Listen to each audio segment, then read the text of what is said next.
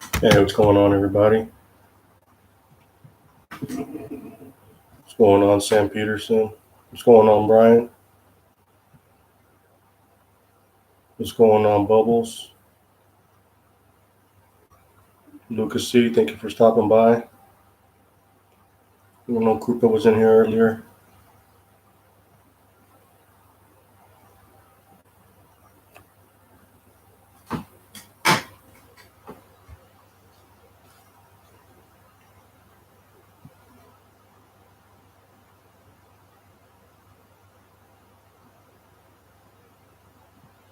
I see Keith is live,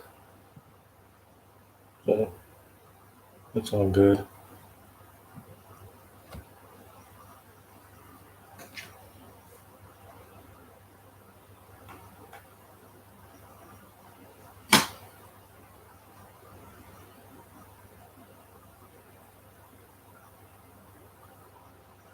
Bubbles, you're coming up on micro dots.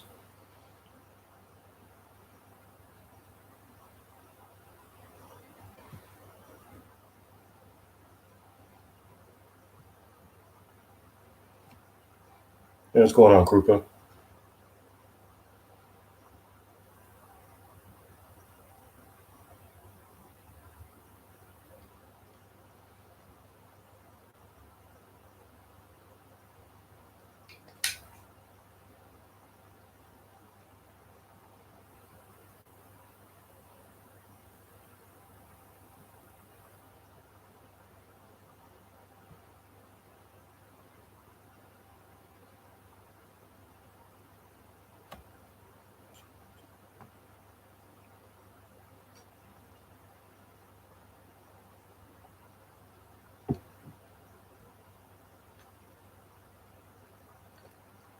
Bubble, you take your dabs out of a meth pipe.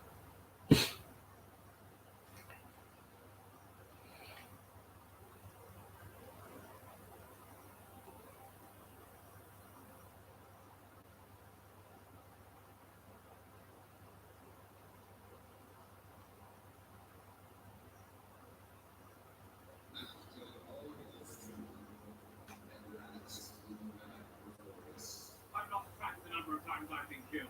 So go ahead. Do your work. Welcome back, everyone. This is going to be my full Loki episode 4 video. Holy crap, there were so many big reveals, so many WTF comments, and so many Easter eggs we have to talk about, so we'll break it all down. If you're brand new to the channel, be sure to subscribe to get all the videos. We're doing a giveaway for Disney Plus memberships. All you have to do to enter is be subscriber and see all your favorite moments, your favorite twists from the episode in the comments. Careful for spoilers. Krupa, you don't know what they're talking about? We'll be talking about everything. And I hope that you stayed after the credits because this was the first Loki episode with a genuine post-credit scene.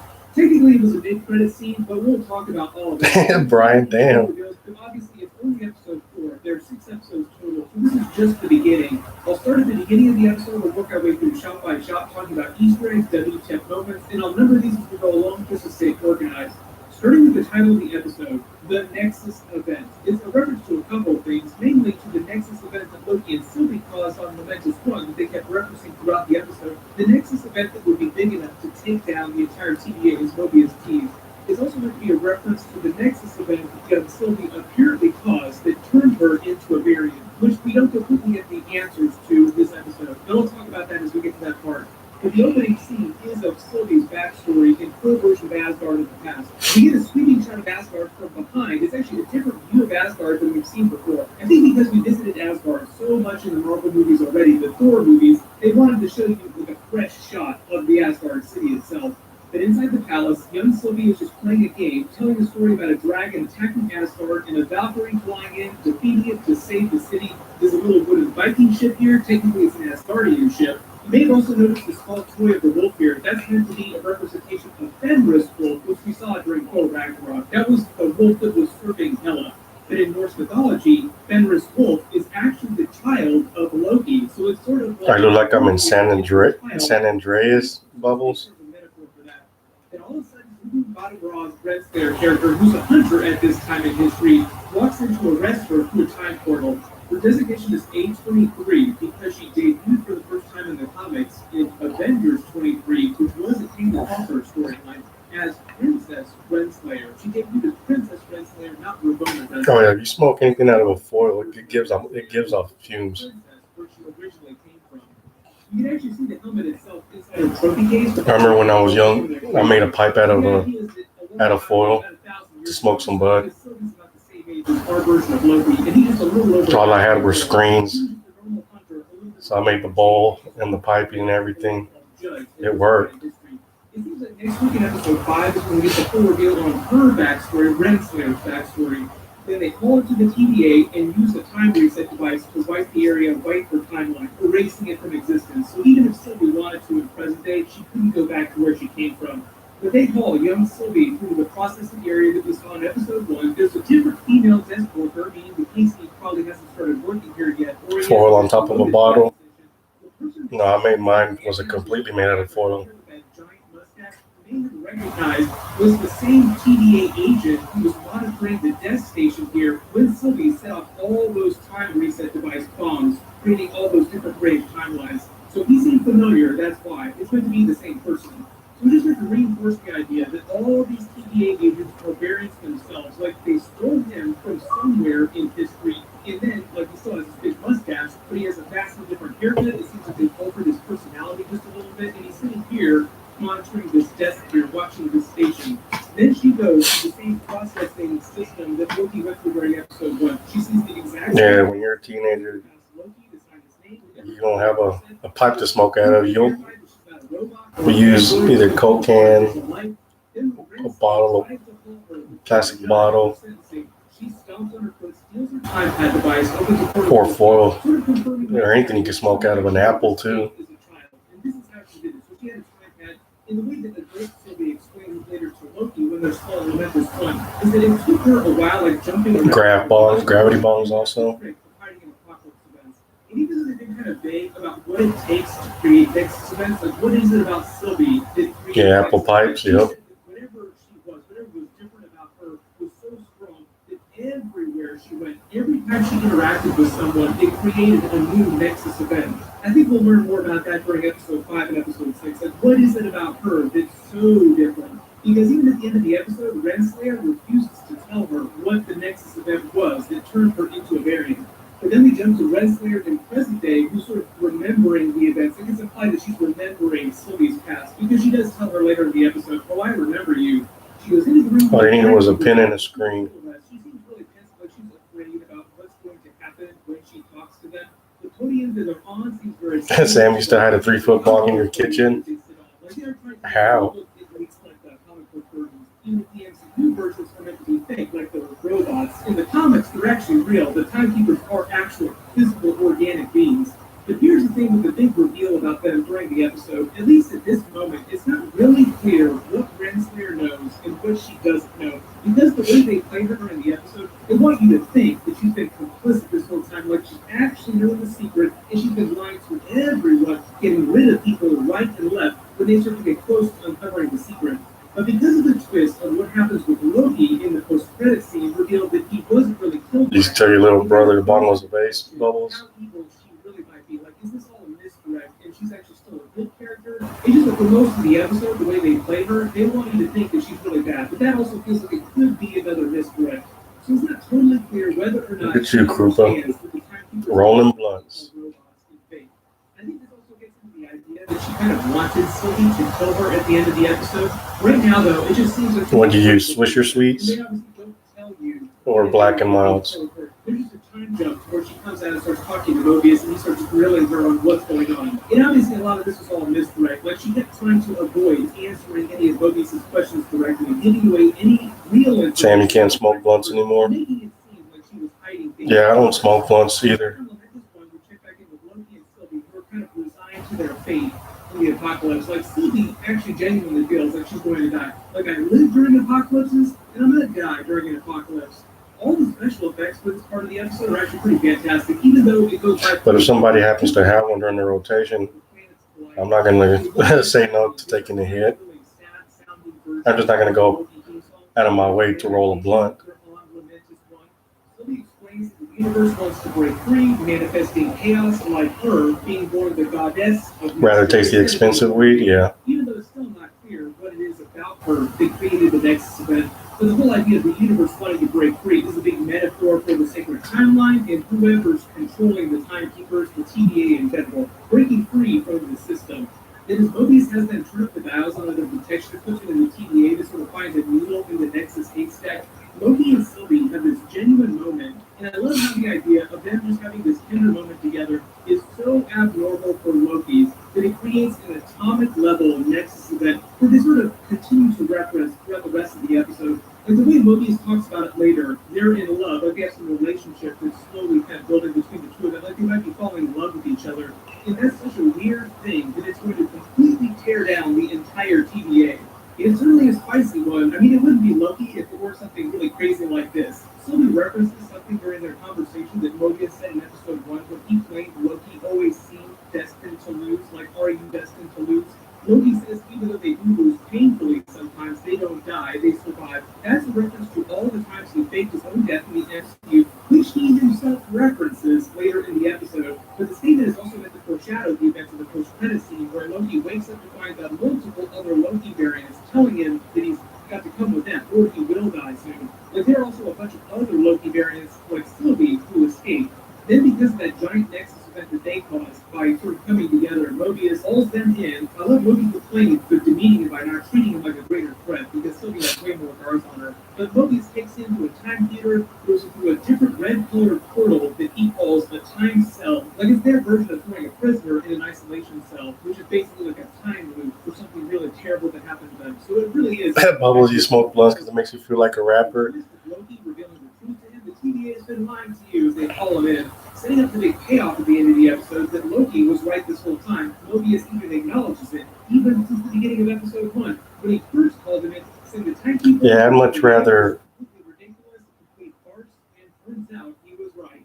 But the way they explain this is actually an event from the Roll like a nice fat J and smoke a joint. So before the events of the An organic, use organic papers. Jamie Alexander comes back as Sif, and I believe she's also supposed to come back during Thor Ragnarok, or at least it seemed like she was coming back the way she was posting on her Instagram.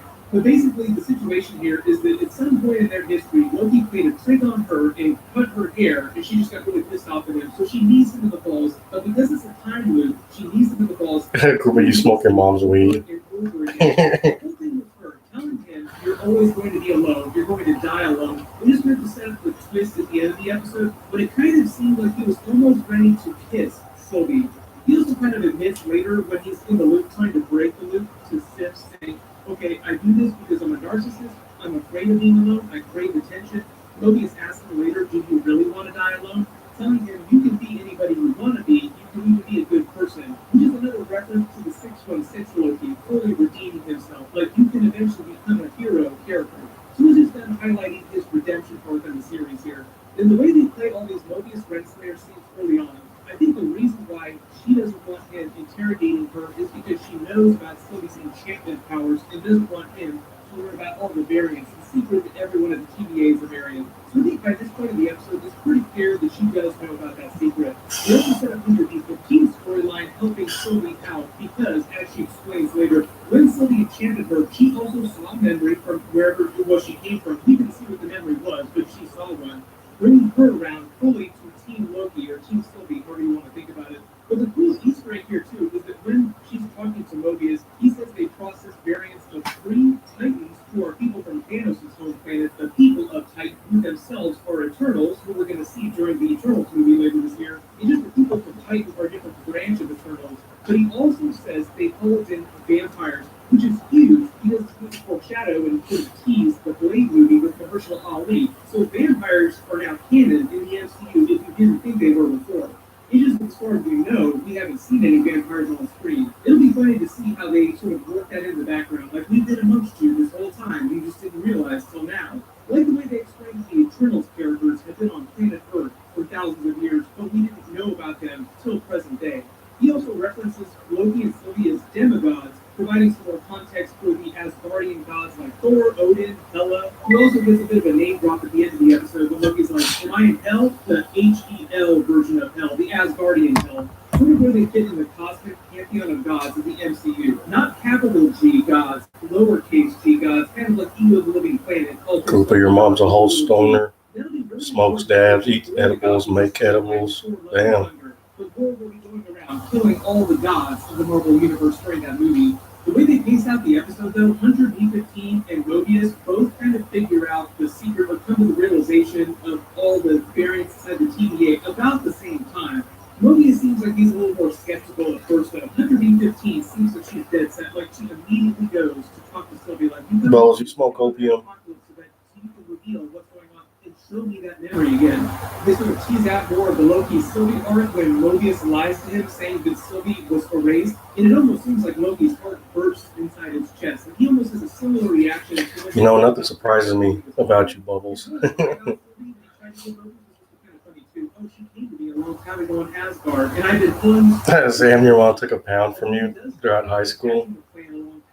Even though it's a lie, he talks about it coming to fruition, something really big happening really soon. That is also meant to foreshadow the big WTF ending of the episode, even though in this moment he's actually lying about something else. It's kind of fun to watch him and Mobius try to out-lie each other like they're playing four-dimensional chess with the lies, trying to get each other to reveal the truth.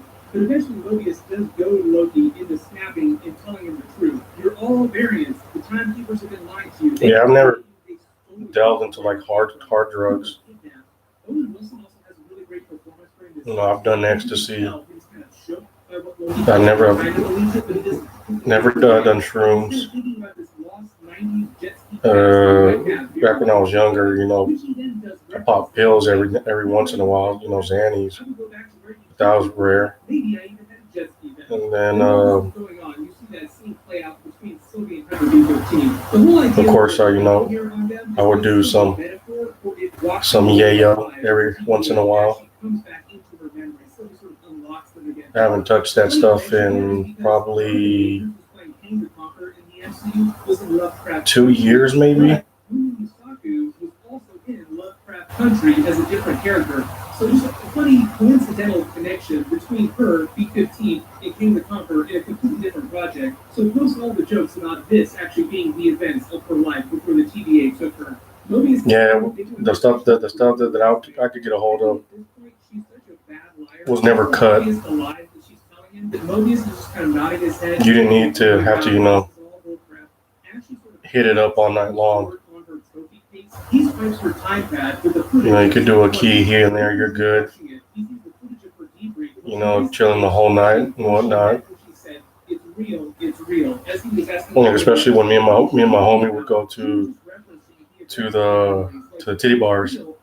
He would, you know, take a little something personal. And we'd have joints rolled because we would smoke it in the outside patio with the strippers out there. But you had to be discreet about it. When people get melted, are they really getting melted, or are they just getting sent somewhere else? Well, we never got kicked out because they have cameras outside. So, you know, we would smoke out a lot of the strippers out there. So they knew us when we would come in. You know, they'd come to our table and then we'd like, you guys want to go smoke? And I'd be like, oh hell yeah, we heard, you know, you guys got some good weed. We go out there, you know, nice little 4-gram joint, smoke it off, and then just come inside just reeking us on fire inside the titty bar. Of course, we'd have our drinks, and my buddy would be, you know, smoking and snoring. And then towards the end of the night, I would be like, hey, you still got some? And he'd be like, yeah. So, you know, he'd pass me the baggie. I'd go into the restroom, sneak a little sniff, come back out, just, you know, I'd be feeling good. But I think throughout the whole night, I would do maybe like three bumps.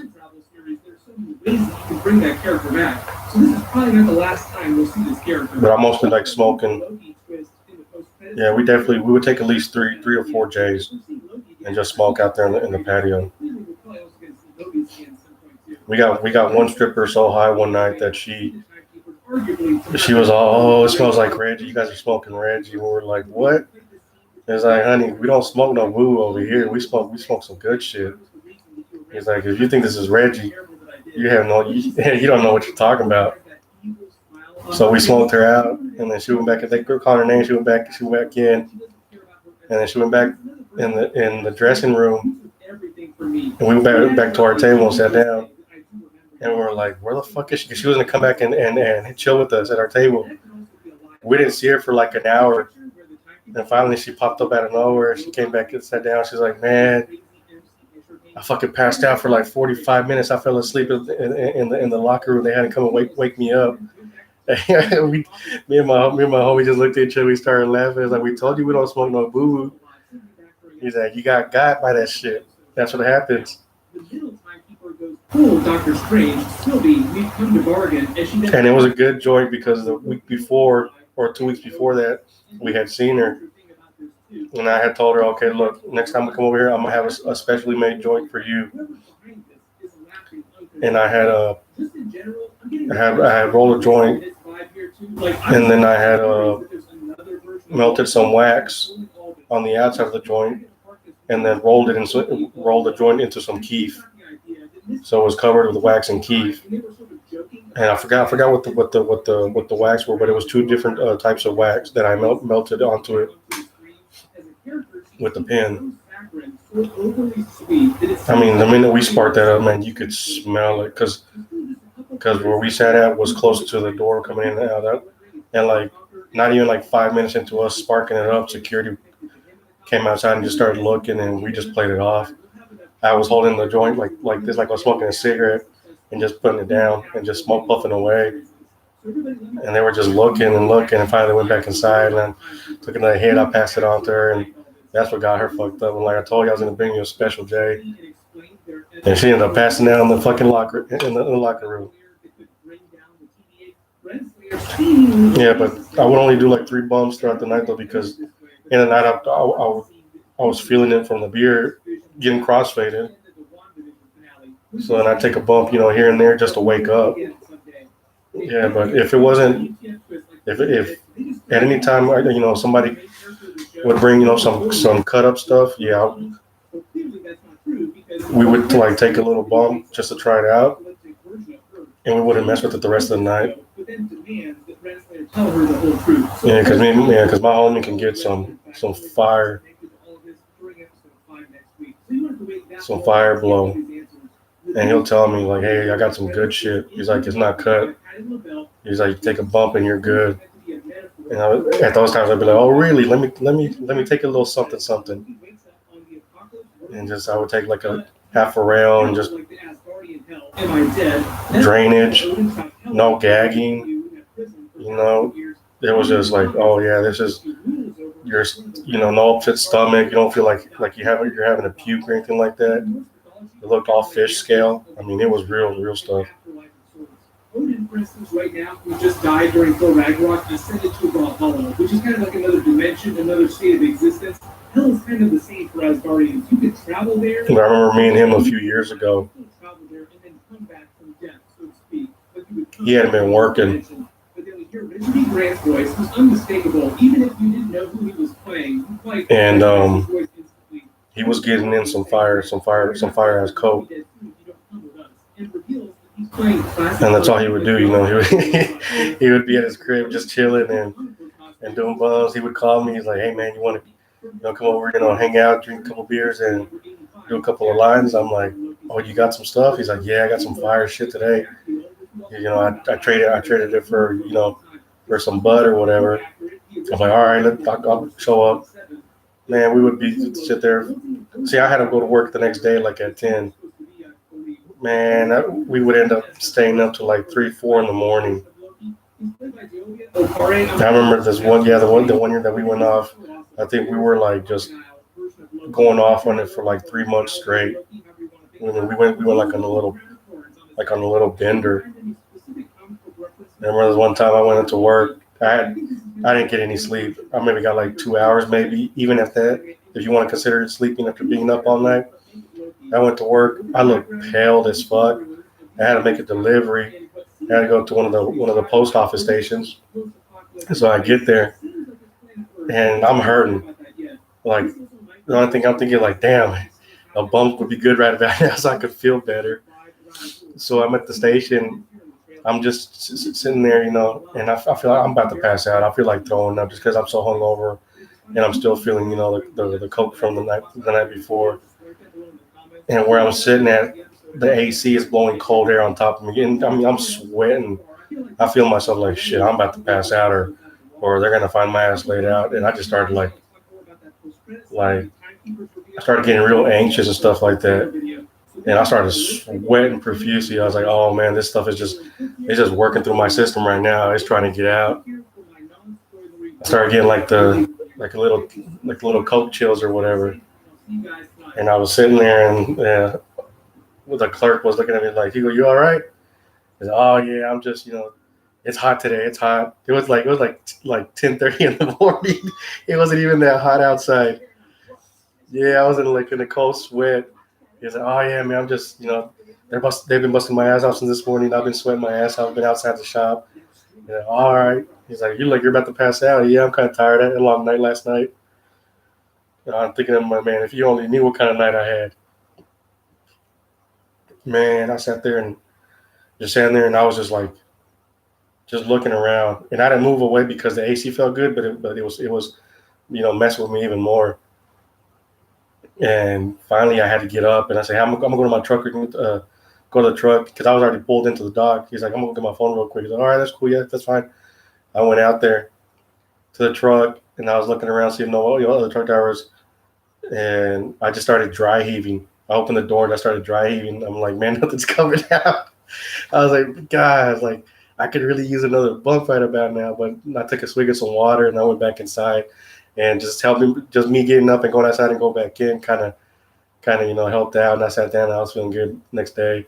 And I remember my buddy called me up during my lunchtime where I had him later on, and I told him, hey man, he's like, how you feeling today? He's like, man, hell no. As soon as I woke up this morning, I laid out a fat rail, and I took it because I couldn't. There's no way I was gonna function the whole day. And I started laughing. I'm like, dude, I was the same way this morning, dude. I was hurt and I wanted a little bump. And then he asked me, hey, you want to come over and do some more lines and drink? I'm like, yeah, fuck it. I'll see you after work. Yeah, we did that for like 3 months, like every few days or so. It wasn't like every other day. It was like every couple of days and stuff like that. We were like that because, I mean, he just had it in hand and there was nothing else to do. And then once after those, a couple of months of us going on a little bender like that, where I was like, hey, man, we got to stop doing this shit. And he's like, yeah, you're right. He's like, we're going to take a break. I'm like, hey, next time you get some stuff, don't even ask me because you know damn well I'm going to want to do so. And so we've always been like that. Like anytime you get some, it'll be like, for like a weekend or something. And he'll save it for like the next week. Like the stuff doesn't go bad.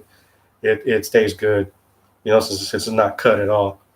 And he'll have it there for like a month, and he'll be like, "Yeah, I still got some. You want to do a little bump?" I'm like, "Damn, you still got the same stuff from last time, or you get some new stuff?" He's like, "No, it's the same one." He's like, "But I'm gonna get some better stuff here in a couple of like next week and stuff. So I just want to finish this." I'm like, "All right, fuck it, bust it out." It's like I got enough for like two bumps or 2 lines. I'm like, "Shit, I'll do one line, you do another line," and we would just chill the whole night. We calmed out on it a lot. But that's my homie though. That's what he likes: hookers and blow, and strip clubs.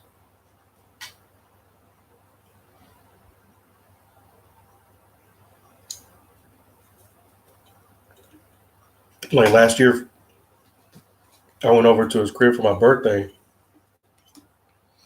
which was in August, because he had hit me up, still COVID, and he's like, "Hey man, I haven't seen you in a while." I was like, "Yeah man, just hanging out the crib." He's like, "You should stop by this weekend and hang out." He's like, "Yeah, I thought about doing stuff for my birthday." He's like, "Is your birthday this week?" I'm like, "Yeah, this Saturday's gonna be my birthday." He's like, "All right, well, you know what? Come on over and I'll smoke you out and we'll chill, just hang out the whole day." I'm like, "Cool, I'll hit you up." And I get there, he had some nugs ready laid out. He's like, "Go ahead and roll them up, man. We'll start smoking them." He's like, "I'm chilling right now. I've been doing some lines most of the day."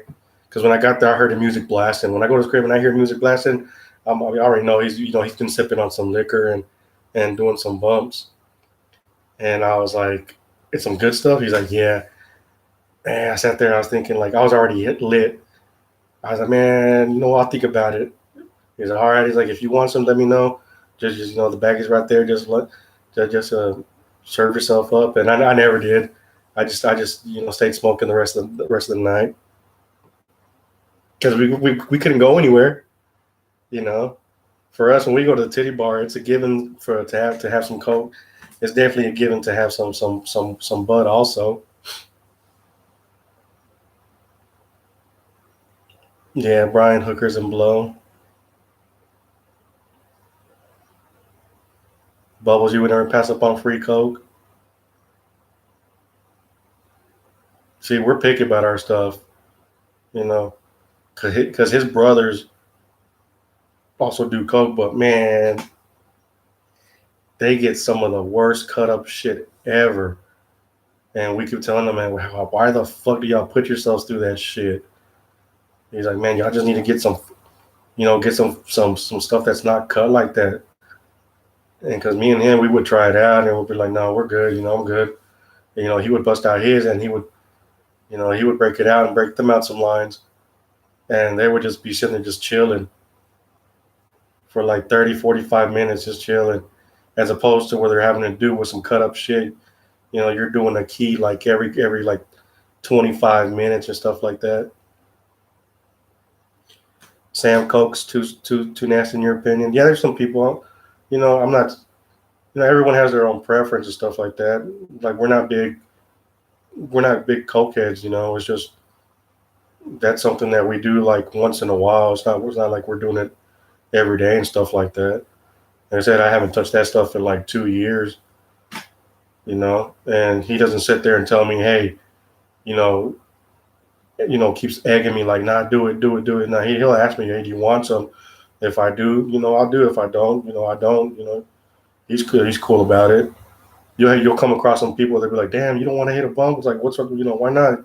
What's wrong with you? And I'm like, nah, it's cool and stuff like that.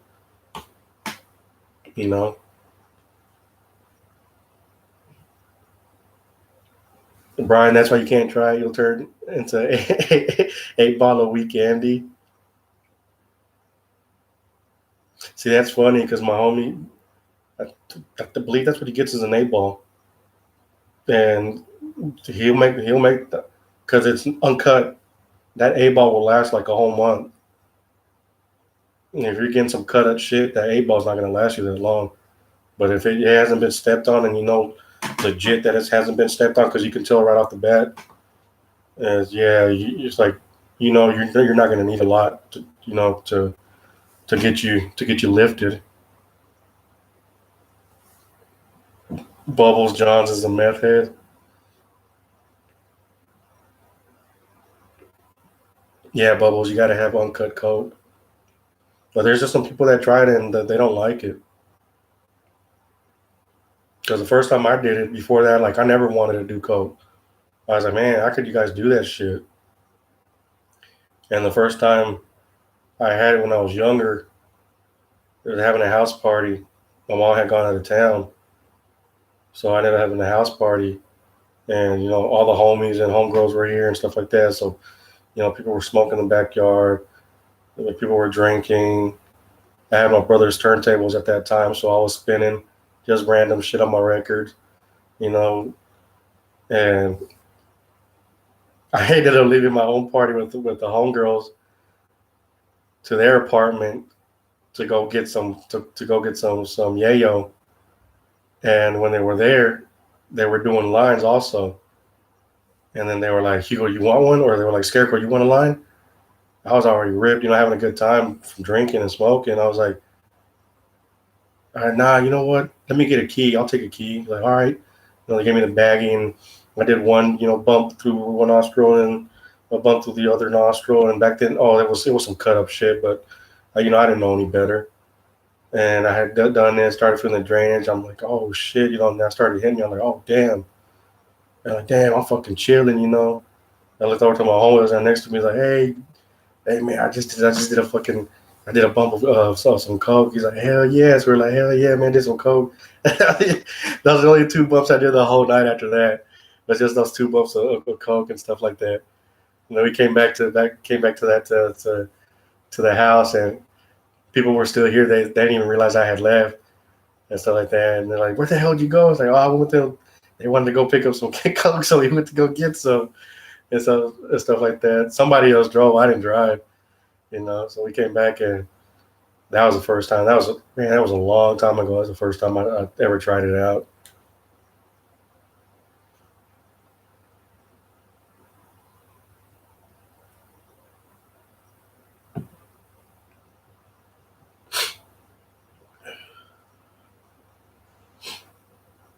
And then there was this other time we had gone to one of the homeboys, his sister's apartment in a nice area. She didn't have a party there. So we got there pretty early and stuff like that. We were just drinking and smoking. And this homeboy, I mean, he was like, yeah, you want to talk about a cokehead? He was a cokehead and stuff like that because he also dealt it. So he couldn't get any. So one of our homeboys said, "I know somebody. We can go get some and stuff like that." I had driven in my truck, in my Nissan there, and they had driven in another car, only fit 4 people. So they started leaving. I was like, "Where the fuck are you guys gonna go?" He's like, "Oh no, Scarecrow, we'll be right back, man. We're just gonna go pick this up. We don't have no, I was like, can I go with y'all?" He's like, "Man, we don't have no space in the car." They already had 5 people in there. I was like, "Fuck." I was like, "All right." I didn't know anybody else but the one homeboy there. So I go back inside, and people started showing up, chilling. And he called me over, like, "Hey, Scarecrow, come on over here to the bedroom." So go in there. There's like 7, 8 dudes in there. They're all, in the bathroom, and they're just lining up fat ass rails. And I'm like, "Oh shit, I already know what's gonna happen." And I didn't want to do it and stuff like that. But I had just met the people, and there were a couple of girls there too. So I was like, "Just what you doing?" He's like, "Yeah, we're doing some bumps. You want some?" He's like, "Nah." He's like, "No, come on. Yeah, Scared, come on, man. You gotta do a bump, man. You gotta do a bump. Come on, do a line, homie." I was like, "Shit, no, I'm good." Like, nah, come on, you gonna do one. And he let me out. Man, he put out a fat rail. And I was like, "Man, fuck it, I'm gonna do it. I don't want to look like a pussy in front of these girls here and stuff like that." So I did the whole bump. I was like, "There, you happy, motherfucker?" He's like, "Oh, that's my homie. That's Scarecrow." Everybody's like, "Oh, hell yeah." And like, "You want another one?" I'm like, "Nah, man, I'm good. I'm good right now." So I go back into the living room. Mind you, I don't know anybody else but that one dude. But him, I don't know nobody else. So I'm sitting there drinking some beers. Man, I started feeling the drainage, and I was like, "Oh, that's some nasty ass shit." I was like, "Oh, I shouldn't have done that line." So then I just sit down. I find a chair by the kitchen. And I sit down, and I'm just sitting there just drinking, just watching everybody. And I'm quiet. I'm geeking real hard because I took a fat ass rail. I'm geeking, just looking around. There's girls in the kitchen. They're talking amongst themselves. Dudes are going to the fridge getting beer. So there's like, "Hey, is there beers in there?" I'm like, "Yeah." I was like, "Yeah, there's beer in there." Not talking too much. Like, "Yeah, there's beers in there."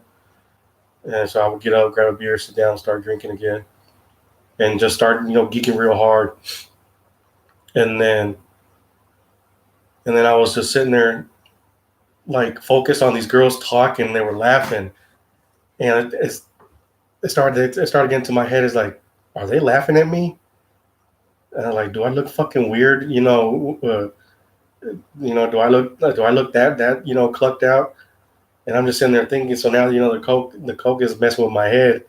So I'm sitting there getting paranoid as fuck. Like, damn, I'm thinking to my head, man, they're talking about me. They keep laughing, man. They're laughing at me. Fuck this shit. I don't know why the hell they're fucking laughing. I mean, all of a sudden I just get up, go to the bedroom. I tell my homeboy, "Hey man, I'll be right back. I'm gonna go outside." He's like, "What?" "I'll be right back. I'm gonna go outside." No, come back in here. Do nothing. I like, "No, I'll be right back."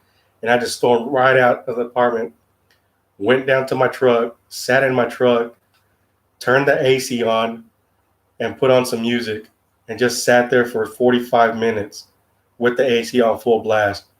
And I just kept thinking, man, they were fucking talking about me. Why the fuck were they talking about me? He's like, "What the fuck? I didn't do anything." He's like, "Why? I'm just in there minding my own business, just chilling. And why are these girls talking about me? What did I do? What did I say?" It was off my head, man. I was getting paranoid as fuck. So I called my homeboys, and I was like, "Man, where the fuck are you guys at?" And they're all laughing on the phone. You can hear them, doing, keys through the phone. And it's like, "Oh yeah, we're on our way back. My bad. We stopped off to, do some stuff."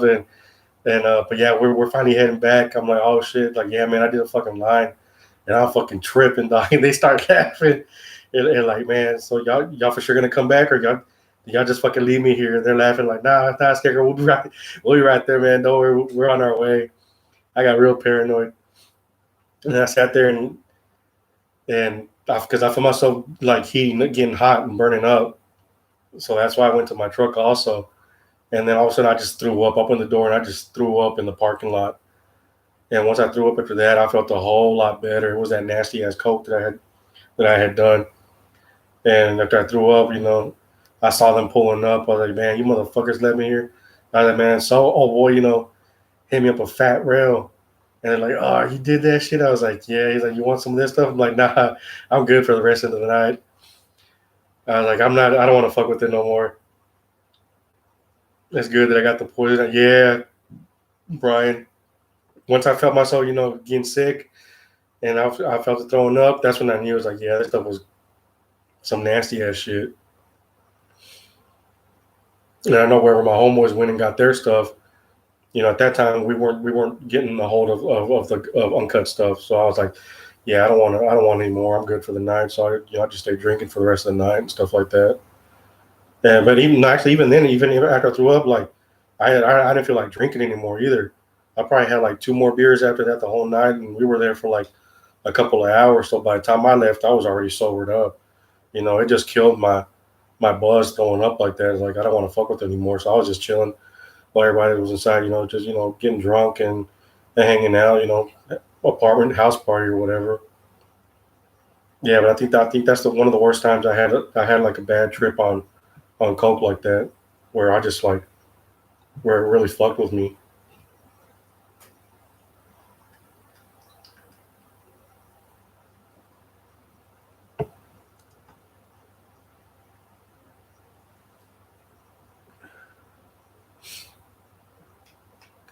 Yeah, Brian, it was crazy. Dude, I used to do a lot of crazy shit when I was young, man. A lot of crazy stuff.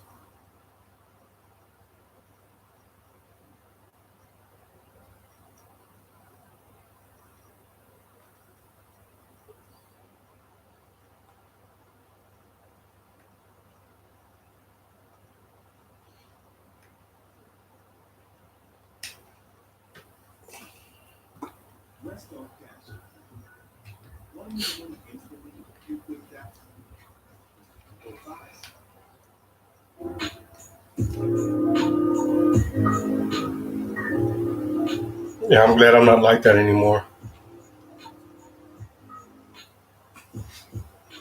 Like I said, it's last time I touched that stuff. I think it's been close to 2 years.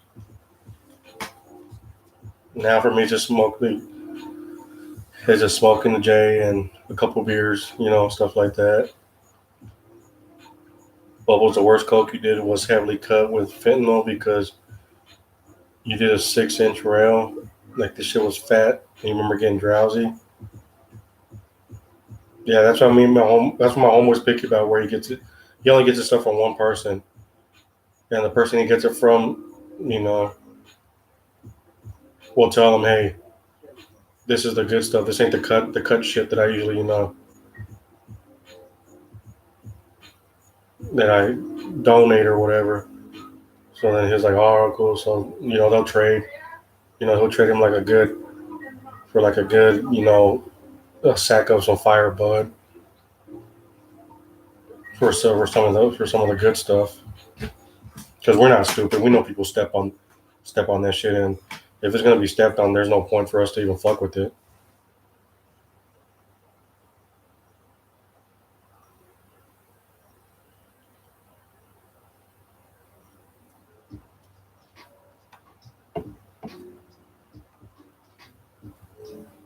We also went crazy with ecstasy in our younger years.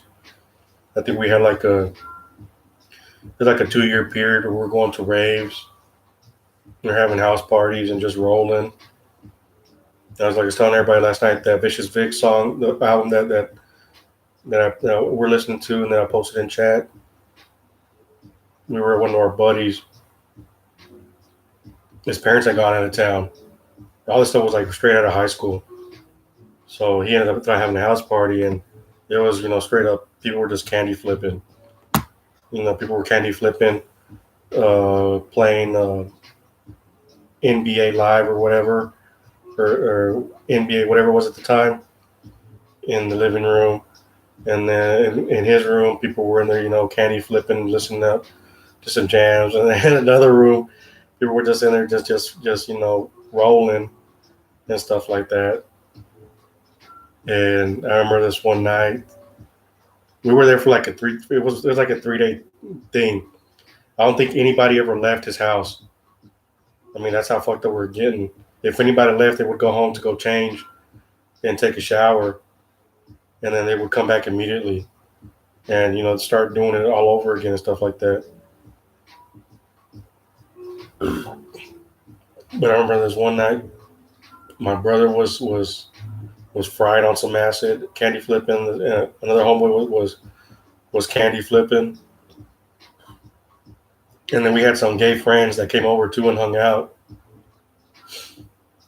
And one of them was massaging one of our homeboys, and my homeboy was he was getting way into it and stuff like that. And we looked at the dude and was like, "Hey, don't be taking advantage of him just because you know he's rolling stuff like that."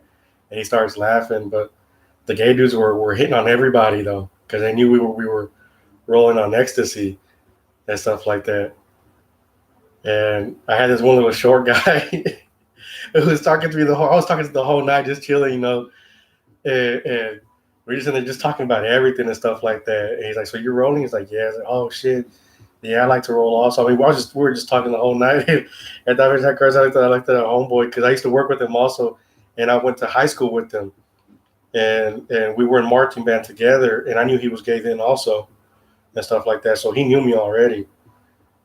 And after I finished talking to his friend, the little short guy, I looked over to, "Hey, is your homeboy hitting on me? What the hell?"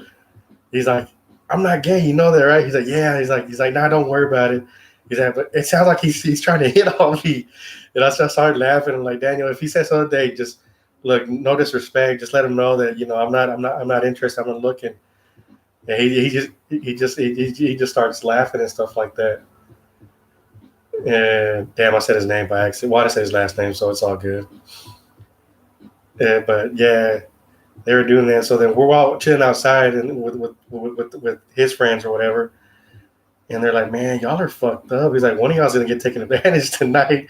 And we start laughing like, "It ain't gonna be me. Like it's gonna be you, or probably you." Stuff like they're just laughing, and you know they're laughing their asses off too. You know, they were just fucking with us the whole night. And then my brother and the homeboy come out, and they're just frying. Yeah, Brian, it was a hate free zone. We would, you know, we were all just talk shit and everything. And but they knew that they're like they would talk shit to us, and we would talk shit to them. But I mean, shit, they knew. I mean, the homeboy knew. He's like, "Nah, yeah, these guys are cool to chill, and hang around with." He's like, "They ain't gonna say nothing to you guys, you know, that's offensive and stuff like that." I mean, we all just had a good time and stuff like that. You know, we don't judge. Shit, we're all just there, you know, candy flipping or rolling or frying and just getting, you know, having fun. Is somebody being toxic in chat? Oh, with the doxing the name. Yeah, no, I try not to use the first names people when I talk about my stories. If the person has a nickname that I'm talking about, then yeah, I'll say the nickname. But for the most part, I try to keep the names out. And I know it's kind of hard to keep up because you know I've got to say this homie or that homie and stuff like that. You know, I try to differentiate between the people that I talk about. You know, when I'm talking about him, but I didn't mean to say his name. Well, you know, but anyways, yeah, so we're sitting there, and my brother and other homeboy come out. You know, it's the sliding doors. We're all in the backyard, and we're sitting there. I mean, we're just standing there, just talking, and then we start fucking messing with them because they're fried. Because we look at each other, they look at each other, and my brother's nickname is Dro. You know, that's what everybody calls him, and that's what he has tatted on his chest. He got the tattoo while he was in prison. You know, and so he's always known as Dro or stuff and stuff like that. So the other homeboy next to him, I'm trying to think if he had a name nickname, but I don't remember. No, not the Joe Brian, not Sam Pepper Shred. Well, anyways, my brother and homie were outside, standing there. And you can see they're all tripping. And he's like, "Hey, Joe, you keep fucking with me." He looks over at him like, "Nah, man, you keep fucking with me." And they're laughing their asses off. They're just laughing, and we're sitting there, and then we just start whispering their names. I forgot who did it. Uh, who started whispering the name? But there was like six of us, and then everybody starts getting into it. I started seeing what's going on, and they start looking at each other, and they're like, "Hey, did you hear that?" And my brother's like, "What are you talking about?" So Mike, you say my fucking name. So we're quiet. we try to hold our laughters, and they both just look at each other, looking at us. And so you would hear one person say, my brother's name, but it would alternate. It'd be like from over here to over here. So it'd be like a like chop, chop, chop, chop, chop, chop. And then his name, just going back and forth, just going in a circle. So it sounded, like it was echoing around them. And they would just start looking at each other like, fuck this. And my brother's like, fuck this, I'm going inside. And then so the homeboy stayed outside. He starts laughing his ass off. He's like, man, somebody, I keep hearing my name. I don't know if it's you motherfuckers or not. He's like, are y'all saying my name? And then we're like, man, what the fuck are you talking about, dude? We're just out here. It's been quite the whole time. He's like, nah, you guys. I just heard it right now. I mean, we would say his name so quickly, like he really couldn't tell where it was, and it was dark in the backyard. There was no light either. Even the light from inside the living room, the ambient light wasn't strong enough to reach outside. And he would just sit there. He would start looking around. He's like, "No, I know I'm not tripping." He's like, "I know I'm fucked up, but I'm not tripping. I keep hearing my fucking name." And we did it for like, man, we fucked with him for like a good 20 minutes. And my brother, he only lasted like 7 or 8 minutes. He said, "Man, fuck this. I'm going inside. I'm here." I'm like, he's like, "Oh yeah, I'm hearing shit. Fuck this." And he went back inside. Almost to that side, and we fucked with him even more and stuff like that. And then finally, he starts laughing. He's like, "Man, fuck y'all. I know y'all are fucking with me." And as soon as he walks in, we all start just laughing our asses off. And mind you, most of us were candy flipping outside too. I was rolling. I had taken a tab, like a double stack, and it just fit at the right moment and stuff like that.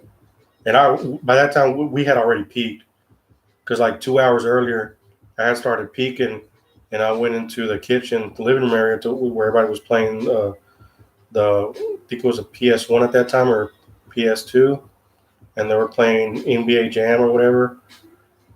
And I walk in there and they look at me like, Scarecrow, what's going on? And I'm had a water bottle. I'm starting to peak already. I'm crushing it.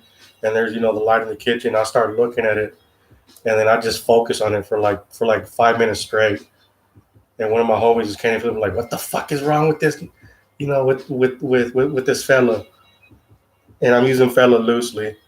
Junglist, told me the other night, we use that word fella for when you hang with the homeboys, you use at least we would use that, that word. And then what the fuck is wrong with this fella? And I'm just looking at it like Scarecrow, and I look over like I look at him and start staring at him. He's like, what's wrong? He's like, dude, I'm, and I just kept repeating, I'm. Yeah, Brian. And I just kept repeating over and over again. And I kept looking at the light, and I focused on it again. He's like, man, this motherfucker is fucked up. And he starts laughing his ass off. He's like, y'all like a Scarecrow. And then look at one of other homeboys like, Scarecrow, what the fuck is wrong with you? And I snapped out of it. I forgot what I came in here for, man, but I'm going back outside. And I went back outside and stuff like that. So I had already peaked. So when we were fucking with my brother and the homie, most of us had already peaked and stuff, but it would come in waves though. That was a fun ass night. Like I tell you, we did that for three days in a row at the guy's parents' house because they were out of town.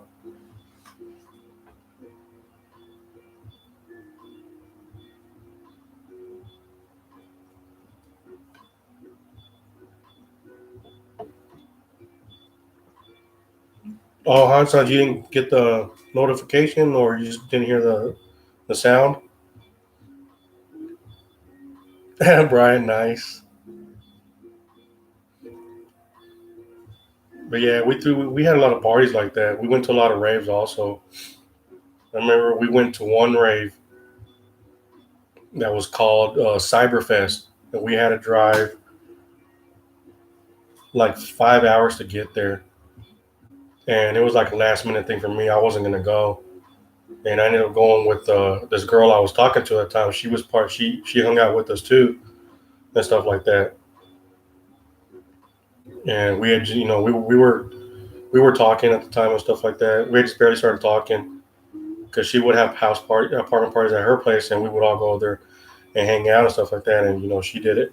She did X also and stuff like that. So then she was asking me like, "Are you gonna go?" I was like, "Yeah, I think so." I was like, and she's like, "You want to go with me and my roommate and a friend?" I was like, "Yeah," because I wasn't sure who I was gonna go with. I think because I told him I think everybody else is leaving already earlier. All the cars are booked up. And I wasn't gonna go if I can get a ride with anybody. He's like, "But if y'all want to go together, we could not alternate driving and stuff like that." And like, cool. So we all went. We found a hotel. We booked it and stuff like that. And I had like 10 tabs that I took with me, and they were all double stacks. So you were good with like two for the whole night. And my intention was like she snuck them in her bra. I was like, "Hey, can you sneak these in for me?" He's like, "Yeah, I'll give them." So she stuffed them in her bra and stuff like that. And I was like, "Don't give them to me until we get inside. You go to the restroom and try to sneak them to me and stuff like that." So okay, then yeah, because I told everybody, "Hey, I'm gonna have some tabs if anybody wants some, and stuff like that." And I ended up selling probably like three, like four. I ended up selling there. I sold them for like $10 each, and I got hooked up pretty cheap for them. I think I only paid like $4. I think for each of them, $3 or $4. And we would do our homework on the tabs we would take back then. We would look it up. I forgot the name of the website, but we would look up to see what they contain and stuff like that. We didn't have no testing kits, but most of the stuff that we took, we knew it was legit.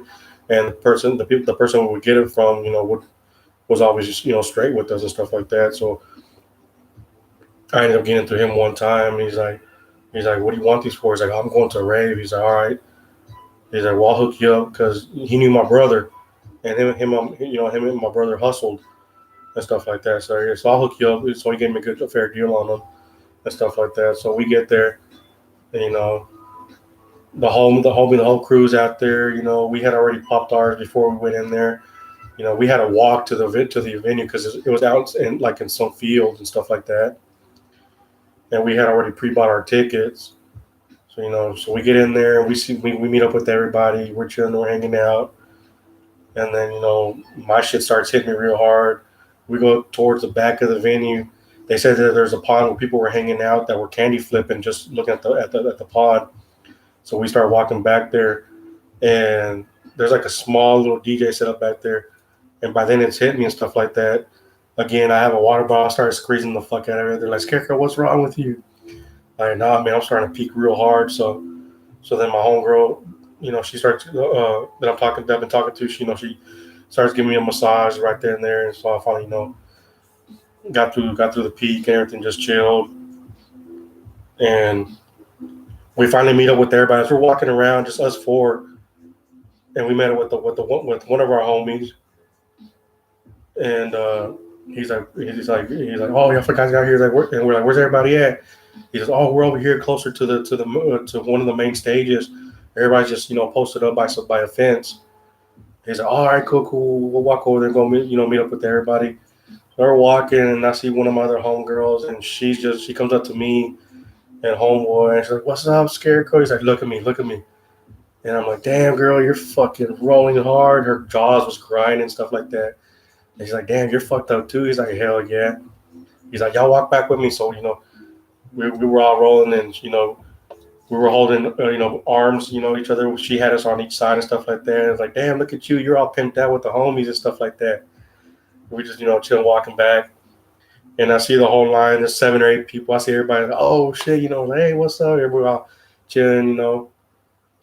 My homeboy that I kick it with there. It's like that. He's rolling the hard. Like, what's up, homie? He's like, hey, what's up, Scarecrow?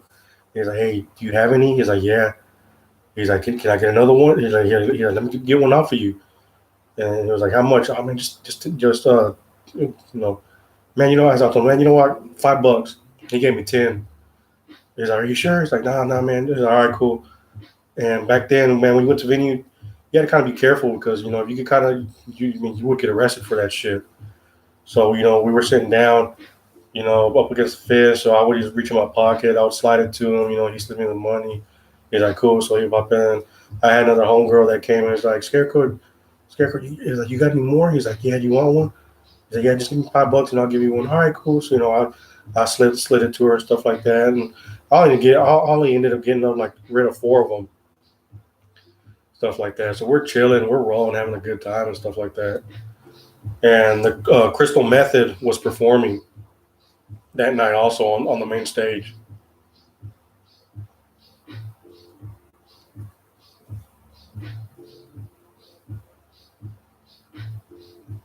Hey, what's going on, homeless guy?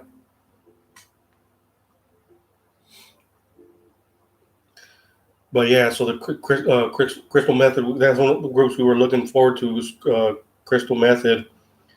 So I got up, I was like, oh, hell yeah. And of course, they play their most popular song, that everybody knew at that time.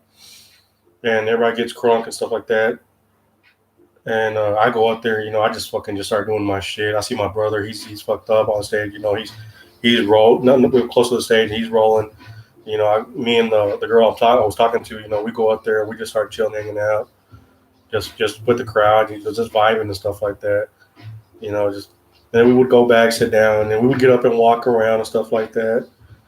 And after they had finished, I saw a friend from high school that I would hang out every now and then, and 2 of them. And one of them, his name was, we used to call him Dirty D. So he was there, and he was, I saw him. I was like, oh shit, what's up, Dirty? He's like, what's up, Scarecrow? He's like, are you here with JD? He's like, yeah. I was like, where's that little motherfucker at? He's like, I don't know, I haven't seen him. I turn around, I see JD, and I say, oh shit. It's like, damn, I didn't know you were here. It's like, damn, I didn't know you were here, Hugo. He's like, yeah, I'm here with everybody else, And I'm like, well, who? He's like, yeah, with everybody. So he went back and there's like, they started. Of course, we all knew Dirty D because he hung around with a lot of us, and JD didn't really hang around with us that much, but everybody knew him, so we go back and chill. And then there was another homeboy that showed up there. We call him Black Avelli. Even to this day, we call him Black Avelli. And I had seen him. He's like, what the fuck are you doing here? He's like, yeah, I came here with your brother. I was like, for real? I thought my brother came with everybody else. He's like, nah, I came up here with him. I was like, oh shit, I didn't know that. He's like, yeah, we drove up here and stuff like that. And the wrong Black. I was like, oh shit. He's like, hey man, yeah, I was just going to the restroom right now, and I saw one of the guys from the Crystal Method on the ground, and he was frying. I was like, for real? He's like, he's still over there. Oh shit, let me go look real quick. So I started walking to the restroom. The man says they were, and he told me what he was wearing and stuff like that because he had gotten close to the stage when they were playing. And Crystal Method was on there, and the dude was on the fucking floor, just laid out on the grass and just like doing this kind of stuff, like completely out of it and stuff like that. I looked over like, holy shit, like nobody was fucking with him at all. And I go back because like, was that really, And Black Avilli was like, yeah, that was him. I seen him. He's like, he's on some shit. I'm like, man, whatever he's on, he ain't on the shit that we are. I don't know if it was really him or not or whatever. But my Black Avilli was all into that, like he was all into the people and stuff like that, into the artists. So I took his word like, okay, you're probably right and stuff like that. But that was crazy. I had never seen shit like that before, of an artist, getting off the stage and just chilling with the people.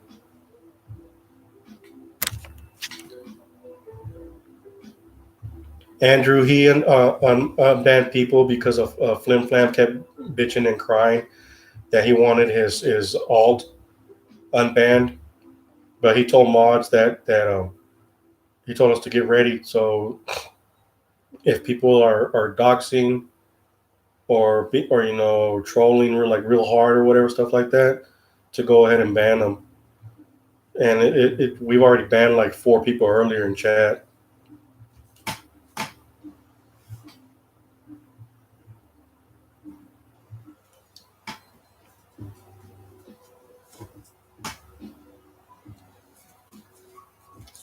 But yeah, so we're still at that rave, chilling, having a good time. And then hold on, I'll be right back. I'm going to get some more beers, and I can finish the rest of the story because it's a pretty long one.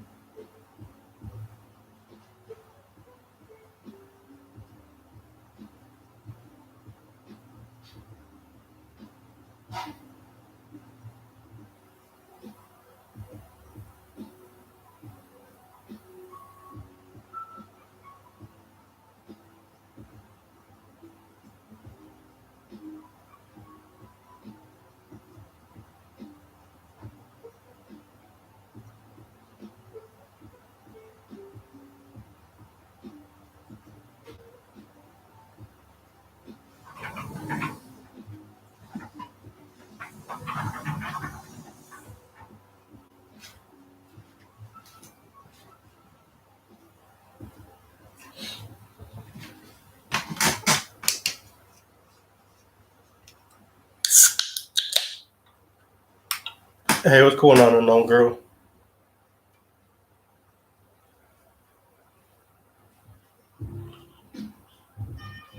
Oh, that's all good, unknown girl. I know a lot. There's probably a few people that didn't get the notifications, but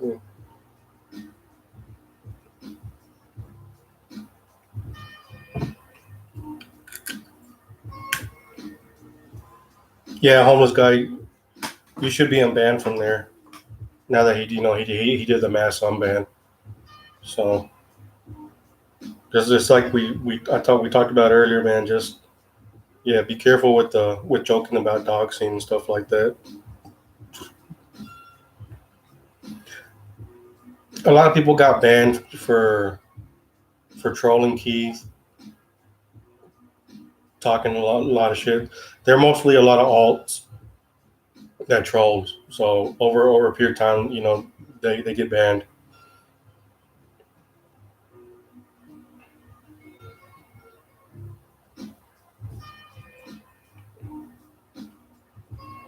Yeah, but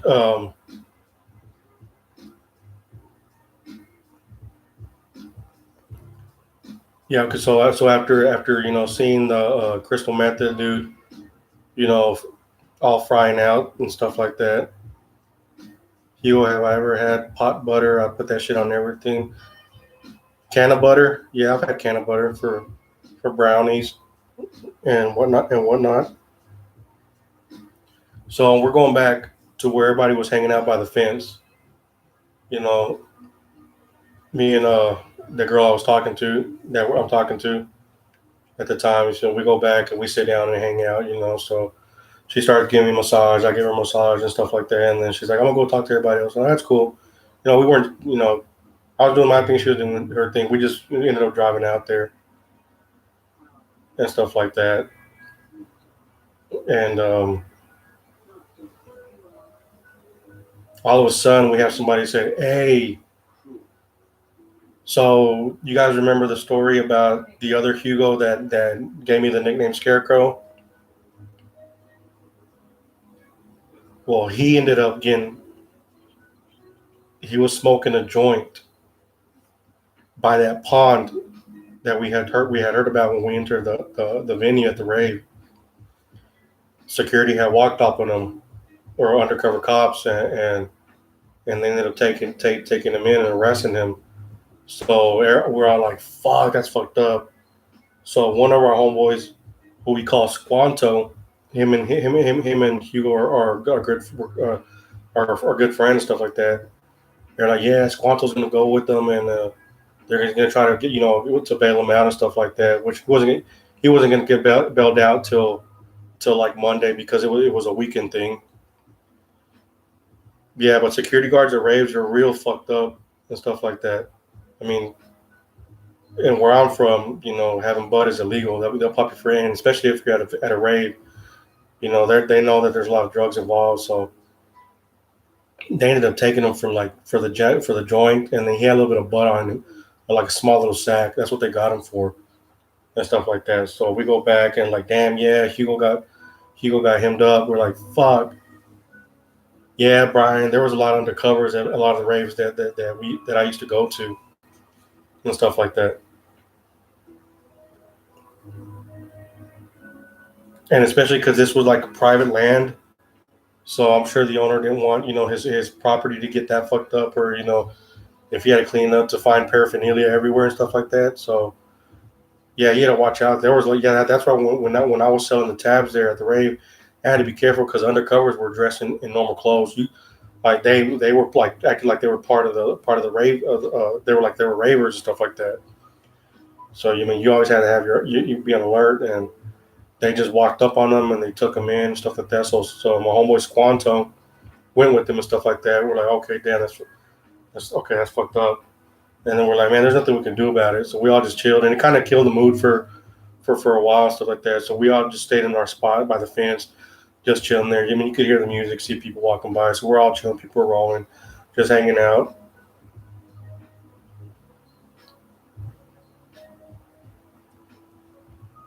And then all of a sudden, my homegirl who had sold the pill to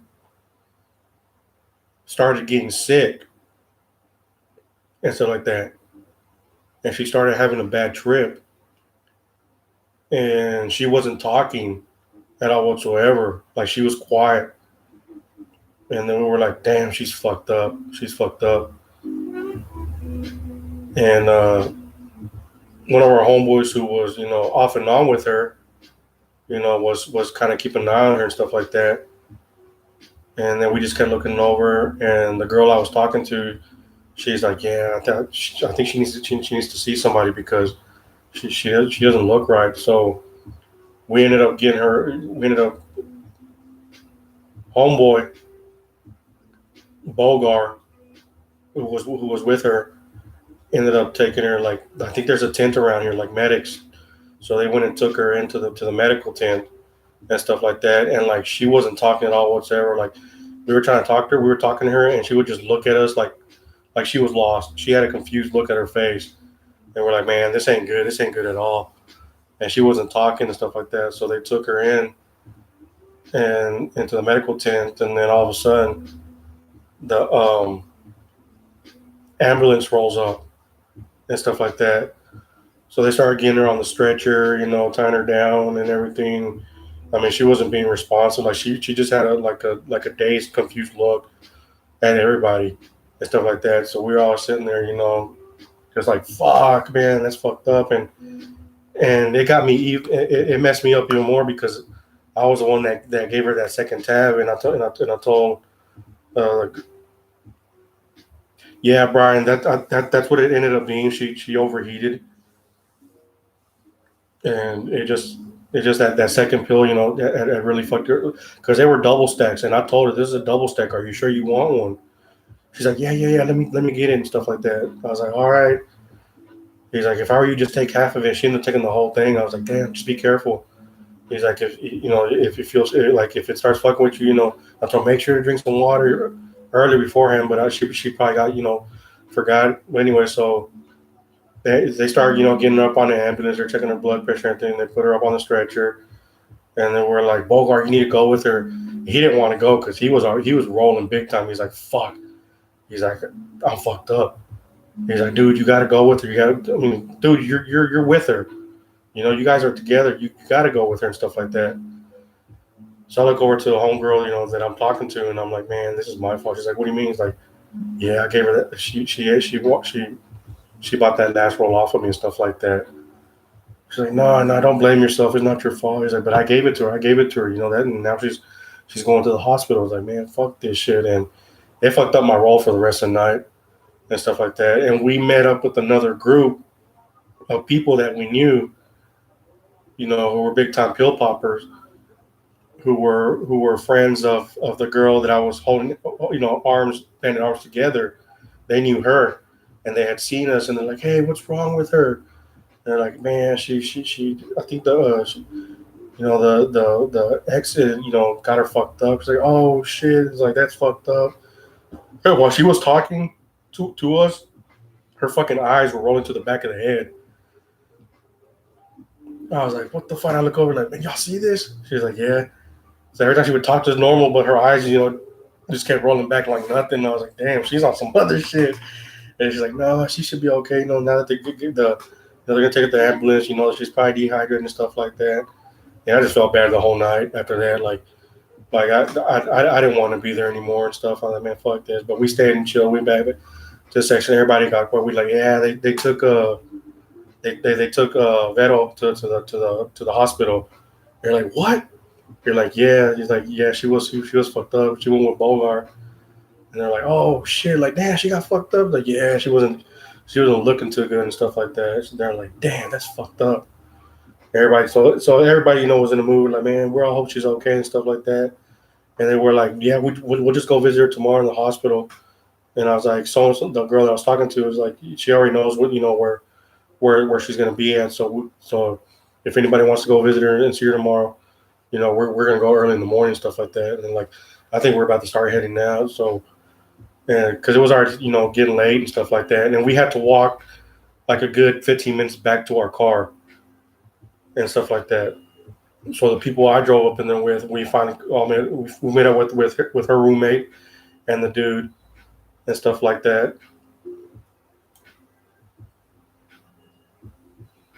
Okay, no girl, I should still be on.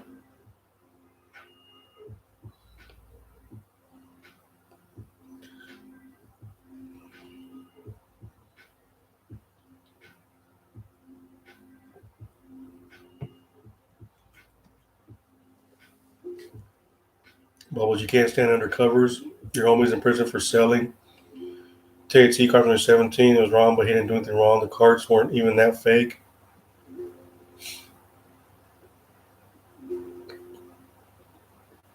Yeah, so yeah, this was at the time when the raves were getting pretty big, and there was a lot of issues with people ODing at the raves. So they started having like really heavy undercover cops, you know, uh, monitor these raves because they were trying to get the people that were like basically selling fucked up, you know, fucked up pills and stuff like that. Because there were a lot of ODs back in the day because of fucked up tabs that were being sold at the raves. And that's one thing that we never did. We never bought our tabs at raves at all. We would have ours, you know, from a legit person and stuff like that. But the fact that, you know, I had given her my Vero a tab and, you know, they put her in the hospital, that really fucked with me big time. And, you know, when you're rolling, you can have a good time, and if something happens, you know, that'll flip it'll flip your mood, you know, real quickly and stuff like that. So I was pretty sad the rest of the night. And so as we start walking back to the car where we parked at, we're walking, and the girl, you know, that I was talking to, she's like, there's people driving by. He's like, we'll give you a ride, $5 per person back to your car and stuff like that. And I was like, damn, they're offering us rides. People would drive by because they were closer parked to the venue. So easy way to make some money real quick is like, you guys want a ride till you get to your car? Shit, pay me, you know, $5 or $10 a head and stuff like that. And as we're walking, I was like, man, I can't believe that Vettel got fucked up. And and the girl that I was talking to, she's like, nah, look, don't even worry about it. You know, don't blame yourself. It could have happened to anybody else too. You know, and stuff like that. So you got nothing to blame. I was like, no, fuck this shit. So I ended up taking the last 6 tabs that I had and I threw him into the field. I mean, that's how pissed off I was, and upset, that I caused that to one of my friends. And I threw it, started walking. And she was like, "What are you doing?" He's like, "Nah, fuck this shit. This shit fucked her up. I'm not gonna fuck this. I don't want these anymore. I don't give a fuck. That I'm not gonna make any money off of them anymore. I'm not gonna give it to somebody because it could happen to somebody else." But it would, like Brian said, it was deep. It was just overheating and dehydration. As we found out the next day when we went to go visit her, that's what it was. So as we're walking, the cars, going by and stuff like that, and finally like this little, it was kind of like a Jeep, probably. And they're like, "You guys want to ride? We'll give you a ride. $5, $10 a person." The girl I was talking to, her roommate was like, "No, we'll give you $5 per person." It's like, "How many is it?" Like 4 of us. They're like, "All right." And the girl was like, "Yeah, let's go." I'm like, "Nah, we keep walking." Like, "No, come on, come on." She's like, "Come on, Hugo, let's just pay it. I don't want to walk. I don't want to walk that far." I was like, "All right, you know what? I'll pay for it." So, gave them $20, and they took us back. And as we're sitting in the back of the truck, there's a little light. There's a little red light that was back there. Like she was like, hugged up on me and stuff like that, because we were in the back of the Jeep. She was kind of leaning on me and stuff like that. And I was leaning on her, and I was like, "Are you okay?" She's like, "Yeah, I'm just kind of sad what happened to that." I was like, "Yeah, I'm still pretty fucked up about it. I'm pissed. I threw away those pills." She's like, "You did what?" I was like, "Yeah, I threw away those pills." And, "No, you should have kept them." She's like, "He's like, I guarantee you, it's not the pills that fucked her up." I was like, "Nah, I don't want to sell them to anybody else." No, it's like I just. They're like, "No." He's like, "You dumbass, you should have kept those fucking pills." I was like, "Well, it's too late now. They're gone." She's like, "Well, yeah, whatever." And she's like, "You see that light right there?" It's like, "Yeah." It's like, "Is it fucking with you too?" She's like, "Hell yeah, I keep peeking every time I see it and stuff like that. Well, just don't look at it." And then so we get back to our car with it dropped off, and mind you, all 4 of us have been rolling, but the other guy had only taken 1 pill, and me and the girl I haven't talked to had taken 2 pills, and her roommate had only taken half a pill. So then I look at homeboy because they wanted me to drive, and I told him I would drive also because he drove on the way up there, and he said and I told him, I'll drive on the way back. I'm not going to take more than just one, and I had taken 2 of them. And I told him, "Hey man, look, I'm sorry, dude, but I took 2 pills. Is there any way you can drive back?" He's like, "What the fuck, dude? You said you were going to drive." I was like, "Yeah, I know, man, but just it's been a pretty fucked up night, and I really don't know to be driving. Well, none of us should really even have a pill. Should have been driving." And he's like, "All right, well, yeah, I'll drive. I only popped the 1 pill when we got here and stuff like that. I just didn't want to drive because it's a long drive." It's like, "Yeah, man, look, I'll drive on the way back when we head back home and stuff like that. How about that?" He's like, "All right." So he drove us back, and her roommate is up front with him because they knew each other. They talked off and on and stuff like that also. So me and the girl, that I was talking to, we were sitting in the back seat, just, she would lean my head up against stuff like that. And we got back to the hotel room, and I get there, and we only had 2 beds. So her roommate was with that dude on their bed, and they slept on it. And me and the girl I was talking to, we had the 1 bed, so we slept on it and stuff like that. And we're all just, getting ready to crash out for the night. And it was like, "What time you guys want to wake up tomorrow to go visit Vettel?" We're like, "We should leave here like at 9 o'clock because we're going to head back regardless, but we're going to make a pit stop to go visit her, make sure she was okay and stuff like that." So we're sitting there laying in bed, and I'm talking to her. Me and her, talking to her now. We can't sleep. And I just kept telling her, "Man, I still feel bad." She's like, "Yeah, I feel bad, and I think I'm peaking again. And this time it's like if I'm gonna peak, I'm peaking again. It's hitting me again, and I just don't feel good." She's like, like, "What do you mean?" She's like, "Yeah, it's fucking up my role right now." And she's like, "Oh," no. She's like, "Don't think about it." And she's like, "Here, let me give you a massage." So she gave me a back massage and everything to calm me down and stuff like that. We just sit there talked, and she's like, "No, look, don't worry about it. It's not your fault. She's not gonna blame you for it and stuff like that." So yeah, you're right. All of a sudden, I get up and I go throw up in the restroom.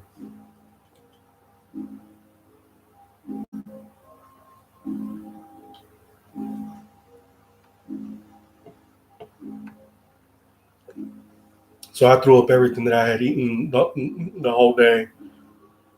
And because I was having a bad roll and my body was just like, fuck it. So I threw up and I was puking. She comes and texts, "Are you okay?" I just kept throwing up. I was like, "Are you all right?" I was like, "Yeah, I'm fine. I'm just, this. It's just the roll. It's just the rest of the night just got this shit." I rinsed my mouth with mouthwash and everything. Put some water in my face. Like, yeah, just come back and lay down and just come back and chill with me and stuff like that. All right, so we lay down and stuff like that. As we're laying there, you hear her roommate and the other dude, they're talking and stuff like that. He's like, "Oh, you guys are still awake?" She's like, "Yeah, we can't sleep." He's like, "You guys can't sleep either?" He's like, "No." So they're talking to each other. We're talking, me and homegirl talking to each other and stuff like that. And then, her roommate's like, "All right, guys, we're going to go to sleep. I love you guys." And they were like, my homegirl talking to, she's like, "I love you too," and stuff like that. Because they're roommates, the best friends. And then her roommate was like, "Yeah." And then she talked to the dude, "I love you, so and so." Just we're all rolling, we're rolling, having a good time. It's like, "Yeah, I think I'm still feeling it, but I need to go to sleep and stuff like that." I had a good time today. It's like, "Thank you guys for keeping an eye on me," which we told her because she never rolled, so it was the first time. And so I started like giggling a little bit, and I look over and I look over to the homegirl and I said, she told us she knows that she loves us. Say, "No, she's always been like that without the pills. She just had a good time with everybody." So, "Oh, okay, cool." So I was like, "Yeah, we love you too," and stuff like that. So we're chilling, and then and then me and the girl I was talking to, we just start making out and stuff like that for like a good hour and stuff like that. Nothing else happened. And if you've ever rolled and hung out with a girl, there's no way in hell you can get it up whatsoever. So we just made out. So then we woke up the next morning to go visit Vero. Brian Big W. Yeah. Because I was like, "Man, I'm still, a little upset." She's like, "No, don't worry about it." And we're like facing each other and stuff like that. And she's the one that initiated it. So I was like, "Oh, fuck it." So we calmed down and stuff like that. And we were still rolling. So shit, we were just like, fuck it. But we knew nothing was going to happen, not with them in the room and stuff like that. So we wake up the next day. I fell asleep. And my homegirl said, "Yeah, you passed out. And this morning you had this big ass smile on your face while you were asleep." And we all looked at you. We started laughing. I was like, "Are you serious?" She said, "We don't know why the hell you were smiling at all. We thought you were maybe dreaming and stuff like that." And it's like, "I don't know." I said, "Yeah, but it was pretty funny and stuff like that." And then her roommate was like, "Yeah, that was pretty funny that we heard you two lip smacking the whole fucking night. We were laughing our asses off over here. We didn't think that you guys could hear us laughing at all because we were trying to go to sleep and all of a sudden we just hear y'all, just smacking away. We're like, holy shit!" After that, we couldn't sleep. They're like, "Damn, I hope they don't start fucking right next to us and stuff like that." But we did it. I started laughing my ass. I was like, we were like, "Oh, you guys heard us?" She's like, "Yeah, y'all were pretty fucking loud the whole night." I was like, "Oh shit, my bad." I look over at the girl I was talking to, and she just laughs and stuff like that. And I was kind of embarrassed, like, "Oh damn, my bad," and stuff. But we ended up going visiting our friend Beto in the hospital. We got dressed and everything, packed up, went to go see her, and Bogart was still there with her the whole night. And he tells us, yeah, they ended up giving her IVs because she was severely dehydrated and stuff like that. And they had to restrain her because she kept, trying to get out and pushing the doctors away. So they had to restrain her in cuffs, stuff like that. And she had finally passed out. And when she saw it, she's like, "Sorry, guys, my bad. I got a little too fucked up last night." I was like, "Vero, I'm so fucking sorry." She's like, "For what?" He's like, "You know why?" And I don't say much because there were nurses around. She's like, "No." She's like, "It wasn't you." Of course, he said, "No, it's not your fault. It's my dumb ass didn't drink, didn't stay, safe like I was supposed to and stuff like that." And then Bogart had told us the whole night that they were driving up there. They were asking him questions and stuff like that. And he didn't say that much. And he said that the little air fan unit in the ambulance kept fucking with him because he started peaking also. So he started rolling hard on the way to the ambulance. He's like, damn, I tried my best not to give it away. That was really fucked up. But that fan just kept fucking with me and the lights in there. So once I got to the hospital, it was even worse because the nurses and doctors were talking to me and I didn't want to say a lot of stuff. And I really wasn't trying to talk to them and stuff like that. But, she was all checked out. She was good. And they were like, did you guys find out about Hugo and stuff like that? You're like, yes, Quanto said that his bail was like $500 and he's not going to get out till Monday. So he's staying an extra day and stuff like that to bail him out. I was like, oh shit, because we weren't sure if he had money to bail him out because we were all going to pull money to get my homeboy out. And luckily he was able to bail out that Monday morning and stuff like that. And then so we ended up driving back. I ended up driving halfway through, and then we switched and came back, and then I ended up staying with her at their apartment for the night, because I didn't feel like driving back home that night because we got back pretty late and stuff like that, and we were still feeling the effects of the ex when we got back, and one thing led to another, and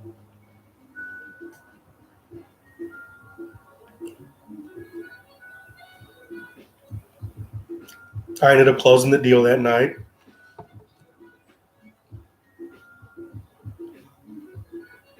And then, I never drove to it. They had picked me up. I forgot about that. They had picked me up. So it was like 5 in the morning, 4 in the morning. It's like, I gotta get back because I want to rest up and go back to work. She's like, you want me to give you a ride, give you a ride home right now? It's like, I don't mind. He's like, yeah. She's like, yeah, if you don't mind, give me a ride back home. I wasn't gonna leave till later on, but I mean, I'd rather go home and so I can change and shower and stuff like that. She's like, okay. So so she ended up giving me a ride home after after we did the thing and stuff like that. And Brian, like I said, we were still feeling a little bit of side effects of the X, and it just happened. None of us were expecting it, and it happened. Like I said, we were never serious to begin with. So all in all, it was a pretty good weekend. But yeah, so there was a lot of times that we hung out with her and her friends, or she hung out with the whole crew and stuff like that, and chilled, stuff and things like that. But yeah, that was a crazy weekend. It was fun though. I had fun that weekend. But I think that was the last rave that we had all had gone to, because they started cracking down on venues hosting raves. And it started dying down.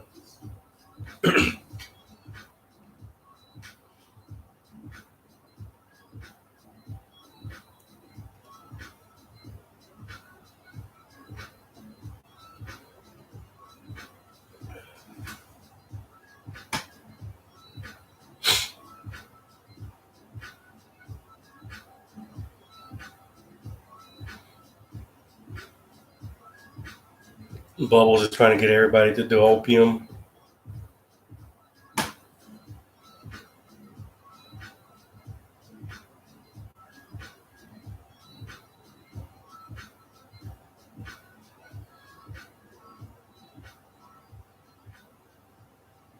Oh, and then with her, when things finally ended with us, it was one night I had a really bad trip. I had bought a pill off of her friend that she knew, and he had hung out with the crew with us and the crew a couple of times and stuff like that. And I told him, hey, you got some, you got anything? Yeah, he's like, I got some. So he had sold me a tab. And my dumbass decided to roll by myself one night. Which, I mean, you really don't want to roll by yourself, especially if you're not used to, doing it by yourself. You're more comfortable doing it with other people. and it wasn't hitting me because I did a half first, and the half wasn't hitting me. So I I called him up and left a voice message. And I had called her up and said, "Hey, tell your homeboy that whatever he gave me is I'm not feeling it and stuff like that. Just let him know, hey, well, what's up with that shit?" It's like I'm not gonna ask for my money. I just let him know that hey, it's just not working. Then I popped the second half of the pill, and then it hit me like within 5 minutes. And when it hit me, man, it hit me fucking hard. And I was just chilling in the backyard. And then, they got my voice messages and they called me and they're like, "What's going on? What are you doing?" And he talked to me. He's like, "Man, yeah, yeah, it wasn't hitting me earlier, dude. But yeah, it's hit me now." He's like, "Are you by yourself?" And he was like, I was like, "Yeah, I'm by myself, just rolling." He's like, "Nah, man, you shouldn't be by yourself, homie." He's like, "You want to? Me and so and so will come pick you up." I was like, "Oh, you're with her? You guys are hanging out?" He said, "Yeah, we're chilling over here at an apartment with some people. You want to come and hang out with us?" I was like, "Man, I don't. I'm not trying to intrude on y'all and stuff like that. But I mean, if you guys are willing to scoop me up, yeah, I'll go chill for a little bit." He said, "Yeah, we'll go get you." And I could tell that my homegirl was annoyed a little bit, and I wasn't realizing why and stuff like that. So they picked me up, and she's like, "Why did you pop? Why'd you pop a pill by yourself?" It's like I was just chilling, stuff like that. He's like, "You're stupid. You know you shouldn't do that by yourself." It's like you should have called us first. We would have came and picked you up. I'm like, "Nah, I wasn't gonna." It's like I was like, I knew you were busy doing the mother. You said you were gonna be busy tonight, so that's why I hit you up. Because I was like, I didn't know you guys were hanging out though, and stuff like that. And I wasn't putting one and one together and stuff like that. Yeah, I work here. You like if you want to, you hang out with us. Come with us. I'm like, all right. So they put me in there. I was in the back seat, and they drove me to the apartment, stuff like that. I get there, and they introduced me to everybody. It's like, yeah, this is Scarecrow. I'm like, hey, what's going on? Just chilling. They had dark lights. The lights were off. Dark lights in there. They had some music playing and stuff like that. I started chilling and stuff like, oh, cool. Having a good time. And I was like, hey, y'all want to listen to a CD? He's like, yeah, you got one? I was like, yeah, I got this one called it's Sasha and Digweed. So we put that on and stuff like that. So anybody want a live show? So I started giving live shows. Like, oh hell yeah. They're like, oh cool. And he's like, yeah, you're pretty chill. I started kicking with everybody else and stuff like that. And I started talking to one of her homegirls. She was like, so how do you know so and so? It's like, oh, we've been talking. We've been talking for a little while, for like a couple of weeks and stuff like that. And we hung out. No, that's pretty cool. And then she was like, hey, you wanna get like a water massage? It's like, what do you mean? He's like, come. He's like, here, come here. We'll give you one. So they took me to the restroom and like, go take off your shirt. I'm like, what? Yeah, take off your shirt and just put your head over over the bathtub and stuff like that. She's like, trust me. So they had like the hand shower or whatever. They put the water on my back, and so it was her and another two girls. So it was three of them, and they were massaging my back and my face with the water and everything. Man, that shit felt so fucking good. I was like, holy shit. I was like, oh, thank you. I got back up, dried off, gave them all a hug. Oh, man, thank you. That's pretty badass. It's like, we told you would like it. And I went back inside. And then when I went back to the room that everybody was out, I had seen the girl that I was talking to. She was talking to that dude.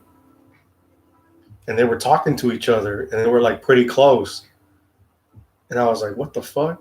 And I kept thinking, I was like, is she with him now? Is she talking to him now? So I'm like, damn, what the hell? So then I just started, I'm sitting there just chilling, hanging out, and that starts going through my head. Yeah, Brian, I was in heaven. Come on, three girls giving you a water massage like that. I mean, they were all cool and everything.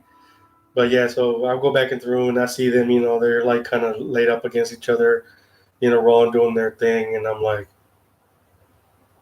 oh, okay. So then I sit there and then I start talking to the girl who offered me the water massage. And she comes over, sits down next to me. She's like, "Hey, what's wrong, Hugo? You're all by yourself." And I'm like, no, I'm just chilling, just hanging out. It's all good." She's like, "No, you shouldn't be by yourself. Here, come hang out. Come sit with the rest of us." I told her, "No, I'm good. I'm all right." She's like, "No, come on." I'm like, "No, I'm good." She's like, "Are you sure?" She's like, "Yeah." I'm like, "All right, well, I'm gonna keep an eye on you. Okay, you shouldn't be by yourself." Like, "All right, I'll be right here." So I stayed there by myself for like a good little while, and then I just my trip just went sour real quick because the whole time I kept thinking like, "Damn, they're together." It's like, how come she didn't tell me at all? And like I said, like we were never serious to begin with. So I never got the the news or the word like, "Hey, me and you, I've had my fun with you. I'm talking to this person now." But I should have realized beforehand because we had started hanging out less and less. So it should have clicked in my head, but it never did at that time. I was young and stupid. And like I said, when I was young, I was always, the victim of the rebounds. And me trying to, have relationships with the rebounds that always failed. And my face blew up. But that's how I was when I was younger. So, I'm thinking like, what the fuck? I had to get pissed or anything like that. Well, fuck it is what it is. But yeah, my role just went to shit real quick, and I just ended up huddling up. I put my knees to my head to my knees, or my knees to my head, and just kind of ducked down. And that girl came back and checked on me. She's like, "Hugh, what's going on?" He's like, "You're not all right. Something's going on." He's like, "Is it the pill? Did you get a bad pill? Is it the pill that he gave you?" And I was just quiet the whole time, and I was just like tucked in and stuff like that. So I could see her talking to me right next to me. And she's like, "It's okay." She's like, "It's okay. You can talk to me. You can tell me anything. Nothing's gonna happen to you here." And she's trying to calm me down and stuff like that. And I just kind of tilt my head up and I look over her and I asked her, and I told her, I asked her, are they together? She's like, "Who? So and so and so and so." He's like, "Yeah." "Are they together? Like, are they talking and stuff like that?" And she looked at me and she kind of, she felt bad for me. She's like, you didn't know that they were like, "No, I didn't." She's like, "Oh my God, I'm so sorry. I'm sorry that you have to find out this way." Stuff like that. He's like, "Here, I'll be right back. Let me go talk to her." I was like, "No, please don't talk to her." "No, no," I said, "It's all right. Just stay right here. I'll go talk to her." So she went and got her. She went and told her, and she looked over at me, and she was like, "Fuck."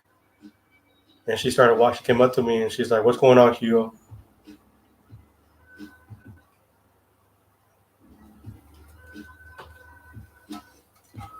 And every time she would talk to me, I would pull away from her. I would pull away from her. She would get close to me and stuff like that. And I would just like, just huddle myself deeper and stuff like that. And like in my head, like my role is like, I was like kind of trying to protect myself. And she's like, "Damn it, like what the fuck is going on, Hugo? You didn't tell me. Is it the pill? Is the pill fucking you up?"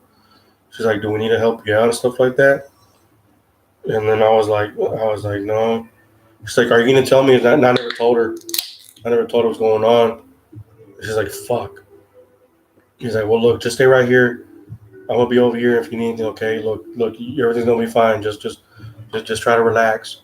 So she left, and I still stayed there for a good long time. And her friend came up and checked up on me. She's like, "You, are you okay?" And I looked over like, "No, I'm not okay." She's like, "Is it the pill?" It's like, "No, I'm just having a bad trip." She's like, "You're having a bad trip?" And she was just talking me through it. Is it because of of them? I was like, "Yeah, it's." I was like, "Yeah, it's just like I don't want to be here anymore," and stuff like that. And they brought me. He was like, "Here, well, let's go try to relax." So she took me out of the room, out of that room. That everybody was in. She took me to another room. And she's like, "Here, we're gonna put some water in your face to calm you down and stuff like that to get you, out of this funk." So they put towels in the back of my neck, cold towels, water in my face, and just kept putting it. And then I ended up throwing up again. I threw up and stuff like that. She's like, "No, just throw it, just let it out. You're gonna be all right. Just let it out." Yeah, Hans, it was a fucked up trip. That's one of the worst trips I ever had. You know, but luckily I had her friend was looking out for me and stuff like that. And once I threw up, and she's like, "Here, drink some water. You drink a little bit of water. Don't drink it all. Just take your time." And we're sitting there in the restroom, just talking. And like you see, like you honestly didn't know that they were talking and stuff like that. And then I was like, "No, I never knew. Like she never told me, and stuff like that." And then she had told me, "Yeah, well, yeah, I knew about you guys, but I didn't think it was, I knew it wasn't serious, and I didn't know, that you thought it was." It's like, well, yeah, I thought we were getting to that point, but I guess it never was serious to begin with and stuff like that. And then she was like, "Yeah, I'm sorry that this is the worst way for you to find out." And she sat there and just talk with me the whole time, trying to get me to mellow out and level out and stuff like that. So then the girl that I used to talk to came into the restaurant and was like, "Hugo, Hugo, are you okay?" And I looked at her like, "Yeah, I'm fine." You're like, "So what's going on?" And then her homegirl was like, "No, look," she's like, "I'll tell you later. Just don't worry about it." And then she kind of had the hint. She kind of knew what was going on and said, "Okay." He's like, "Well, if you want to, we're gonna go. We'll go and take you home since you know we don't want you to keep having a bad trip." I was like, "That's fine." He's like, "Yeah, if you don't mind, if you guys don't mind, taking us back home, taking me home." So her and the dude that picked me up, they took me back home and stuff like that. And he looks over like, "Hugo, man, I'm sorry you had a bad trip." They both apologized, like, "Man, we're sorry you had a bad trip." Kind of implying like, "Damn, we're sorry that you had to find out this way," and stuff like that. I'm like, "Man, you guys, look, I'm so sorry. I never should have called you guys in the first place. I was just, the pill was in me and stuff like that. And, none of this would never happen. Yeah, I would never had a bad role. I didn't blame them. Like I said, I never would have had a bad role, if I hadn't shown, if I should have just stayed at home and just, just chilled out or whatever." They're like, "No, no, we're sorry, man." And they're like, "Look, if you start, tripping out again, just call us real quick, and we'll come hang out with you or stuff like that." I said, "No, no, don't worry about it." I ended up going back inside the house into my room, slept, and laid there, and just for the rest of the night, I was like pretty depressed. I mean, that's what X will flip your mood 100% real quick.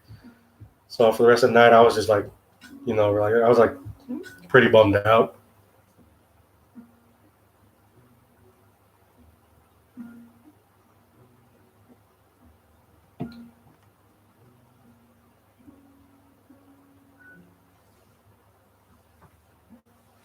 But I did tell them before they left. I said, "I appreciate you guys offering to pick me up and stuff like that. And can you guys tell so and so, thanks for looking out for me tonight and stuff like that."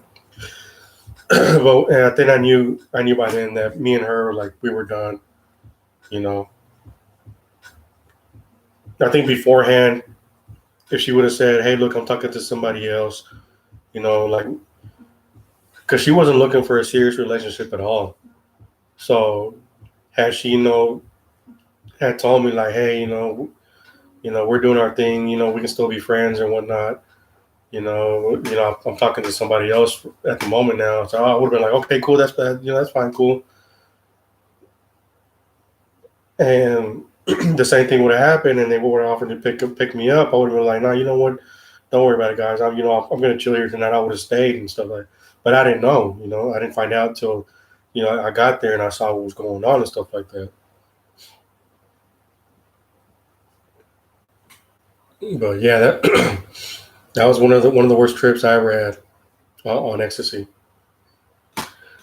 And that's about the time we me and the homies and the whole crew, we started cutting back on popping pills, because we were doing that stuff like every weekend, or Friday night. So we would do it like 2 or 3 days in a row, and we were just the serotonin levels was just drained out. So we when one of the guys I work with, he was like, "Damn, anytime we would hang out and Pop pills, like, how you feeling? He's like, man, I feel drained as fuck. It's like, yeah, me too, dude. So I gotta take a break. So, and plus, like I said, the rave scene was dying big time at that time. It was going pretty much dead. So nobody was going to any raves and popping pills anymore. And it was starting hard, for us to start finding some good stuff too. So people decided to stop. I haven't touched pills ever since then. Yeah, Brian has to be spaced out by a few months at a at a minute. we weren't we weren't spacing it out at a month at a time. I'll tell you that much. We were doing it just about every other, every weekend, and or, for 2 days straight, 3 days straight, and stuff like that. Hey, back in the days, we were going hard, man.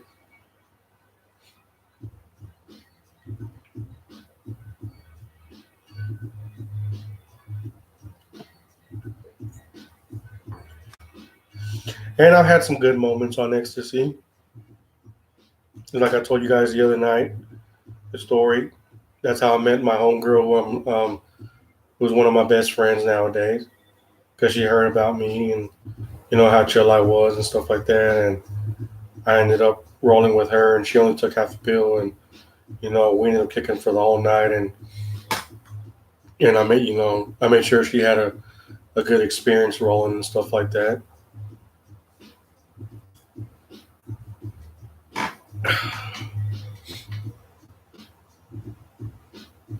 2 days in a row would burn you out, Brian. Ultra Music Fest. Yeah, Cyberfest was the last one I went to. Before that, we would always go to Meltdown. To Meltdown, I think I went to it 3 years, and then some other small venue stuff. Like I went to go see Sasha and Digweed when they were in town, which was pretty badass. And it was also fucked up. My brother got arrested that night for selling X pills.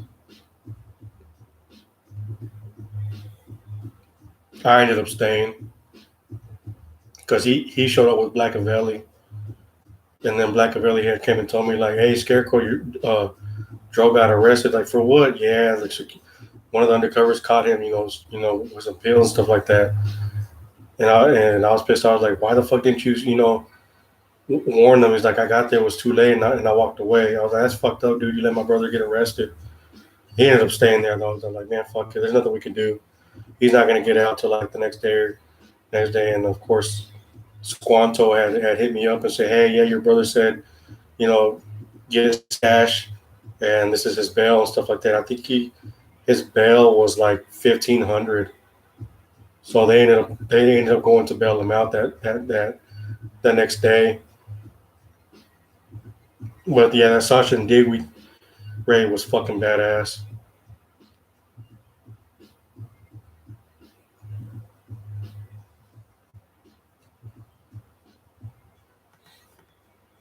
That's probably one of my favorite raves I went to. It was a small venue also, but yeah, it's probably one of my favorite ones because I would, I mean, I could get close to the stage where they were both spinning and everything, and it was fucking badass. I remember just being 5, 6 o'clock in the morning, lights popping on, and they're doing the last song and stuff, and I was there for the whole thing. I remember just walking out, fucking daylight, driving home, still kind of messed up off the pills. I think I only doing like a pill and a half the whole night I was there. But yeah, it was one of my best ones.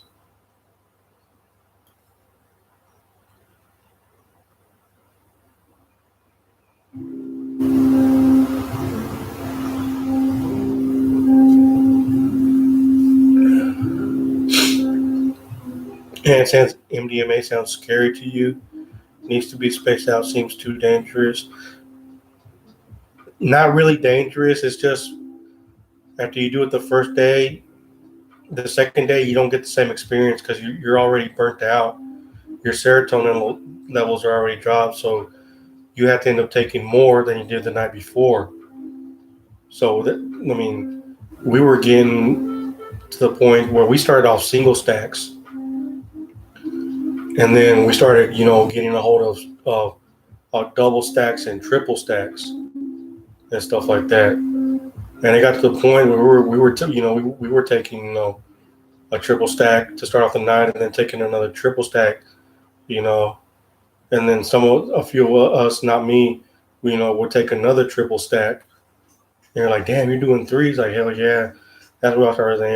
Yeah, we got to cut back on this shit. And like I said, we did it. We never spaced our usage out. We were doing it just about every weekend.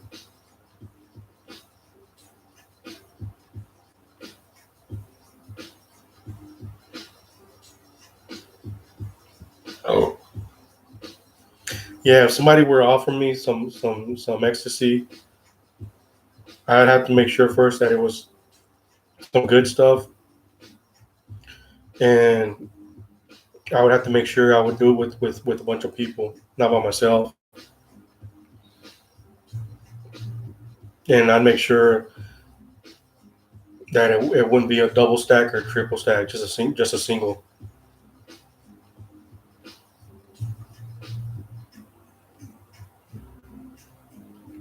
Rob used to love MDA, but it started feeling like shit every time I took it. Yeah, the side effects afterwards, for the next 3 days, you just feel, at least for me, I would feel empty, like no feelings at all whatsoever, just not feel dead, just, would just feel empty and just, I don't want to say negative, but I would just feel empty,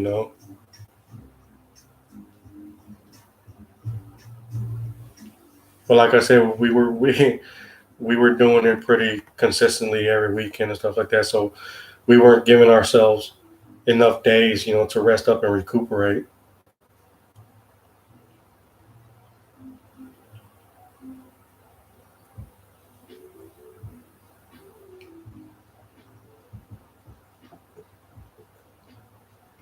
Hansons, you did it by yourself first, or you wanted to do it by yourself first. And then you did it in a group, and that group killed any happiness from whatever I took. Yeah, there's one thing I do recommend if anybody does it. If you're used to doing it by yourself and you can control your emotions, then all props to you. But if you're gonna take it with people you trust, people that aren't gonna fuck up your role whatsoever and make you have a bad trip.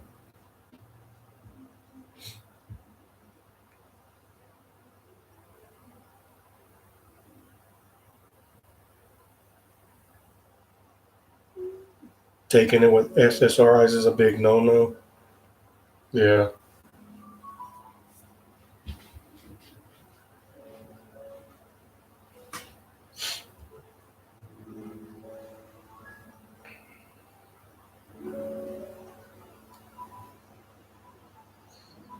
I know the very last time I took it,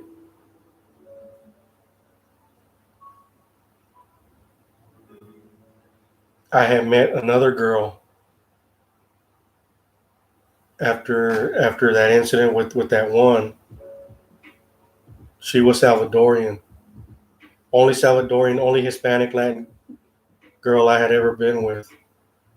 And this girl was way out of my fucking league. Way out of my league, for sure.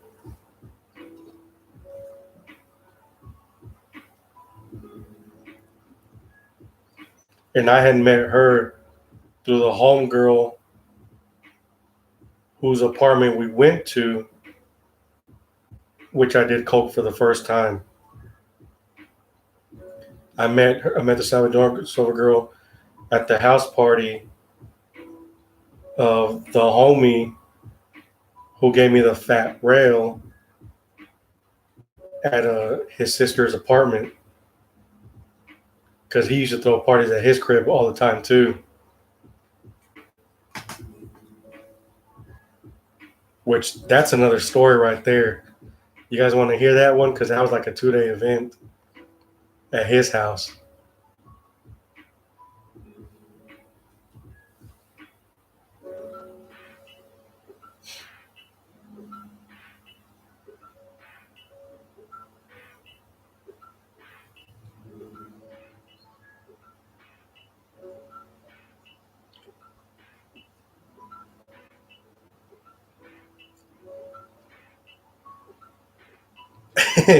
Yeah, tell us. Brian's like, yeah.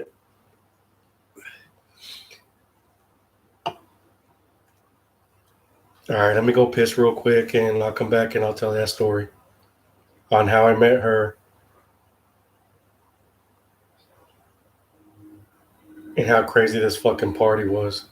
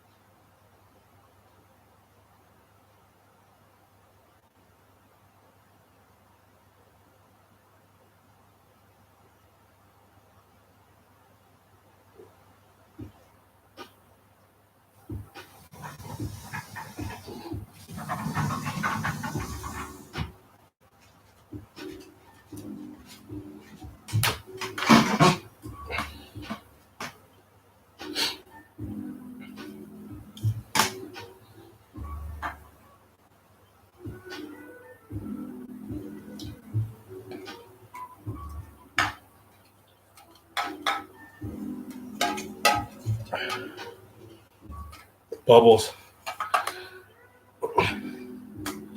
My restroom is on the other side of the house, okay?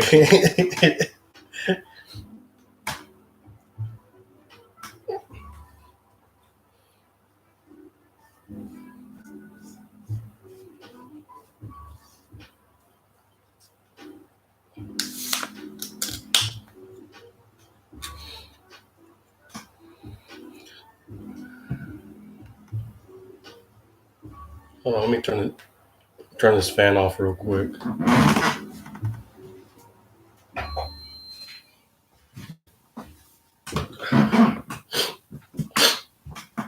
All right, so how I met the Salvadorian girl.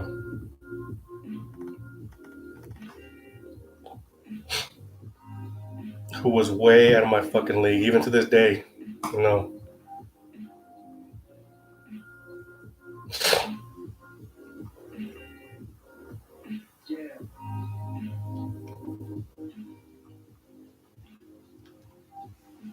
Okay, so the homeboy who gave me the fat rail at his sister's apartment,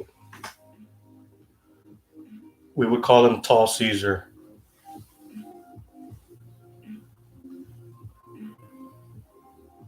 So his parents had gone into town, and we were all trying to find a spot, you know, to hang out, chill, get fucked up or whatnot. And he's like, "Fuck it, let's go to my parents' crib, and you know, we'll just chill there and drink, you know, do some." But everything went like the people I used to hang out with. It was whatever, you know. It wasn't we didn't pussyfoot about anything.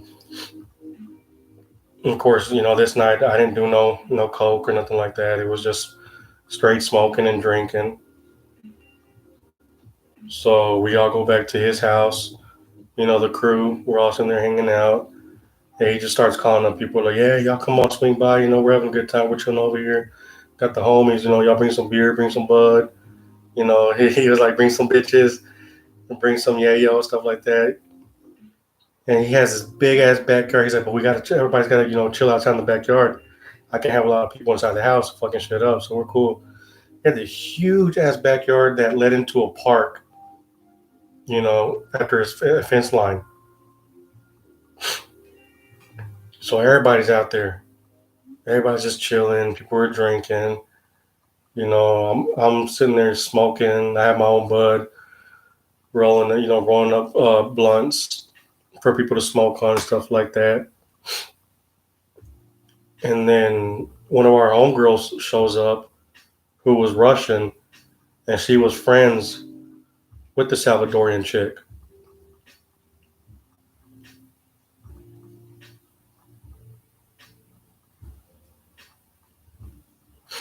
And they live in a pretty upscale neighborhood. City also, which is probably like 45 minutes away from where we were at. And you know, they brought all their homegirls to hang out and stuff like that.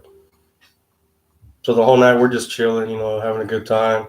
I'm sitting there rolling blunt after blunt. She shows up, say, "Hey, what's up, Scarecrow? Hey, what's up? What's up, Ella?" And I asked her like, "Hey, you got any bud?" He's like, "Yeah, I got some." He's like, "Why? What are you looking for?" Like, "Man, sell me a sack." She's like, "How much?" I was like, "Whatever you got." I think I ended up getting like half an ounce, and she gave it gave it real cheap. So she went to her guard, got it, and gave it to me, and I gave her the money. And I had been chilling the whole night with some dudes in the backyard, just sitting there, shooting the shit, just talking. They're like, "How do y'all know Tall Cedar?" I said, "Oh, we know him from here." So I was like, "What about you guys?" I said, "Oh, most of us went to we all went to high school together and whatnot." "Yeah, that's cool, shit." People were just chilling, having a good time. And there's this one dude who's completely obliterated out of his mind. He's sitting on top of a camper, and we have been talking to him. He's like, "Yeah, I'm a rapper. I'm a rapper." We're like, "Bust a flow, bust a flow." I thought, "Man, if you bust a nice flow, I'll roll you a fat ass blunt." He's like, "Bet."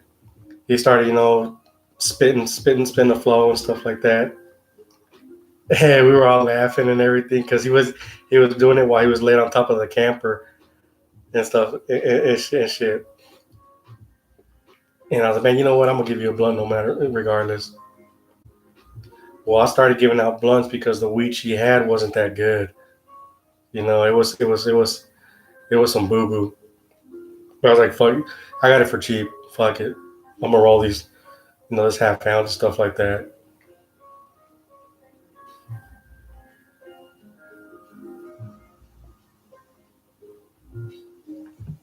So then Ella comes back out to the backyard and she was like, "Yeah, hey, like Scarecrow." He's like, "Yeah, I got some homegirls coming over. They want to hang out." "Oh, that's cool. He's like, "Do any of them smoke?" She's like, "Yeah, they smoke." He's like, "You got any more blunts?" "Yeah, I'm gonna go. I'll get some ready." And they show up and stuff like that. We'll get some blunts ready. So I'm, sitting there chilling, rolling blunts for the homies. Other dudes come up like, "Hey man, I heard you rolling some blunts. So you don't mind rolling this one up?" He's like, "What you got?" "I got some good bud." He's like, "Oh shit, fucking bust it out." "Shit, I'll match you. We'll go half and half." So people were matching me half and half, and I was just rolling blunts for everybody. At that time, I could do some alright blunts. So I was, people were just matching me. I was like, "Fuck it, this will be an easy way for me to get rid of it. I'll just match people left and right." You know, there's a huge ass fucking rotation going on and stuff like that. And Ella's homegirl shows up, and the Salvadorian chick is one of them and stuff like that. And she starts introducing them to all of us. She's back there, and they're out in the backyard, and she's like, Ella's like, "Yeah, this is so and so, this so and so," and they're like, "Yeah, this is Scarecrow over here. He's rolling the blunt." She's like, "Damn, fella, you're rolling some fat ass fucking blunts." He's like, "Yeah, that's all I do." He's like, "Why do you smoke?" He's like, "Yeah, I smoke." He's like, "Well, shit, I'll roll you a fat if you want to smoke with me," and stuff like that. She's like, "Oh, it's like that." And I'm like, "Yeah, that's all we do around here, just smoke fat ass blunts." He's like, "If you hang out with Ella, you should know already." She's like, "Okay, yeah, I'll smoke with you. I'll smoke with you. Just let me know when it's ready." I was like, "Are you gonna be here for a little while?" "Yeah, I'm be around here walking around." I was like, "Cool. I'll look for you whenever you want to smoke." So we just chilling. You know, I was still kept chilling and stuff like that. And it was sprinkling a little bit outside. And the dude that was on top of the camper all fucked up. We all decided we left his ass out there because he was just gone. He's like, "Fuck it, I'm gonna stay out here." "Man, you gonna stay out here?" Like, "Here's a blunt." He's, "All right, Scarecrow, I got you, dog." And you come back, I said, I have a flow with you. Luckily, it didn't rain that bad. But we were chilling that whole night, and it was a chill night. But I didn't end up seeing the Salvadoran girl for the rest of the night either.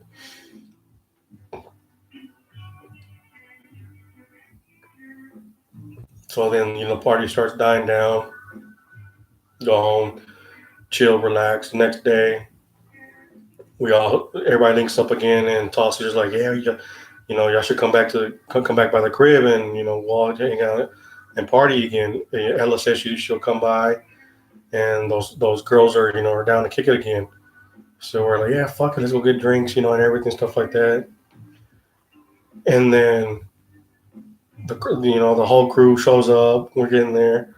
We're chilling and stuff like that. all of a sudden, there's this fucking caravan of cars that show up to his house. It had to be like at least 20 cars. And apparently somebody that barely knew Tall Caesar had said, hey, there's this house party going on. And their party had got busted up.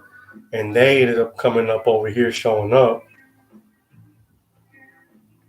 And we're like, who the fuck are these people, dude?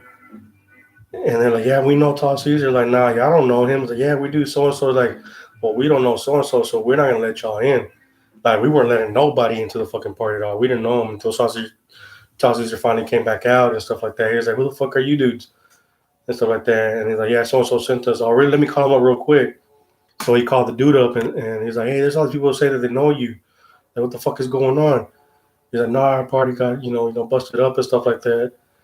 He's like, man, I got a lot of people, man, over here, but fuck it, man. If as long as they don't fuck shit up, they can come in. And he's like, yeah, they're good. So I kid you not, it had to have been at least close to 50 to 60 people that showed up to this party. There was already like 20 of us there at the most. So now we got close to almost 100 people who showed up in this fucking house party. People were inside getting fucked up, doing bumps, keys, or whatnot, drinking, doing shots. The rest of us are outside smoking blunts. I'm still rolling blunts outside. The same people that were there the night before showed up again. So we're all just fucking chilling, having a good time. And of course, these motherfuckers are all skitsed out. Tall Caesar and his homeboys come out, and he has a fucking shotgun. And I was like, what the fuck? And he just, as I said, if any of you motherfuckers start getting out of fucking line and start fucking shit up, we're going to fuck you up over here. I don't know a lot of you motherfuckers at all whatsoever. He's like, I know my homie over there. So he started calling us out. He's like, I know him.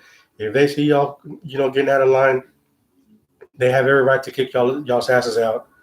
And I was like, if any of y'all motherfuckers fuck up, y'all ain't smoking shit whatsoever. Y'all gonna get the fuck out of here real quick because we ain't fucking with this bullshit at all. And we had a couple of fights that almost started and stuff like that, and we did have to kick out a few people and whatnot.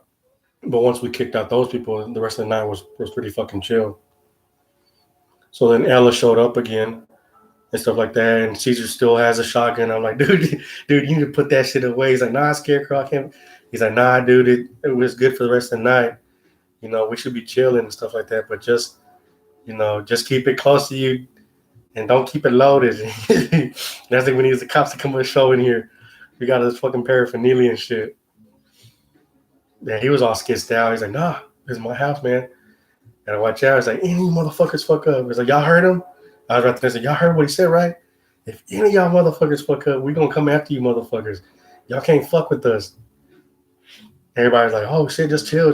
Like, nah, we ain't chilling. We just letting y'all know what's up. You guys came to the party uninvited, through somebody else, and you gotta respect it. So everybody, was chill after that. So Ella showed up, she was dating one of our homeboys' brother. So that's how we knew her. So they show up and, everybody's giving hugs. Hey, what's going on? So I was like, hey, Scarecrow, what's going on? He's like, you need some more bud today? I was like, nah, I'm good. I still got that sack from last night. Oh, okay. And I go, well, if you need some more, let me know. And I'm thinking, I'm not buying this bunk ass shit no more. Fuck that. So I go back to rolling J's, matching people up and stuff like that.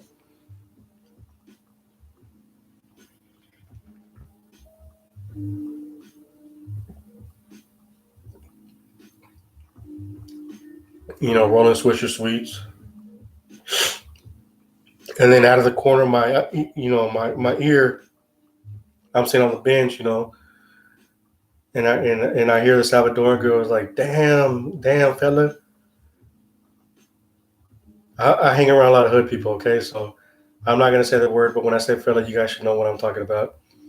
It's like, damn, you still over here straight rolling the blunts? I was like, I told you last night, that's all I do. And I looked at her like, what the hell happened to you last night? I thought you were gonna smoke with me. He's like, nah, we had to leave early because one of our homegirls was tripping and stuff like that. But Ella told us the party, you guys were gonna kick it, so I wanted to come back. So your other homegirls come back? He's like, nah, it's just me and Ella. I was like, cool. So I told her, so what's up? You gonna smoke with me tonight or what? She's like, yeah, if you're gonna roll it, yeah, I got you. Don't worry. He's like, just don't go hiding again and run off it or whatever. She's like, yeah, I remember you last night. Yeah, you were, you. She was telling me, stuff like that. It's like, damn, that's all he does is smoke, is roll the blunts. She's like, yeah. It's like, yeah. So I remembered you. I'm like, all right, cool. So she went, walked around. They started walking around, stuff like that, and we started chilling, hanging out, and me and her ended up smoking the whole night, just chilling on the bench with the party going on. I mean, at this time, it was full as fuck. This party, this is probably one of the biggest parties I had been to. Close to 100 people there.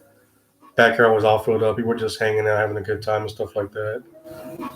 And so me and her, we just chilling, kicking it the whole night, just smoking and drinking and whatnot.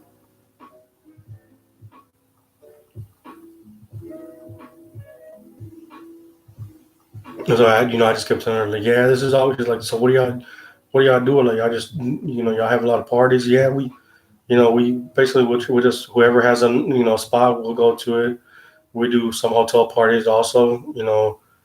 Ella goes to them a lot, so you should come on by and hang out with us and stuff like that. And she told me, yeah, we live kind of far. It's like, yeah, I know. It's like, yeah, but I'll definitely hang out with you guys. Y'all are pretty fucking cool and everything. I was like, cool. So we hung out. We didn't exchange numbers that night, and then the following weekend we had a hotel party. Same shit. She showed up. She saw me, and me and her kicked it the whole night again, just chilling, hanging out, talking and whatnot. People, same shit.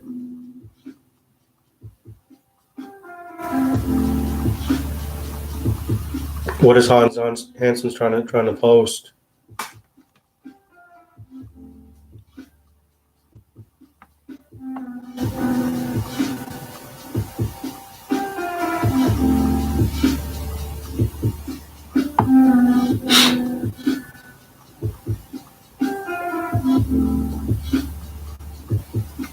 Him getting shot by a gun on YouTube.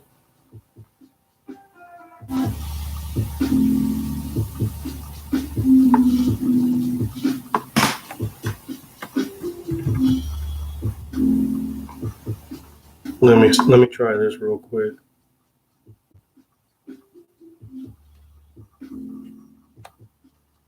So yeah, that was a pretty crazy night. So me and her, we talked. We didn't exchange numbers that night at all.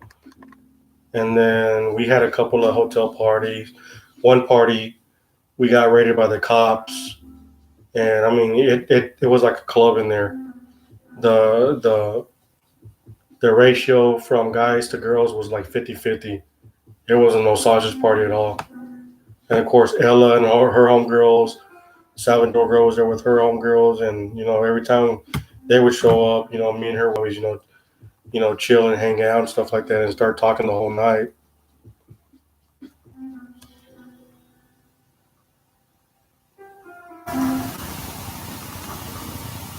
And then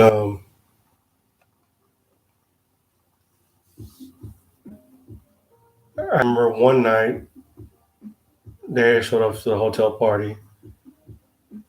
Of course, my dumb ass, like I said, when I was young, like I would fall hard for these girls. So my stupid ass was telling the homies, "Hey, I'm gonna, spit some game to her, stuff like that." Being like a fucking idiot, which is stupid.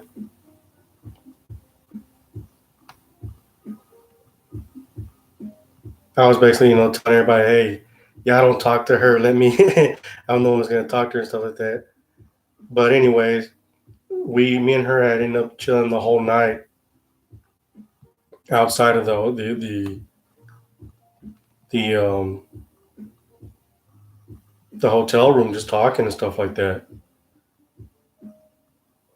And then she was like, "Yeah, when I first met you, I don't know what to think about you and stuff like that." And then, I just knew you as a guy who was rolling the blunts and stuff like that.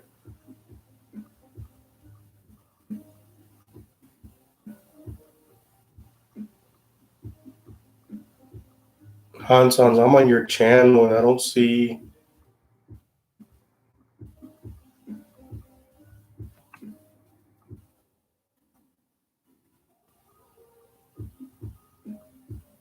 The video of you shooting yourself with the gun or whatever.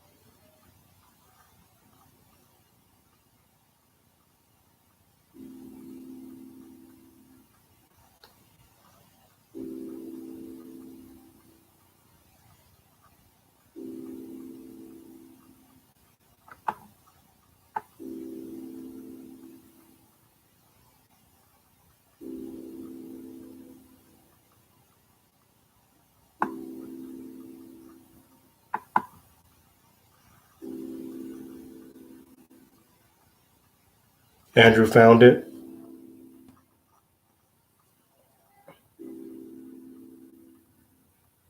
Okay, Andrew found it. If he's posting it. Yeah, but anyways, so yeah, me and her ended up chilling that night, just hanging out the whole time talking. And then the girl's apartment that I first did coke with was friends with Ella also. So then they were like, yeah, we're gonna go back to the apartment and chill out. You guys want to hang out? Yeah, the party's kind of dead and stuff like that. So I looked at the Salvador girl. I was like, are you gonna go back with them? She's like, yeah, I'm gonna go back with them. And I was like, yeah, I'll follow you guys. She's like, can I go with you? I was like, you want to go with me in the car or follow me? She's like, no, I'll go with you. And if you're gonna drive back, I was like, fuck it. I'm thinking like, hell yeah. So we ended up driving back together. She went with me. We all went back to homegirl's apartment.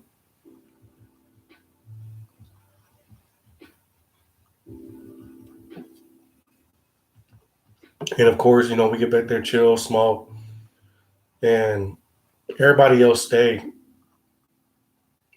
I believe Tall Caesar came back, and somebody, it was like three of us and three. So 3 guys and 3 dudes came back, me included. We went back to their apartment and stuff like that. And so we just ended up chilling for most of the night there. Me and her were just kept on talking and stuff like that. So everybody's like, yeah, we're going to go to sleep. And we're like, okay, they're going to go to sleep in the bedroom. And me and her were in the living room and stuff like that. We're sitting just talking still the whole night. And she was like, yeah, I think I'm going to crash out too. I was like, all right, you're going to pass out? Yeah, I'm going to pass out over here. And then she was like, you can come over here and lay down with me if you want. So we both ended up passing out together on the couch underneath the blanket. Nothing happened though.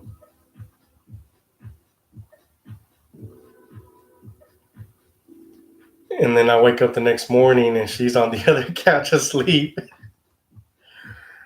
But supposedly before that, one of the girls had walked out and had seen us together passed out on the couch. And once we finally woke up, she came out and said, oh, we saw y'all together, passed out on the couch. And oh shit, we thought that was cute. I was like, what the fuck?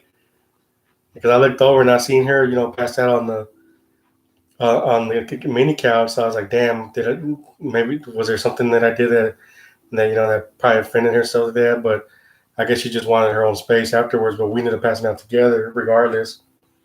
And I was like, what time is it? And she looks at me. It's like 8 o'clock in the morning. And she was all passed out with her blanket. I had my blanket too.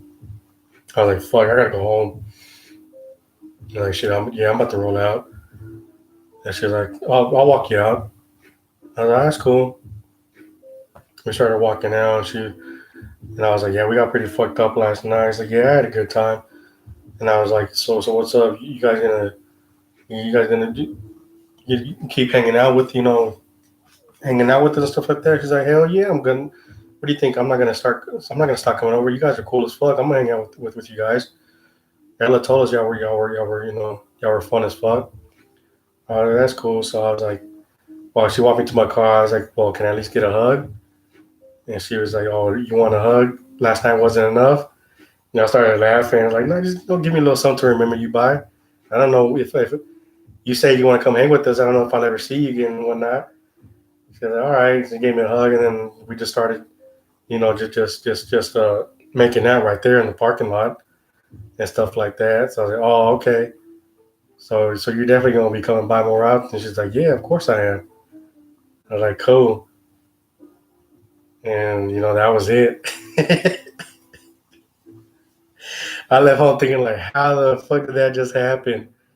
I was like, holy shit! I'm like, this, like she's way out of my fucking league. But at first, I was like, fuck it. It is what it is.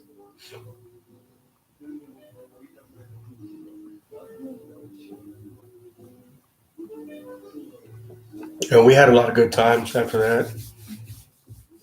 Her homegirls and her friends would hang out with us and stuff like that. We'd drive out to where they lived. We'd hang out with them at Ella's house or her house party and stuff like that.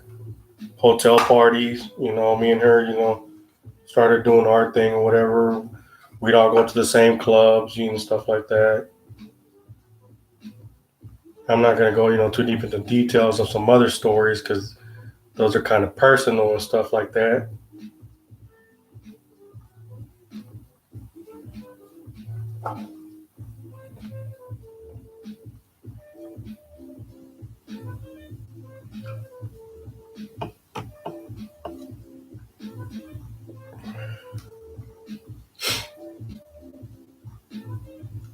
But yeah, she was pretty cool. But there was this one night we went to go see him, and it was kind of towards the end of our thing that we had going on. Ella had a house party, so she was with her dude, and Salvador girl asked me, "Hey, you want to come hang out this weekend and stuff like that? We're gonna be here. Ella's gonna have a house party." I'm like, "Fuck it." It's like, what are you gonna do? Is like, we're gonna chill the whole weekend. Just hang out. And I was like, man, you know what? Fuck it. I'll just spend the weekend with you guys.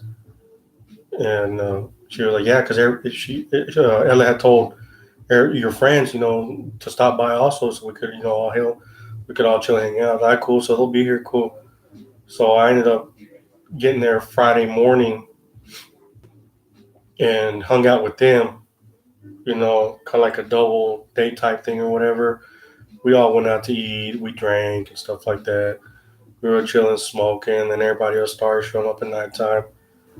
And it wasn't too many people. It was just, the homies, the crew, and them, Ella's brother, stuff like that. So then, in the kitchen, if you wanted to get a rail, you were going to get a rail. That was a guarantee and stuff like that. So we were, going to the kitchen, do some lines every now and then. I had popped a football that night, but I wasn't feeling anything off of it. Like it wasn't phasing me. I talked to one of my homies that was there, and I told him, "Hey, so what's up? Are you fucked up off the pill?" They're like, "Yeah, no, it's not. It's not that strong." And me and him chilled there for like a good hour, just doing, line after line and stuff like that. And me and her had one of the rooms together and stuff like that. So we would chill in there every now and then. But the whole night, man, we were just drinking and just snorting, smoking in the backyard the whole fucking night. And I ended up throwing up again that night too because of the yayo that was there. And of course, she was looking out for me also and stuff like that. She's like, "You're drunk." I was like, "No, it's the yayo and stuff." She was like, "Shit, well, here, come on, just clean up and just come lay down with me and stuff like that. Let's just chill." So we ended up chilling, and the whole time we were there, we didn't do nothing. So we started messing, just making out and stuff like that. And she was like, "Nah, you know what's fucked up? The only time we ever do anything, we ever fuck is when we're fucked up." That she was like, "Nah, that's kind of fucked up." I'm like, "Isn't that the whole point, though?" She's like, "Yeah, I know, but still, it's how come it's the only time with that we do stuff is when we're hanging out and partying and stuff like that." So I'm already thinking in the back of my head like, that's what you wanted though.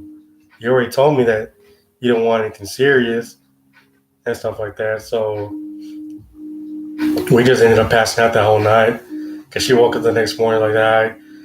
The next morning, that's when she was saying this, man. Like, I can't believe that. She wasn't shocked or surprised, but she was just saying like, damn, that's the only time we ever mess around or is when we're fucked up.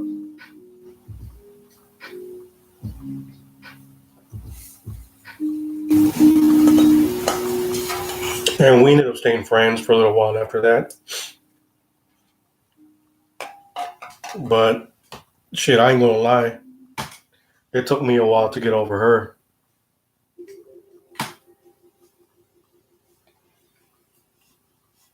And anytime I would go to the club, I knew she was there and stuff like that. So she'd see me. She's like, "Oh, hey, Scarecrow, what's going on?" We talk and hug each other and stuff like that. And my homeboy Doughboy who would go with me to clubs all the time. I was like, "Damn, I hope she's not here, dude. I don't want to see her, dog." It's like, I don't want to see her at all. She's like, "Why not? You guys are cool." I was like, "Yeah, we're cool, but I mean, it's still, He's like, "Damn, dude, were you in love with her?" I was like, I didn't say anything. He's like, "Damn, she had you that bad?" I was like, "Well, it is what it is," and stuff like that. It is what it is, dude. But I just don't want to. I mean, she's cool. She's a cool ass friend. But there's a reason why I stopped talking to her and stuff like that. And I remember one night we had seen her. I'd seen her, and I told him, "Damn, she's right there, dude." He said, "Oh, really?" He called her over. Like, "Hey, come over here." I was like, "What the fuck are you doing?" He said, "What? Nothing's gonna happen. Would you just say hello?" So I had seen her, and she showed up. She's like, "Oh, like happy to see me, hugging me and everything." Like, "Hey, Scarecrow, what's going on? I haven't seen you guys in a minute." It's like, "We haven't hung out with everybody, in a while. I don't know what's going on." I was like, "Yeah, well, we just, everybody's doing their own thing nowadays. Everybody's all coupled up." So, "Yeah, that's what I figured." She's like, "What about you? How you been?" I was like, "Yeah, I'm just chilling, stuff like that." And then my homeboy Doughboy was like, "Yeah, Scarecrow's getting married here in a couple of days." I was like, "What the fuck are you doing?" He's like, "Are you serious? Are you gonna get married?" I got quiet. He's like, "Yeah, he's gonna get married. We're just, me and him, we're just having a good time tonight and stuff like that." He's like, "Oh, who's the lucky girl? I want to meet her and stuff like that." And I was just trying to play it off like, "What the fuck are you doing, dude?" When I said I didn't want to, be around here, I didn't mean for you to make us some bullshit ass story that I'm getting married or whatever. So I had to play it off like, "Nah, it's not really serious. Doe was just fucking around." He's like, "Oh, why not?" She was like, "Why not? What's going on between you and her? How come it's not working now?" So, I had to play it off real quick. And I was like, "Yeah, we just, she wants different things and I want different things. Just nothing's going to, match up and line up." All right, Andrew, you have a good night, homie. And stuff. So we ended up talking for like a good 2 hours at the bar and stuff like that. And then and she was just like out of nowhere, like, "Well, shit, I still got the same number. You should hit me up sometime. I miss you. I miss hanging out with you. You should come by and visit me sometime." And I was like, "Okay, yeah, yeah." He's like, "I want to make sure it's the right number here. Put on my cell phones. We got it, stuff like that." And I never hit her up after that because even though she wanted to hang out, I was still, I was like, "Nah, I can't do that to myself. Why am I going to punish myself when I know she doesn't want a relationship with I whatsoever? She's coming off of all, a serious relationship, and she's just on the rebound game. And at that time, that I didn't want that and stuff like that. And then she would hit me up on Facebook also too, because we were friends on there She's like, damn, all you do is watch movies. Come hang out with me. Come have a couple of drinks, stuff like that. And I was like, oh yeah, I'll do it. I'll do it. I'll hit you up this weekend. But yeah, she was cool. I mean, she was cool, and like I said, she was way out of my fucking league. But we had some good times, good memories for sure. And she was one of the last persons that I ever rolled ecstasy with, also.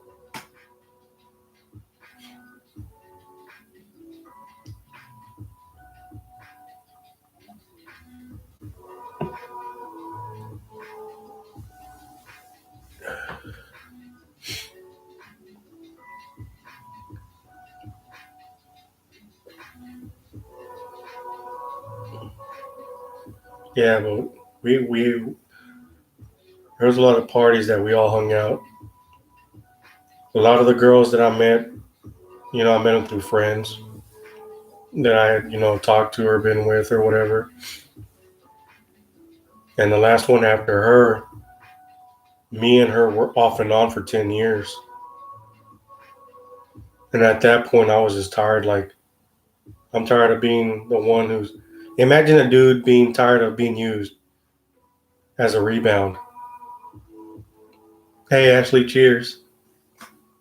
That was me because, like I said, when I was young, I was trying to look for a relationship, and unfortunately, all the women that I was ever with at that time were always rebounds, and I just failed to see that.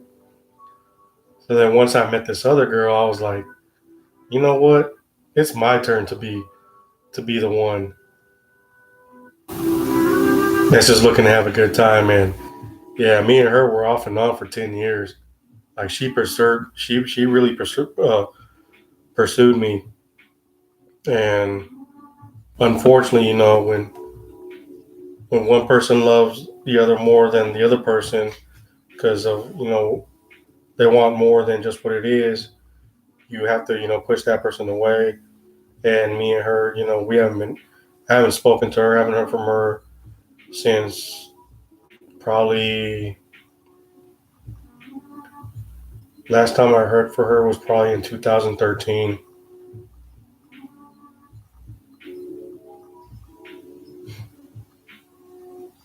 And she was a pretty good homegirl. She was a really good friend also.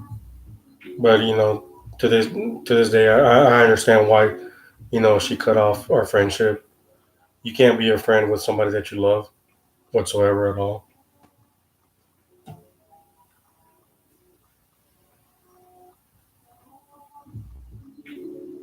And I had told her from the get go that I wasn't looking for anything serious because I was getting, I was just tired of getting hurt.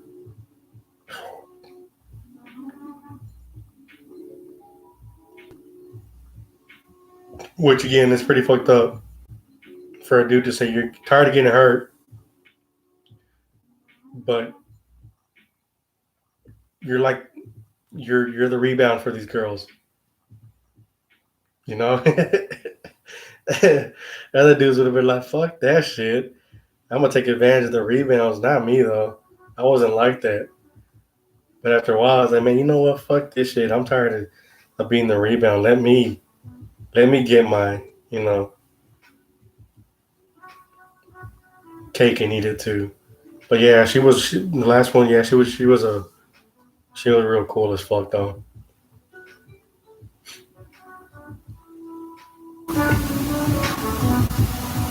And that's also why I'm not, I don't stay friends with a lot of the females that I've talked to over the years, because there's no point in it. It's like what we had. That's it. It's what it was. There's no reason for us to be friends. I only have two really close homegirls.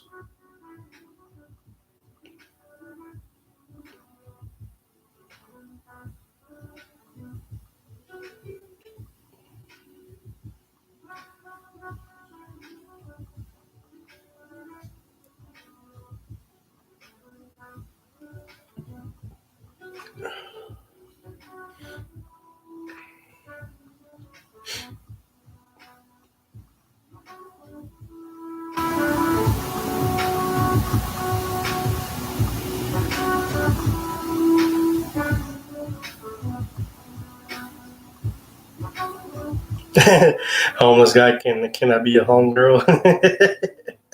No. Sometimes relationships have been bad for me. You only had one or two.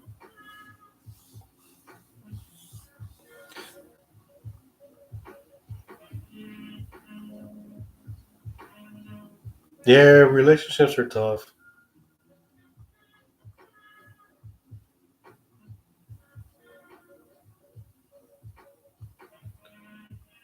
Maybe because you think you can't be hurt by someone if you're not with someone. I think that's one of the biggest things when people get into a relationship or they try to get into one is they're afraid to be hurt by the other person. So you kind of guard your feelings heavily and stuff like that. I haven't been in a relationship in over well 10 years. Not because,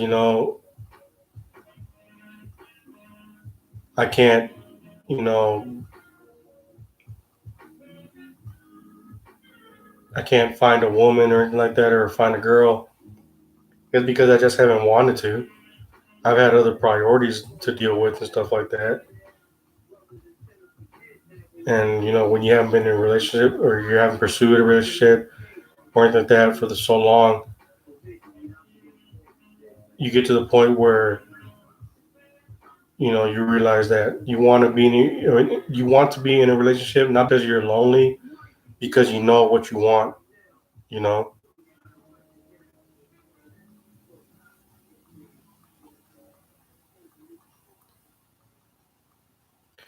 It's like drugs, a double-edged sword. Yeah, it basically is. Because like if I really wanted to, I could go out there and just go back to my old ways and just fuck any girl that I want to and pull any girl I want to because I've never had any issues in the past doing that. You know, it's just I don't think like that anymore.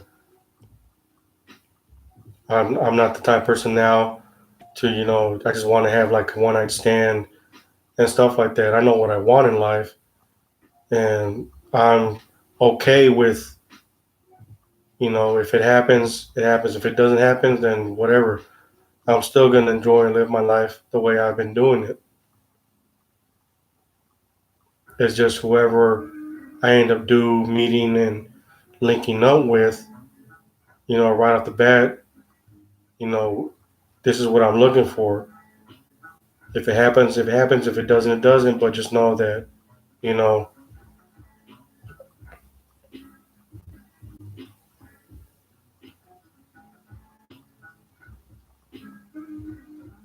sometimes you thought about the cuddle buddy service. You're lonely. Shit, I thought about being to be the person that does a cuddle buddy service myself. Be like, shit, rent me for like $50 or whatever, $100, and I'll listen to you the whole night while we cuddle. No strings attached whatsoever. No sex involved. Because from what I've been told from a lot of girls is that I listen. I'm a good listener, which that's just how I am.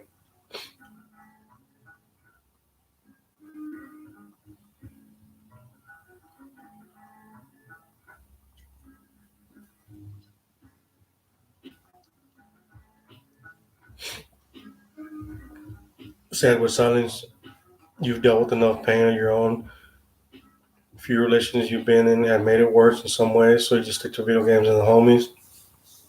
Sometimes you gotta stick with the homies and do what feels right to you. You can't force. If there's the one thing I always preach is you cannot force a relationship at all whatsoever, because in the long run it will not work out for you. That's what I've learned all these years. Trying to force something that's not going to happen does not benefit either party.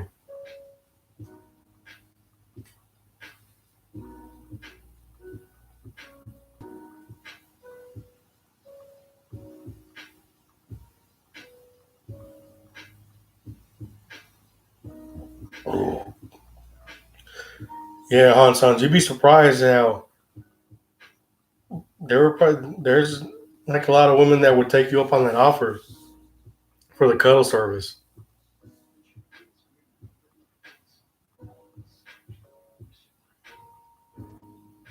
All I don't say all of them, but they just want to hear, somebody that they want somebody that will listen to them and like really listen to them and be there for them. What more, could you offer as a cuddle buddy service? You know,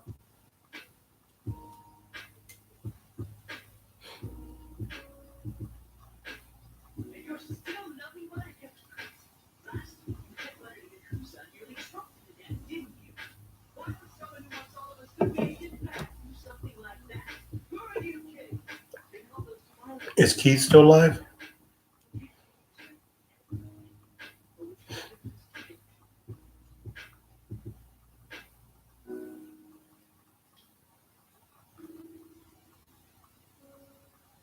Oh no, he ended his stream like 13 minutes ago. Yeah, I thought he said he's gonna stay up to like 4 in the morning, 5 in the morning, but I'm assuming they have to get up early to go to drive to Miami.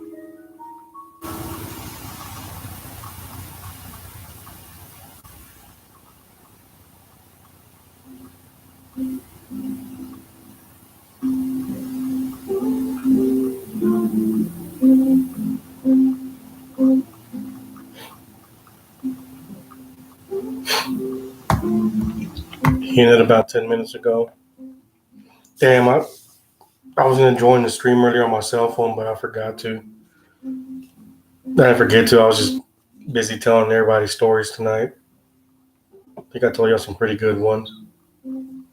And like I said, I got plenty of more stories to tell. A lot more.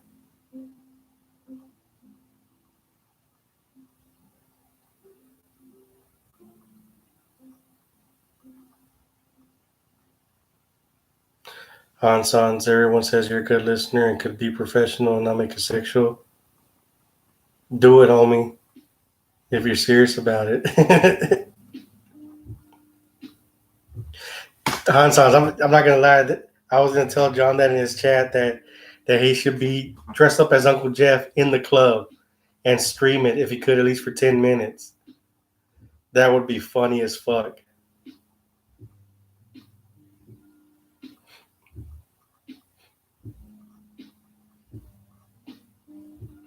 They're probably going to stream like late in the afternoon when they get there. The rest up, probably closer to the nighttime. I'm not sure how far the way they're from where they're at to Miami. I think they might have said like 3 hours, maybe.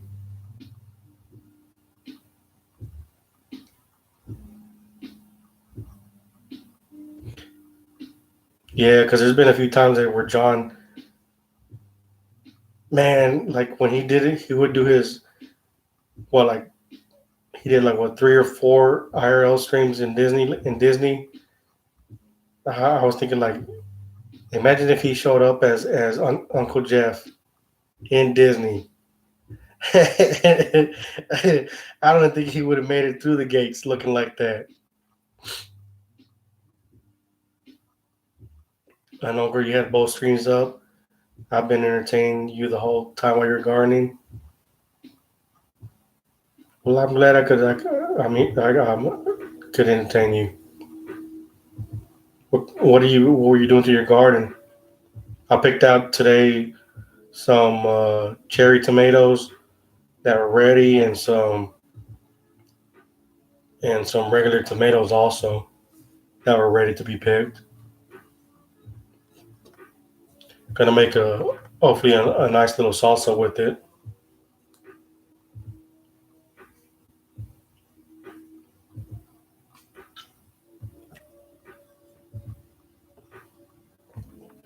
Bubbles, they would be like, "What is Oprah doing in the club?"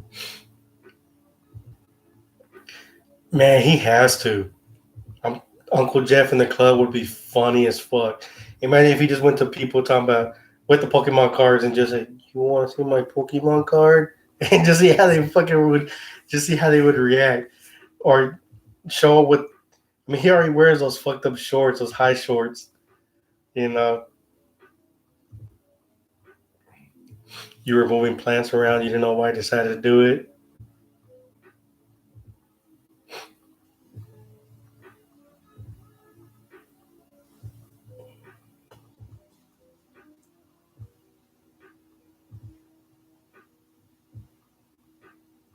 If he does a sick twerking and clubs upside down against the wall, I'm sure he would get a round of applause if he did that for sure. See, he should take advantage of the IRL.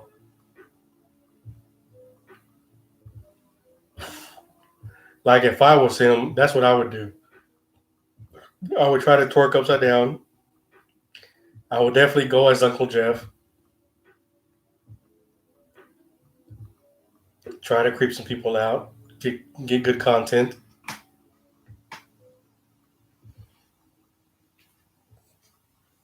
But John's not really big on IRL, so it's gonna be just probably like a regular IRL stream. Sam Pigeon, don't talk about it. He gonna be about it.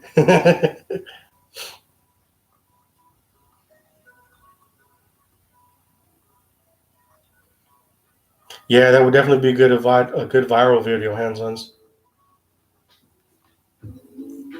especially for TikTok. Guarantee he would get like more than 1 million views for sure. No, Sam, I'm not twerking. I'm not twerking at all.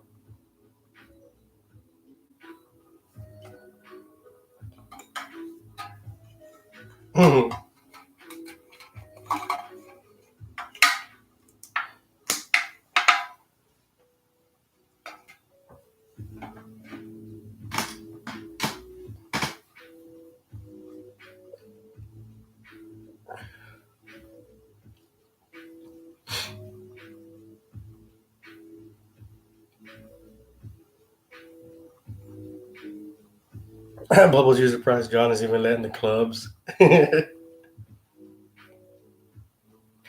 Have I ever rolled fenders? No, Sam, I haven't. I've never done like any type of body work on vehicles.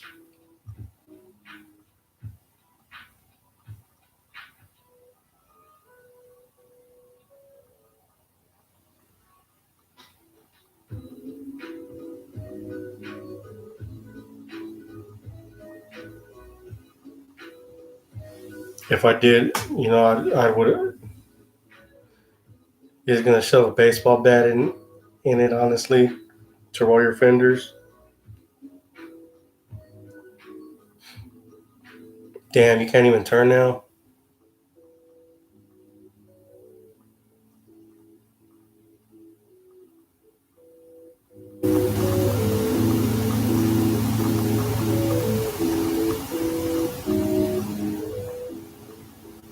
Isn't there like an easy way you can do it? Like looking up on YouTube on how to do it without having to, take it to a shop.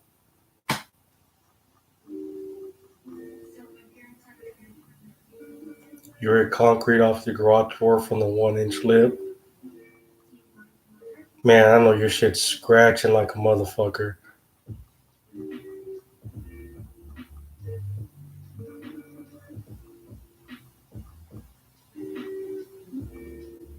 So not only do you have to handle your rattling noise, you also got to fix your fenders to get your.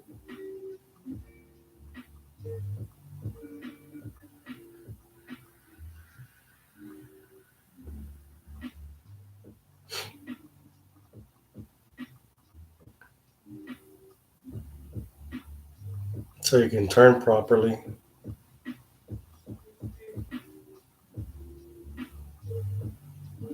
Hot boy low wasn't meant to be this low. Can you adjust your coilovers to raise them up a little bit higher?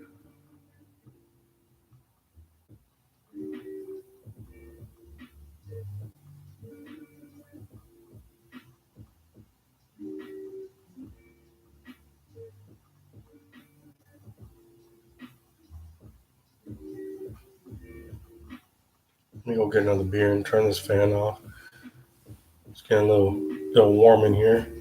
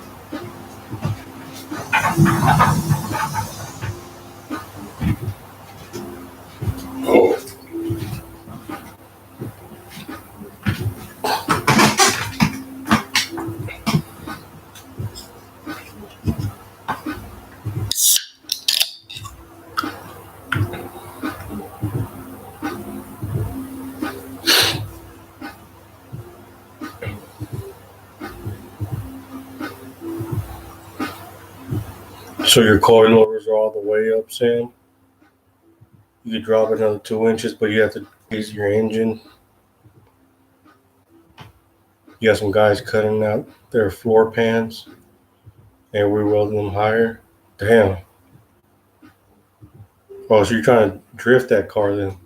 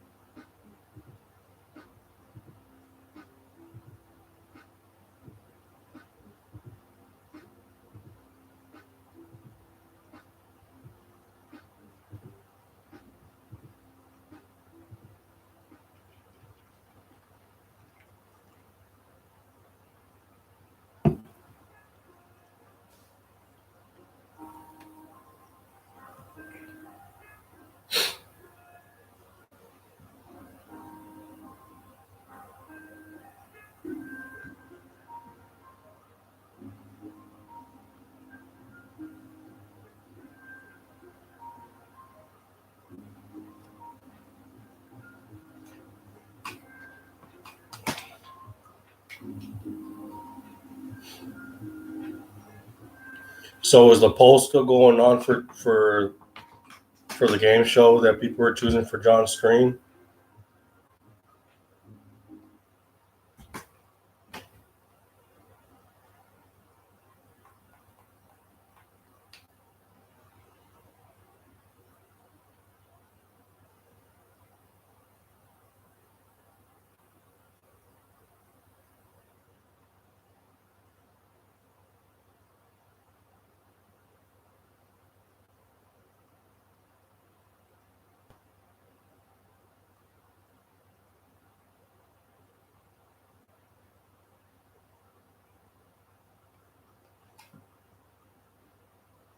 people who were the top were the winners. If they aren't there on the day, he will go down the list, he said.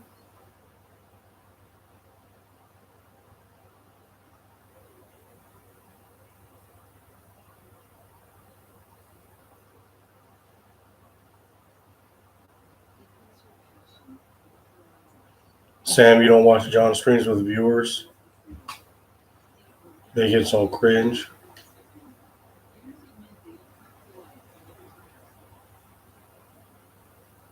Jurassic Park 3 came out 20 years ago, and within that long space of time,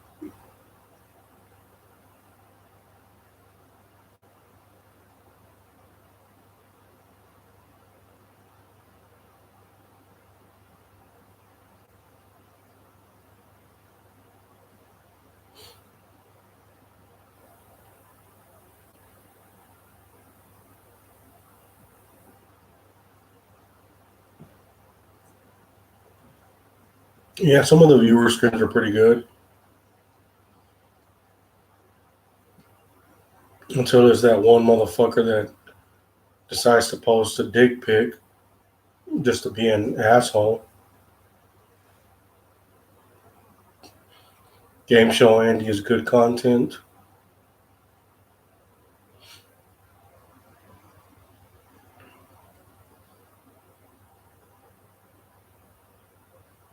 No, Han Sons, that was pretty funny. You did good. Because John looked nervous as fuck when you asked him if he could trust you. I know everybody in chat was like, oh no, he's going to do it, but you didn't though afterwards. And then John was like, okay, yeah, you're in. You're in the list. So you did good.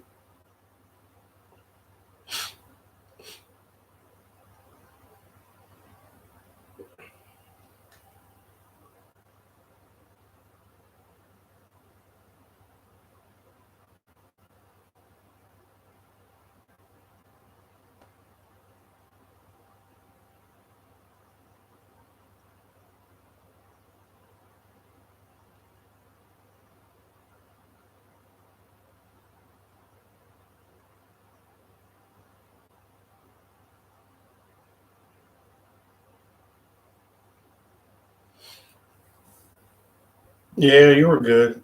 A lot of first time people that go on to his game shows or whatever, or the interviews were always nervous. Grupo was nervous as fuck. Andrew said he was nervous also. He didn't look like he was nervous.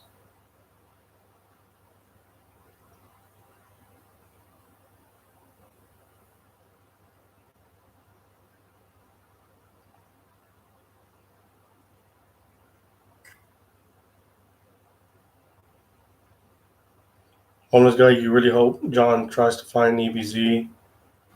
He was talking about baiting him, but it never happened. Oh, he found EBZ in like what 3 streams ago.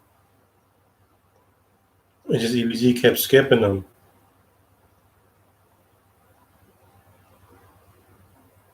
I even went into EBZ's chat and said, "Why are you scared? Why are you scared of Hyphonics?" I was spamming that shit nonstop.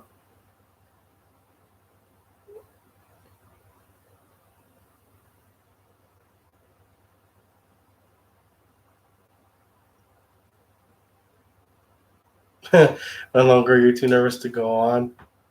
Like when I went on to John's game show for Smarter Than ABZ skipped John.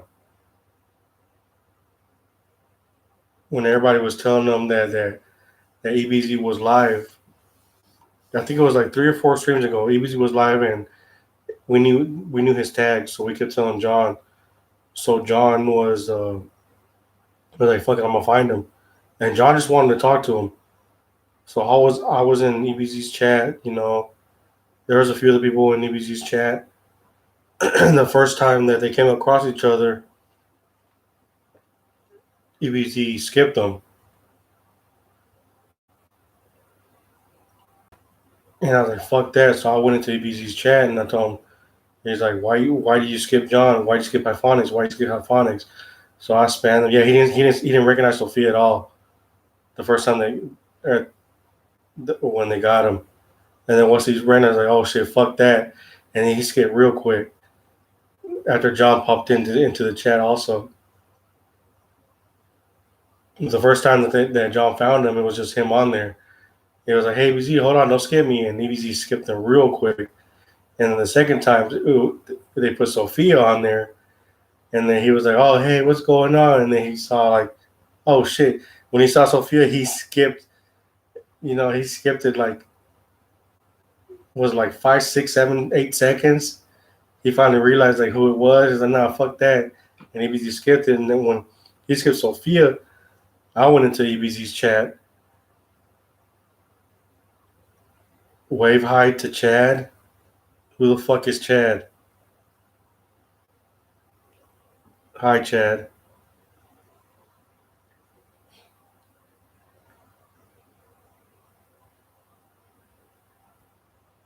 Yeah, ABZ was skipped him. He skipped him like 3 times, if I remember correctly. But yeah, I had gone into ABZ's chat and I was like, why you scared of Hyphonics? Why you scared of Hyphonics? And I just spammed it over and over again. I saw Cool J in there. Junglist was in there. Damn, who else was in the chat spamming also? I think Twittix was in there probably also. There's a few people from John's chat that went, into ZBZ's chat and he started trolling him. Yeah, I just spammed it over and over again. And then even people in his chat started calling him out, like, EBZ, why are you scared of John? Why are you scared of Hyphonics? Why are you scared of Hyphonics? And after all that spam happened, then that cringe shit happened where he said that he came across that 12-year-old girl, and then he just, like a dumbass, said, oh my gosh, she's so beautiful. Keith donated a dono after that, and then his own chat just went up, just trolled him. Even his mods were like, what the fuck is wrong with you, EBZ? Why would you say that shit? And then he tried to justify afterwards, as to why he said it. And I was like, no, hell no, you don't no, you don't say that shit at all whatsoever.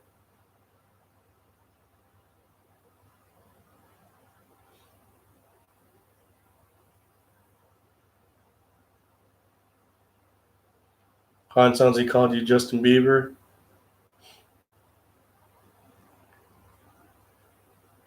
Yeah, no, girl. He called a 12-year-old girl beautiful.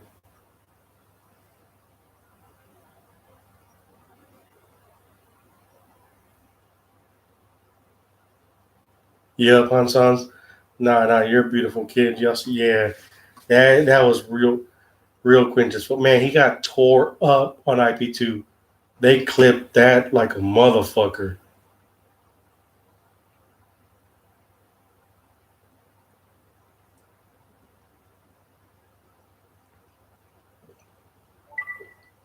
And I remember the next day he acted like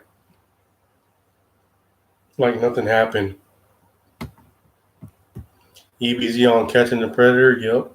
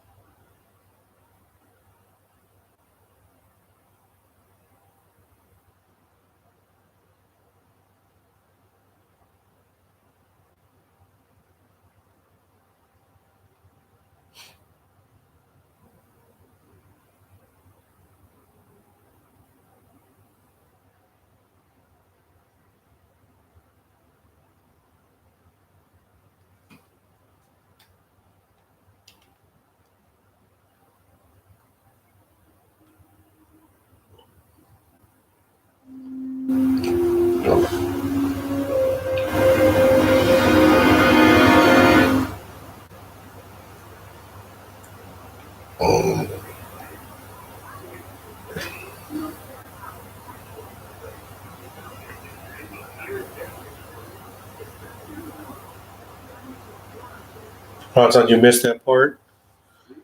You gotta call it a night. Only have 1 hour left to yourself.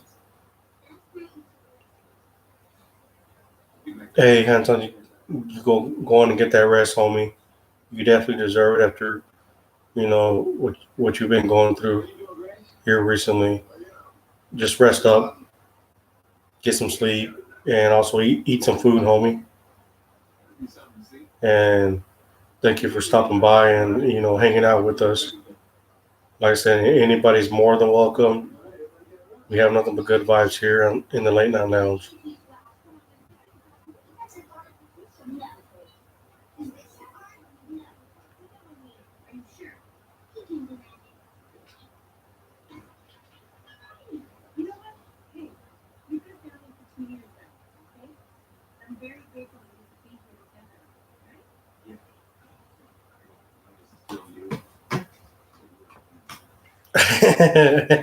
Homeless guy, good night, sandy hands.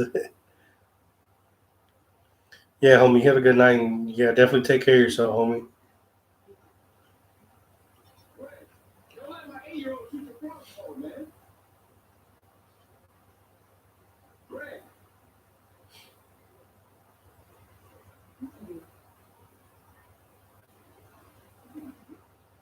Yeah, anytime I stream, Bubbles is always the first one, or if I'm gonna stream, Bubbles is always the first one who will text me or let me know, or send me a message, on YouTube. Hey, stream tonight, stream tonight. So if you're connected with Bubbles and Ricky, I'll let him know, and he'll let everybody know and spread the word.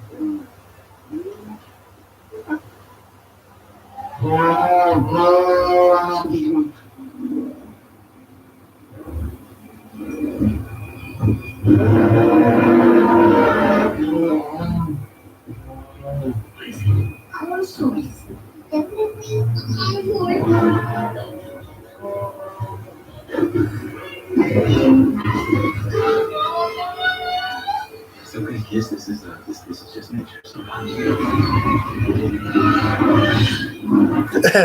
Bubbles, you went to Chick-fil-A to serve off-brand soda, like Sam's Cola and shit. Hey, don't knock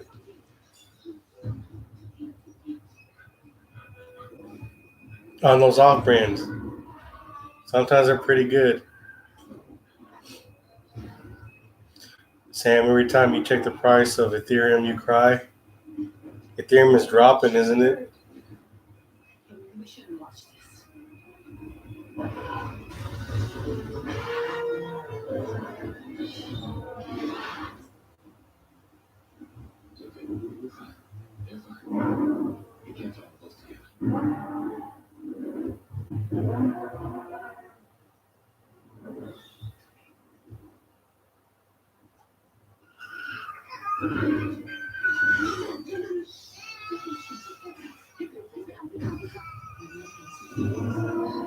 You just think back when it was a 4K and didn't sell.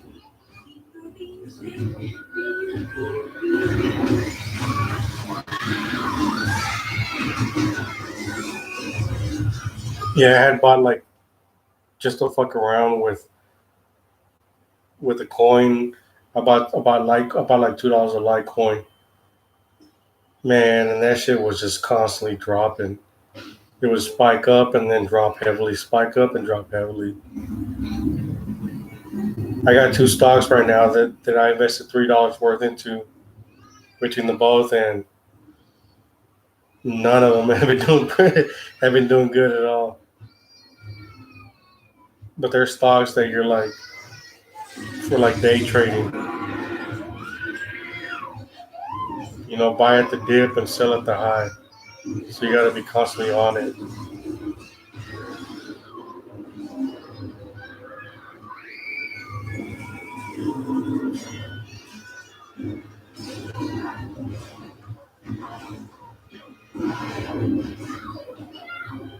You threw 150 at Ethereum, it went up to over 400. Now it's like 140. Damn, 150 to 400. That would have been But what hasn't like all the like Bitcoin has been dropping, Ethereum has been dropping, Litecoin has been dropping, right?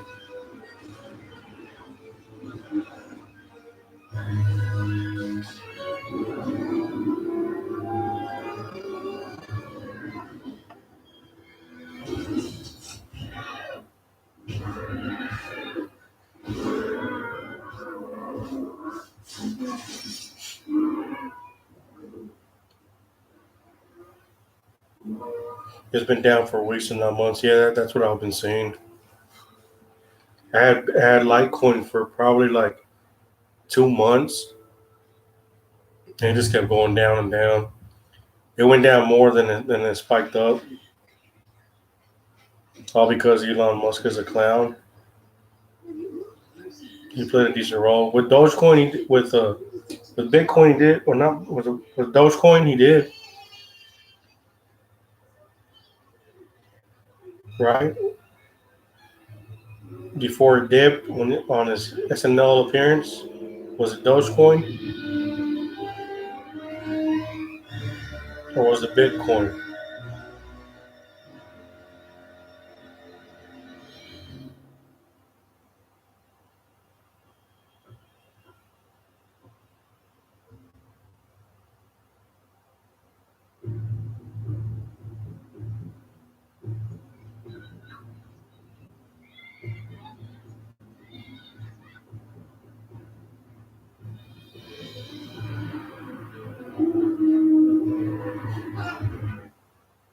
He was saying that Tesla would accept Bitcoin and Doge, I think, and then they said no, fuck Bitcoin because it's mined using fossil fuels. Oh, so that's when Bitcoin dropped, right? After his appearance.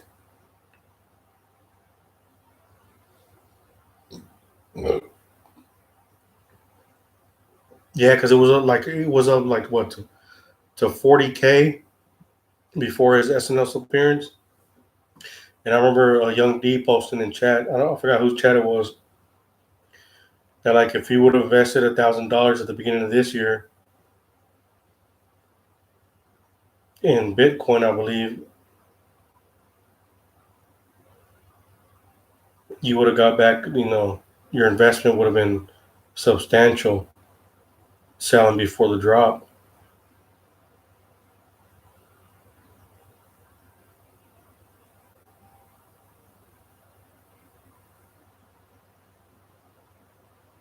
But was you fuck with all brand stuff like Great Value? It's more bang for the buck because you're poor.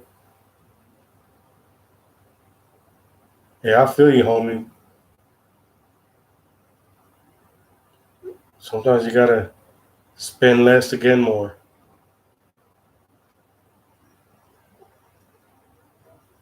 But it's all about name branding.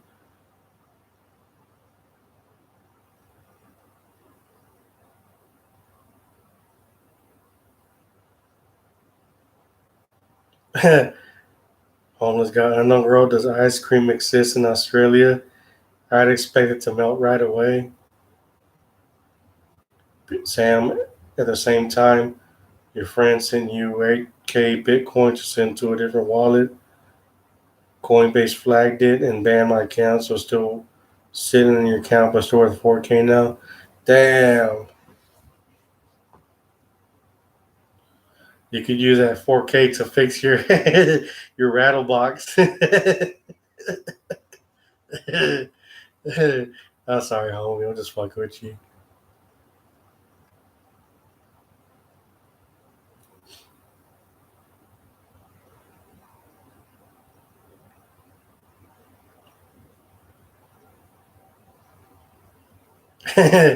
No, girls like, I missed that. What do you mean Australia doesn't exist? Sam, it's a shit box. You're well aware. Hey, but it's your project though, man. So it's not really a shit box. But yeah, that 4K would definitely help you to get it up and running for sure.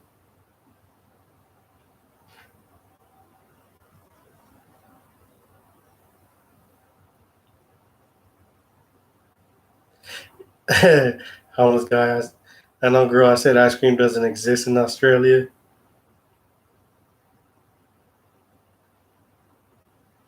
Bubbles, you got a big bag of barbecue chips for $2 at Walmart. I would have gotten something else besides barbecue chips. I don't like barbecue chips at all.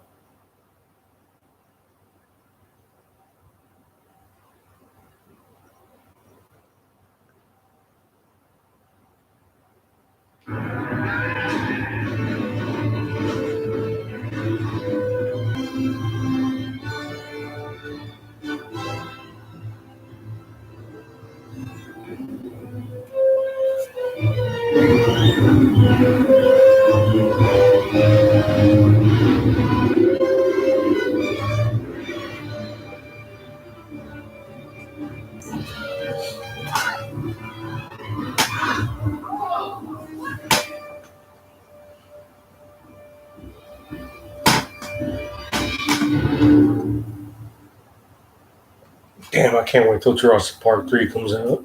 Or Jurassic World.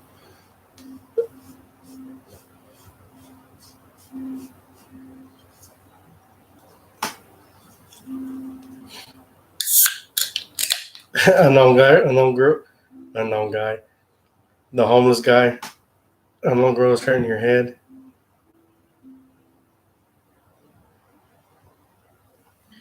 What's my favorite chip, Sam?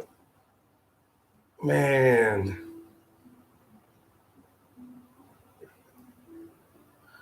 Something that I would go for without any dip at all whatsoever.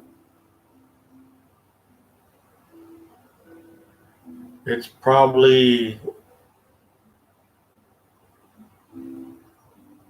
sour cream and cheese ruffles. Sour cream and cheese ruffles.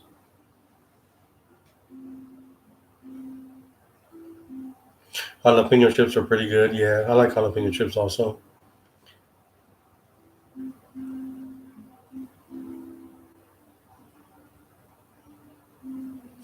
Jalapeno chips for me would be Cape Cod jalapeno chips.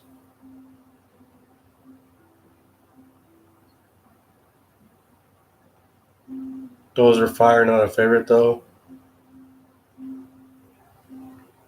Yeah, I like cheesy chips, but I like the ruffles. Now, you know what? It would have to be Doritos between those two. Ruffle sour cream and Doritos. Homeless guy, you like poker chips? Just the way they are perfectly round makes you wet.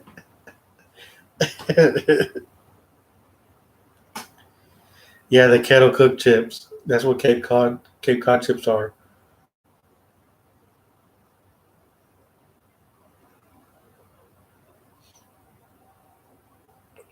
The red packet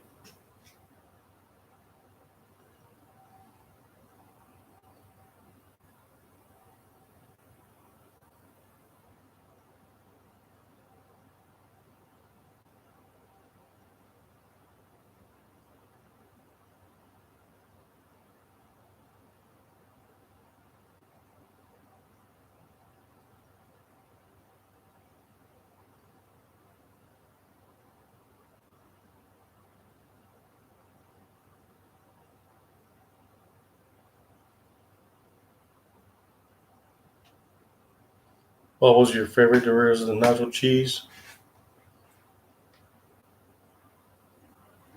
Because your passion never runs out, you deserve monthly income that does the same.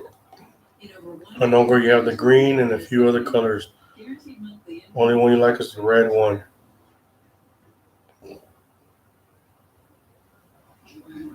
Yeah, if it's the red one, it's like the original Doritos.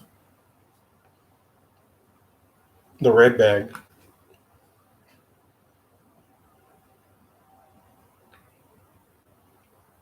The blue bag is the Cool Ranch here. And if it's a green bag over here, it's the jalapeno Doritos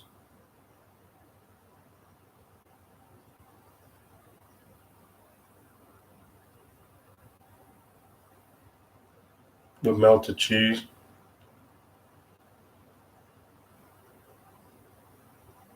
Yeah, Cool Ranch is I have always eaten since high school Cool Ranch with white rice. I always crush it up with white rice with the Cool Ranch Doritos, and I still do it to this day. When I make white rice at all, I'll crush up some Doritos and put it into it.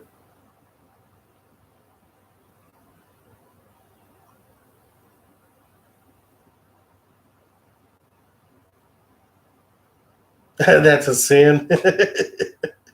No, it's actually really good, Sam.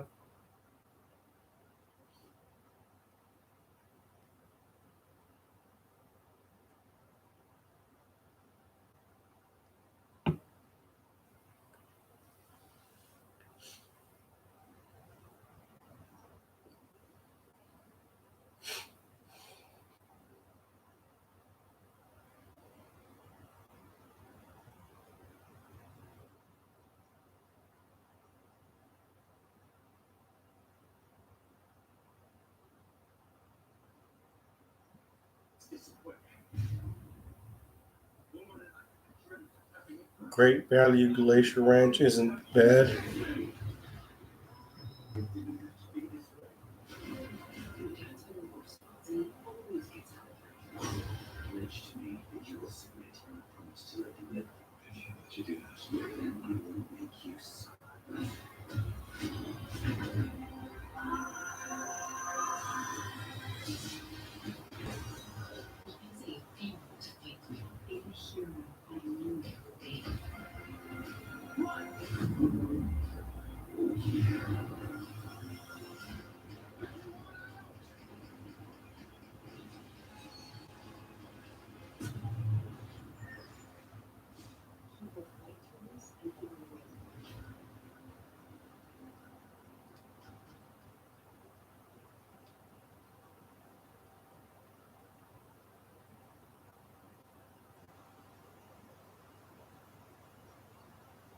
Have I ever had turbos?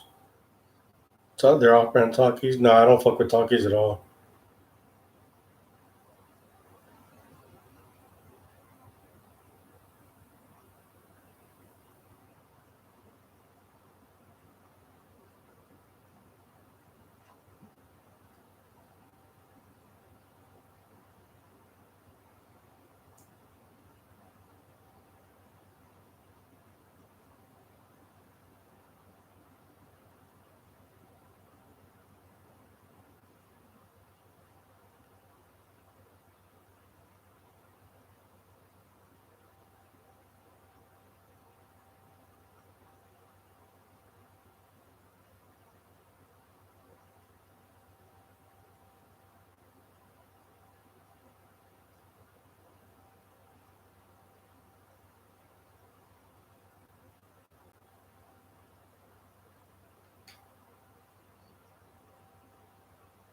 Let's talk passion.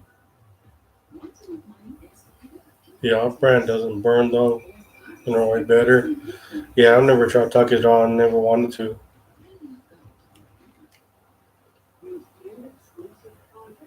Also, don't forget to download our free poker app. You and your friends can have your very own poker night. Search for us in your app store and download it today. For everyone here at Poker Night America, with Bill Stapleton, I'm Chris Hansen. Thanks for watching. Sam, you're borderline anorexic. Fast metabolism fucking blows. Damn, homie, are you eating at all? Hello and welcome to Poker Night in America presents King of the Hill. I'm Chris Hansen alongside Joe State. We're in Pittsburgh where four players have put up $50,000 each in a winner take all heads up double shootout. Each matchup is a best of three, and last time we saw Olivier Bousquet eliminate Sean Deeb with 2-0.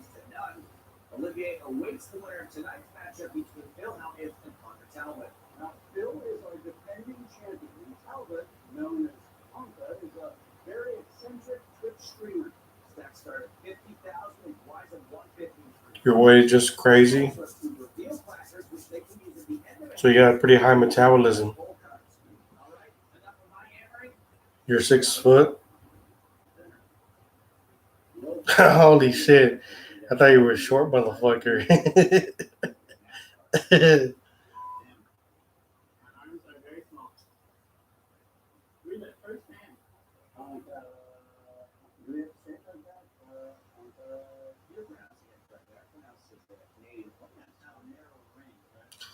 Bubbles, yeah, you shouldn't be forcing yourself to throw up after you eat.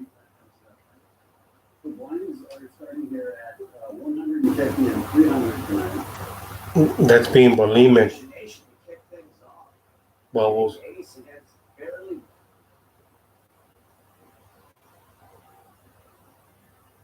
The ace, best hand, the best hand, pretty aggressively. When you bet 25, you get called.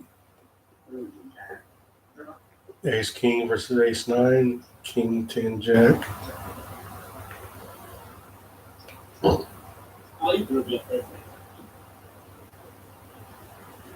And Tonka uses one of his reveal cards. That means that Bill's got a show.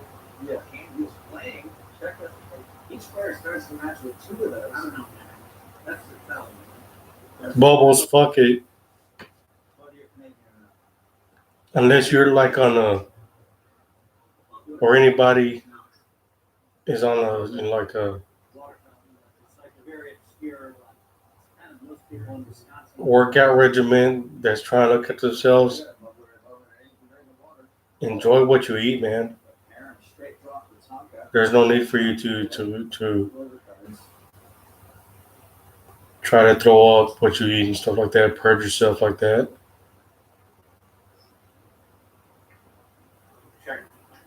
Most of us are gonna get fat regardless because we're all set in our ways. But the ones that want to make a change to not be fat will do it.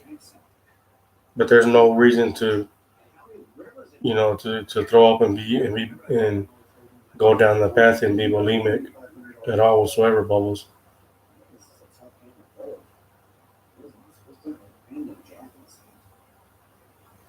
I guess there's other things you're losing to besides jacks. Good pull all around. Yeah, that's right, Sam. If his boyfriend's gonna dump him after a couple of pounds, it's not the right one.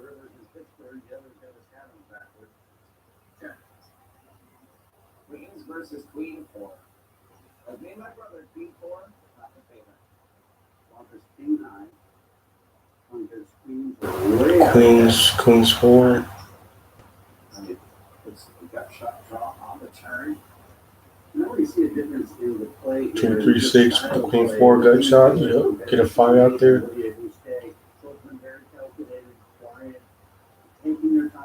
Seven, nothing. And these guys just fire around. And he checks the river. So the value, that's 1,500. Bill calls with Queen High.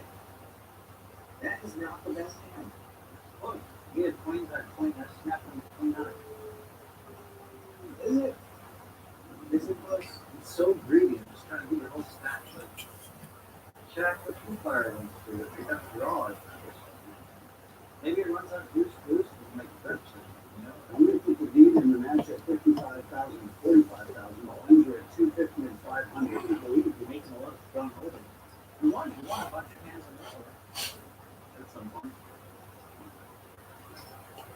On the 3-bet 86 a quick call from Bell. It looks like they have another satisfied customer on the rail. And we'll hook on the barbie there. We'll just say customer. Well, there's 4, ace, 3, all diamonds. After the pair of aces, still flush draw. What am I watching? I'm watching Poker Night in America reruns on YouTube.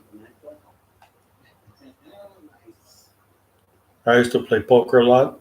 No Limit Hold'em back in the day. Flush draw hit, 9-7. Why the fuck would he check? Should have bet on the turn. We should only think Phil like this hand even more. One less big diamond he's got to worry about. Also makes it likely to top when they call him without a diamond. Thinking the first time going off the shop. was going to try to make whatever this bet is look like a bluff, although I'm not sure anyone ever believed that Phil would bluff here. 47. Yeah, Sam Peterson's scared money doesn't make any money. Very lucky, to be honest. Would anyone believe Phil was bluffing? That's the question. Nope, never. Yeah, he had the flush on the turn. And he checked it.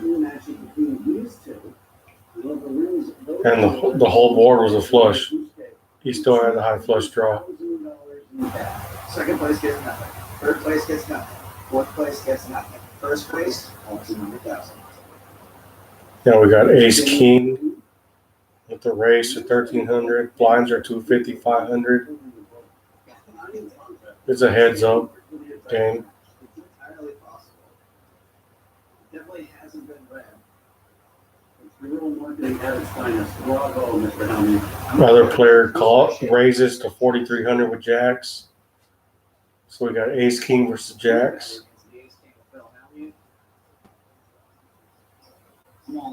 There you go. You push over. What are you thinking about? Nobody's folding that, man. It looks like a big thing right there, right? It really does. It's like, I would never even consider in the world holding this versus thing. Well, sure you now. Nobody's folding that hand. No way, no how. Called it. So we got jacks versus ace king. Also not my share, not my problem. For Tom to the player, 41,950 was the raise. We got king 9-10 all hearts. Ace king has it. Eight of clubs. Another heart. Oh shit. Ace king of hearts versus jack hearts, jack diamonds. That was a double up. Just like that, Phil Hellmuth takes the lead 1-0 over Tonka in his quest to defend his King of the Hill title. Game 2 when we return. How would you like to play against the pros on national TV? Download now to play and win. It's absolutely free to play. On we go with match number 2. That's 3. The game I'm talking about there is already over. I don't think anybody said that. I think conversation is if Phil wins, I know where you late people on Facebook. What's the brief of brief? Hey, one player flop 7. Yeah, I mean the homies we used to play in poker and one of our homeboys at his crib. He had a little shack in the back. We call it the poker shack.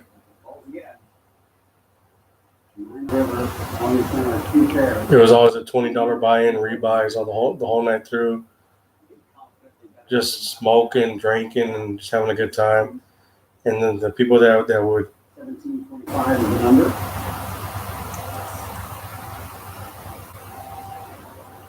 that would lose all their money would end up jumping on the next table next to the poker table and we would play blackjack for like 15 cents, 20 cents. So we had like a little mini casino going on at times. I haven't been to the shack in years.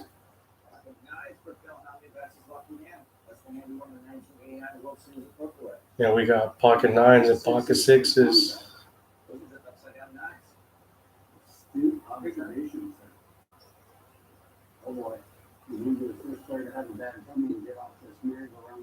Yeah, it's a better way of doing it on Facebook. Yeah, we did it because we wanted to just to gamble and shit. We even started like a leaderboard at one time, but we never kept up with it. I remember one time I was in a big pot with my homeboy that likes to, loves hookers and blow and liquor, and we both had spades and clubs, and the board came out to like a flush draw of 10 queen king G 10 queen king jack and ace, and my dumbass didn't realize that I had a fucking royal flush. What I saw was a split pot between him, and he was like, "Oh, it's a split. We're splitting." I'm like, "Yeah, we're splitting." And everybody else, the deal was like, "What the fuck, Scarecrow?" I didn't realize it until like a couple hands later. Like, man, hold up! I had a royal flush with the spades. He got his money, and you know, I broke even on that pot, but that was the only royal flush I ever got, and I failed to realize that shit. And the pot was like close to like $400, so we split that pot, 200 even. Hey, what's going on, Young D? Well, like I said, sixes of the nines, the upside down. Say hi to Barb while you're down there. And you picked up a big pot there. Both these players started this match at 50K. 41 quickly for Helmuth here. Now we got aces versus queen 10. With two aces. Queen 10 suited clubs. Ace offsuit. I hate playing pocket aces. 10. Pretty nice chunk of that for Helmuth. Ace is still good for now. 32% chance to end up correct. 1,700 to bet. And a call from Helmuth. Jack 8, 9 on the board. Spade, diamond, heart. Queen comes out. Two pair, queen 10 versus aces. That's why I hate playing aces. Because you get beat out by two pair or a straight. Checking, slowing it down, low deliver. And the 9 up with the straight on the board. Will be a chop going forward. Queen 10 with a straight on top. Jack 8, 10, queen 10, 9. Yeah, that's a straight.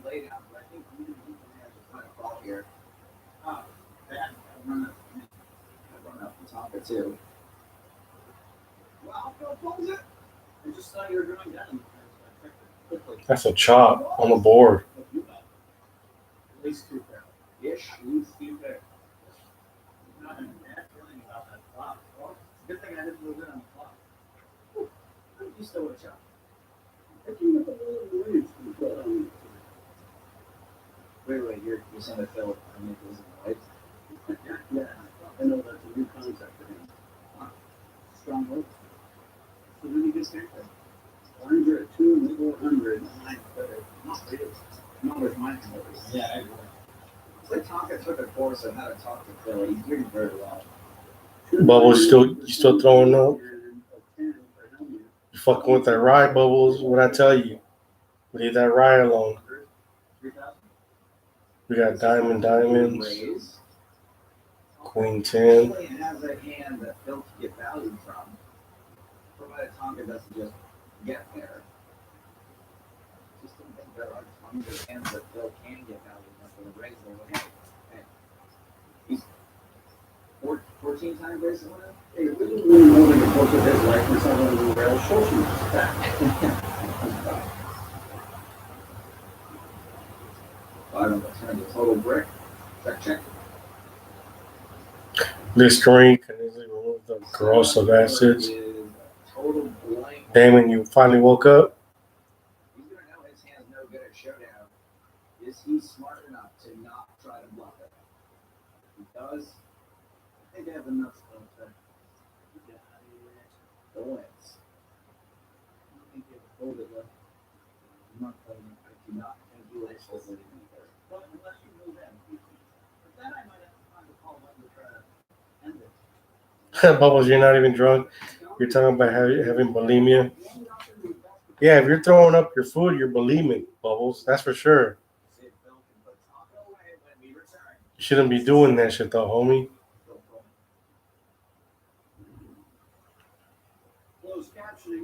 brought to you as a public service by Overnight in America. Welcome back to Overnight in America presents King of the Hill. Bill Hellman has got Tonka on the ropes here in game 2, holding a 4-1 chip lead. See what he's saying, but yeah. You got woken up by 3 thunder strikes last night, Damon? He also had the lead in the best of 3-1. King Queen makes it 1,225. Damn, King Jack versus King Queen. Clubs, Diamonds versus King Diamonds and Queen Clubs. Lines are 3 and 600 here. Queen of Hearts and 2 threes. Dominating hand, do what dominating hands are supposed to do. Dominate. Check return Another heart. Nobody has a fucking flush draw. King Jack calls a pot. 10,000.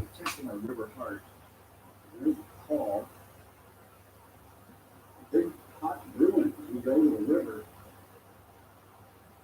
Crucial pot. A lot of his chips in the middle now. Starting with around 20,000 at the beginning of this hand. He's almost half of those trips committed. Jack of spades. Now King Jack versus King Queen, 2 pair. Bonko might check the river now he had some showdown value. Now he thinks he can value on it. Ace of Hearts, 5 of spades? Nope. King Queen.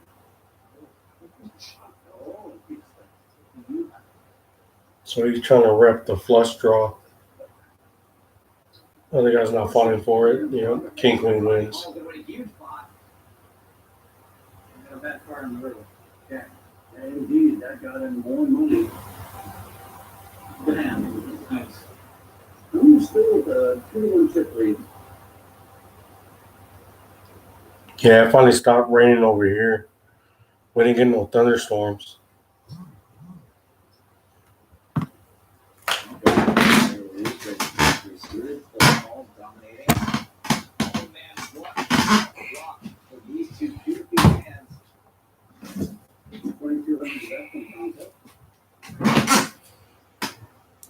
Likes to raise when he's confident he has the best hand. I wonder if he puts in a race here.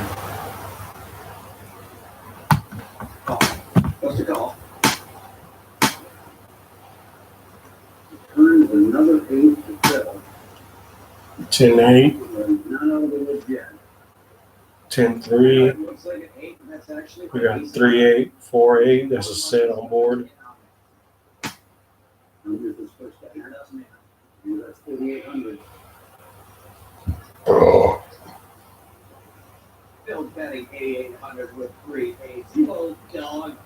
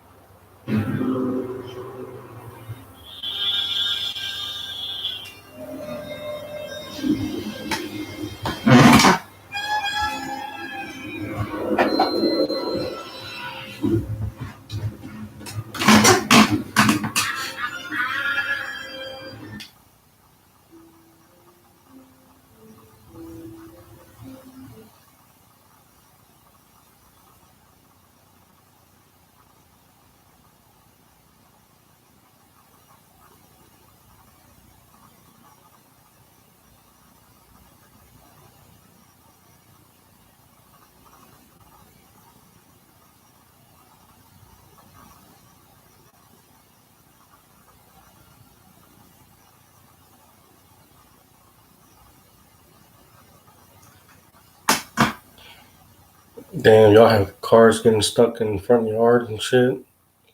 It must be raining pretty bad where you guys are at.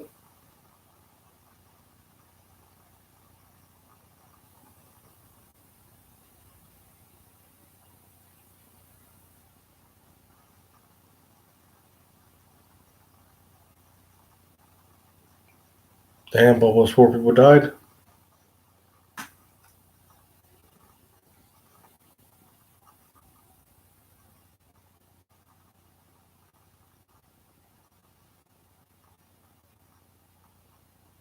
There's your answer, unknown girl. Not to be funny, but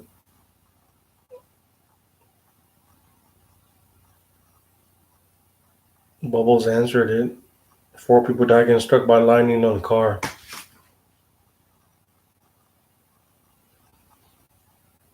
Damien, only a 10% chance to die from the lightning strike.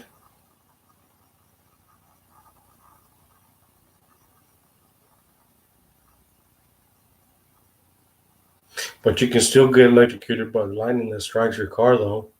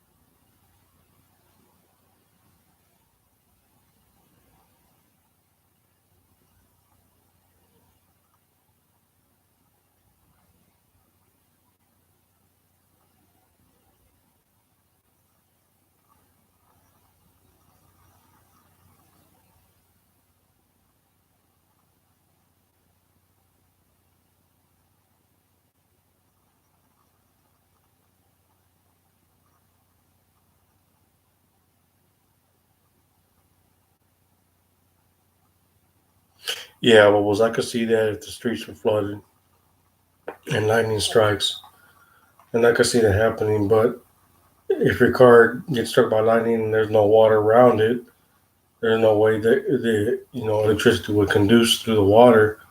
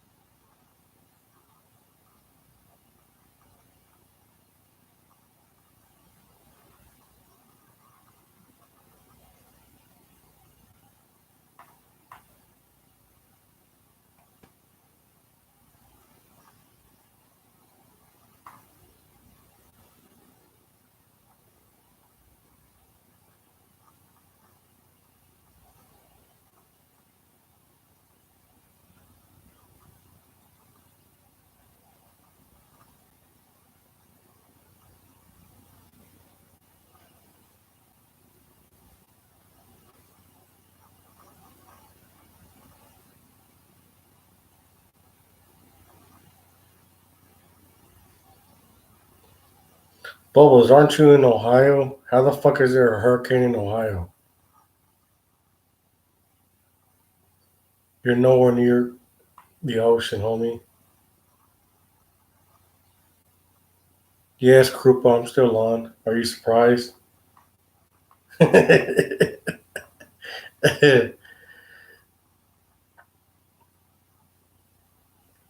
Bubbles, there's no fucking way you have a hurricane all the way in Ohio. Yeah,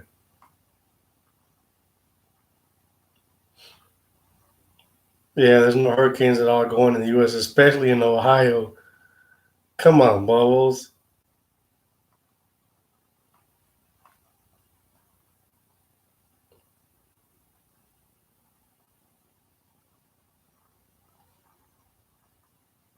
That's not a hurricane, that's rain, bro. It's a little shower storm or a thunderstorm.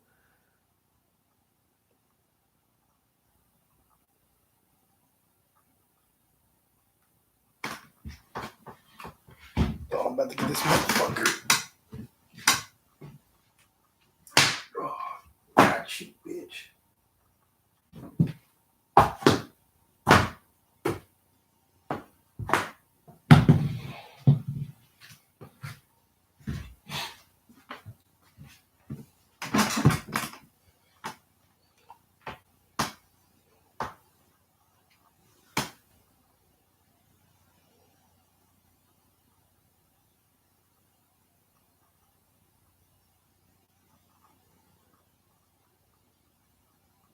Fucking bubbles.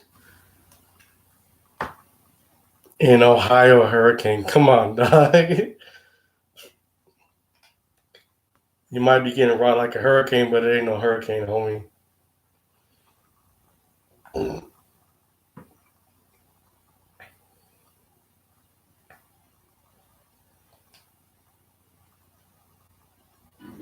Because your passion never runs out, you deserve monthly income that does the same. Krupa. Ohio has never experienced tropical thunderstorms from hurricanes. You never know. Yeah, but you said like a hurricane, but streets are flooded, but that's just a regular thunderstorm, homie. It's not a hurricane. Bubbles, I'm gonna tell you this right now. Lay off the rye, lay off the opium, and lay off the meth.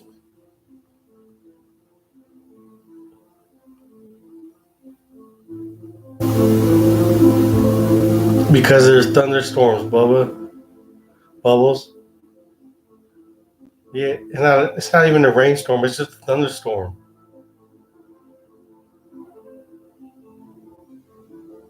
Bubbles, I'm on drugs, that's a fact. Yes, we know you're on drugs, but we're telling you right now, it ain't no hurricane, homie.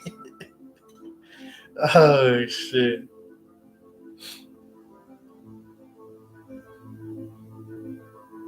Group will say go through a tropical storm and then complain.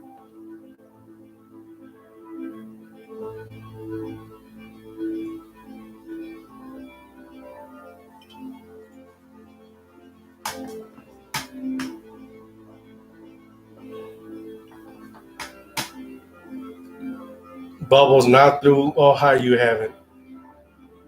Or not even through Canada. Unless you've been on the East Coast, West Coast states, or in the Gulf of Mexico, you're not experiencing a hurricane or a tropical storm.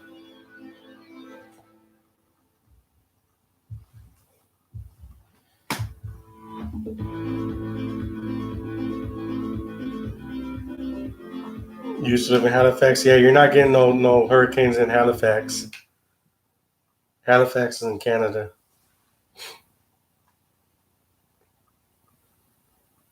Krupa is like, what the fuck is Halifax? Krupa. So you say you like Grimes, right? But you don't know what Halifax is? That's one of her songs. It's called Halifax. Because she's from Canada also.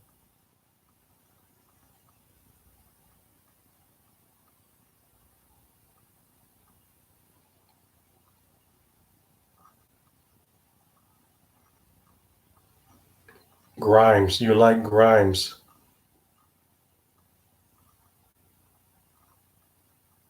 You listen to Grimes. And what? Honestly, now you're just fucking with me, Krupa. See, now you're just fucking with me.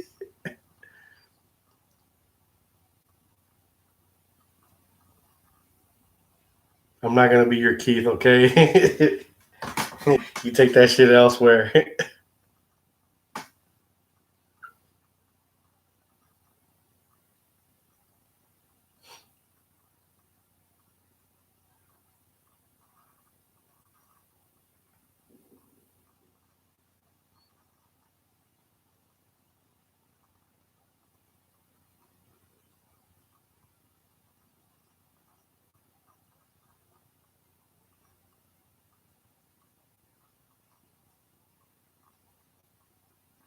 Mina, I'm not gonna ban you. just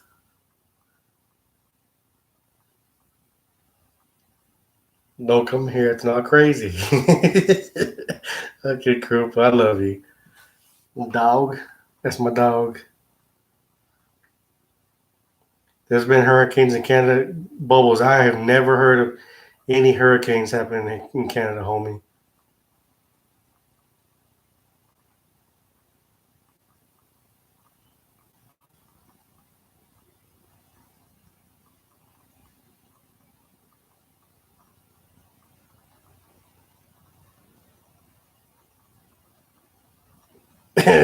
Krupa said, I said, Grams is not from this damn planet, let alone do I know where the hell state or country she's from.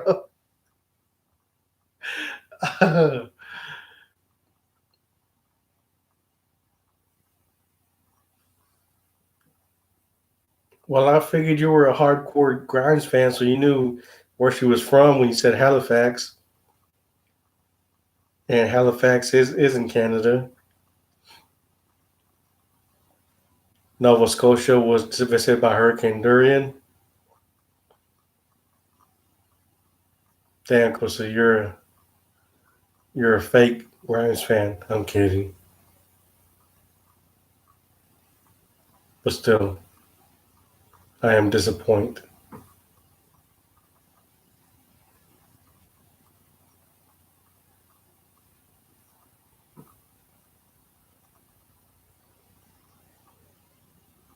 She's from Mars, bro. Just because she's with Elon Musk, she's from Mars. No, I mean I didn't think you were a hardcore fan. I thought you're like a fan because you knew who Grimes was.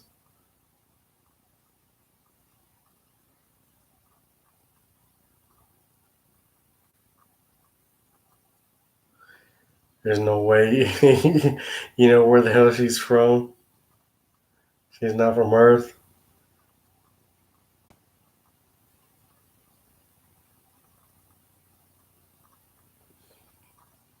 Yeah, I've been listening to Grimes for a long ass time.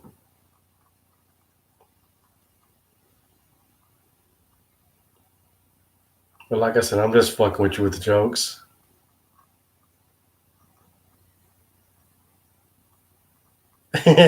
You don't know how you're gonna win Family Feud. Well, when you show up, you better tell your team what's up and let them know that Krupa's was taking over that shit. It's gonna be Krupa time.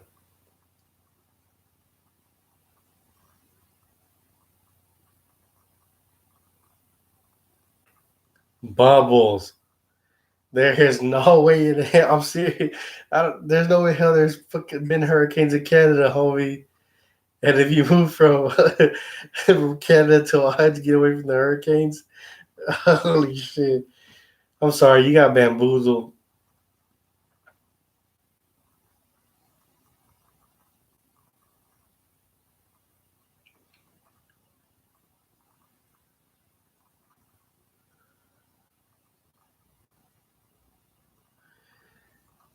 It's gonna be Family Feud. Krupa's gonna be head of the family. Scamboozled in Canada and Ohio.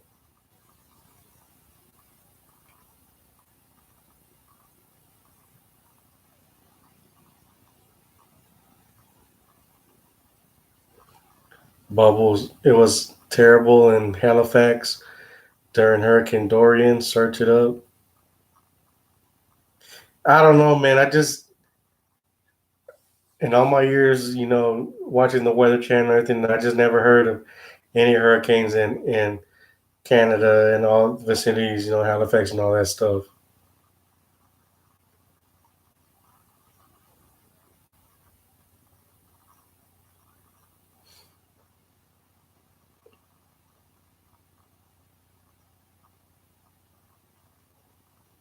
Yeah, now that everyone has seen Krupa, they're all gonna want to be on her team because everybody loves Krupa now.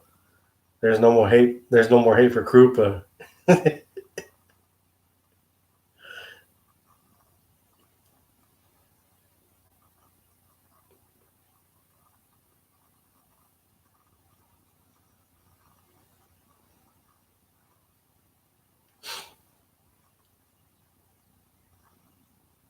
Group of Mulacious is on there. He's gonna wait. He's gonna want to be on your team.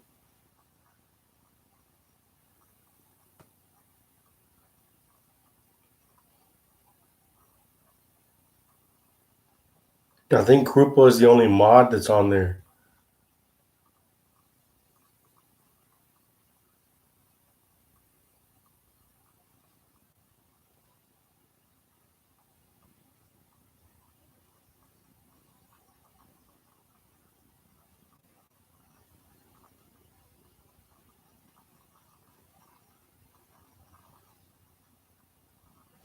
Most of the mods are non-Andes.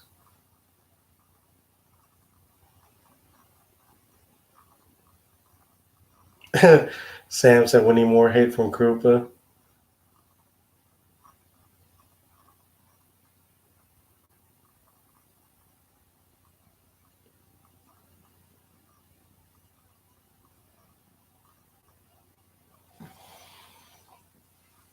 I'll be right back. I'm gonna kill my last 2 beers. Yeah, but Krupa's a fan favorite. Everyone's gonna be Team Krupa the whole night, and then Krupa's gonna be like, "Where the fuck am I at? What am I doing here? Who are you guys?" And just answer the question with some random bullshit ass answers or a fucking story. Krupa will be like, "I went to the park one night. I was just hanging out. I saw these kids coming up towards me. They were trying to poke me, and then they pushed me over, and then I said moo."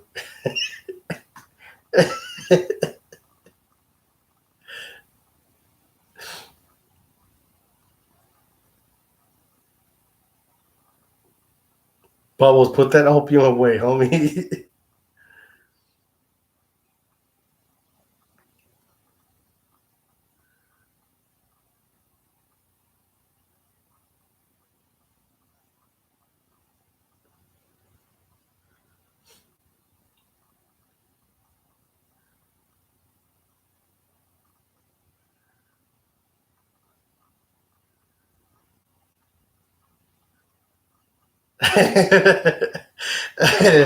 Krupa's gonna be on Slumdog Millionaire.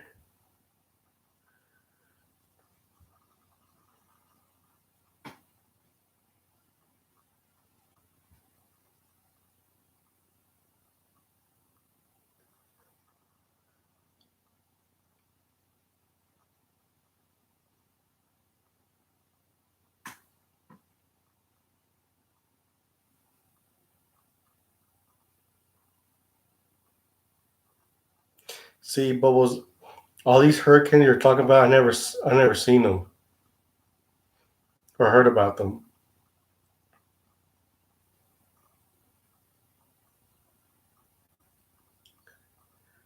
Krupa's gonna be like the question, "How's carbon dioxide made?" And he'll be like, "It was made in 1952. I remember I was my friends and we saw a plant." Krupa, you're stupid. Holy shit, you're stupid, Krupa.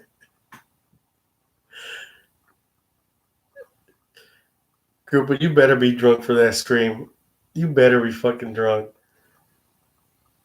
And you better fucking have some random ass comments like that.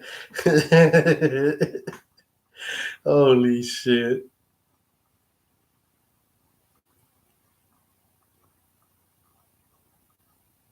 You had to be Krupa. And if you don't do some random ass comments like you always do, I'm gonna be disappointed in you. I will spam in chat to unmod you.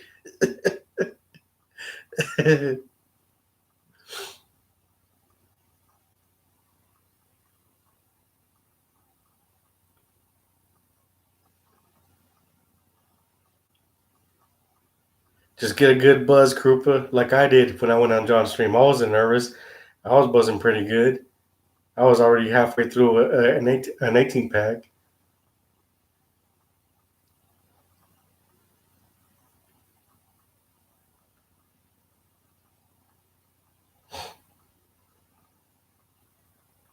Yes, Krupa.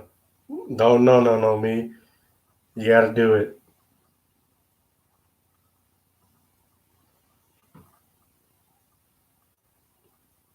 I said I was nervous. Yeah, waiting to get on stream. But once I got on stream, I was all right.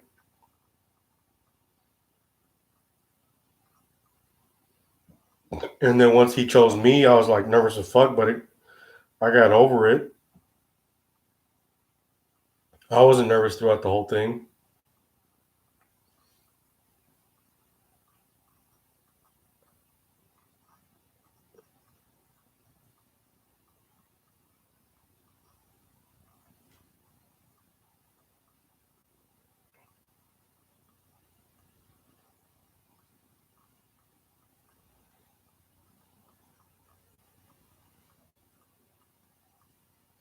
You were shaking like your phone was just shaking.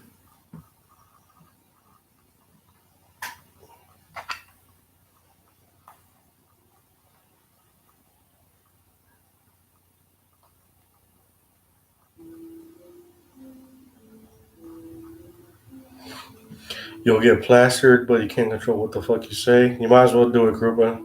Just do it.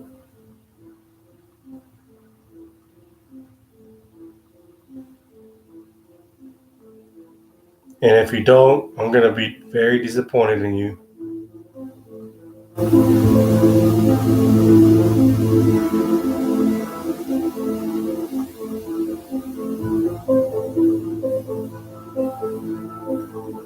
And you also better tell a fucking short ass funny story too. When you're on there. No, crew, I'm not gonna be mad at you. You better tell a little fucking funny ass story and just be weird and get fucked up drunk and just do it. I want to hear how the cow got tipped over the moon, or what the fuck does he say?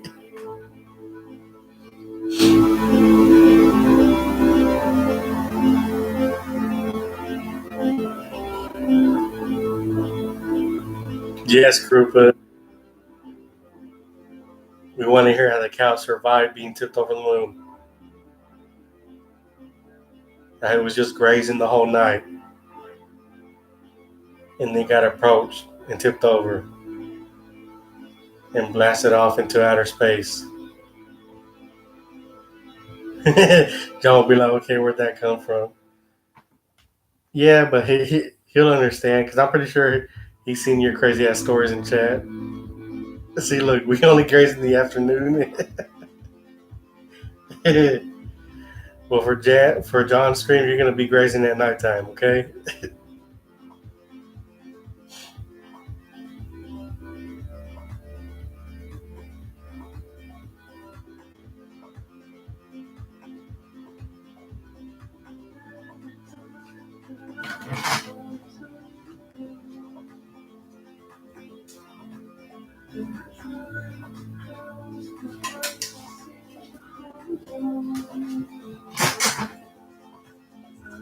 Drunk and grazing instead of mooing. The cow is saying, "Stop, stop, come on, stop." I can't do a New York accent, but you know what I'm talking about.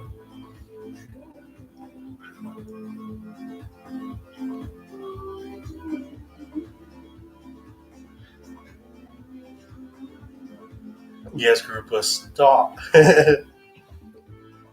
I'm walking here. I'm walking here.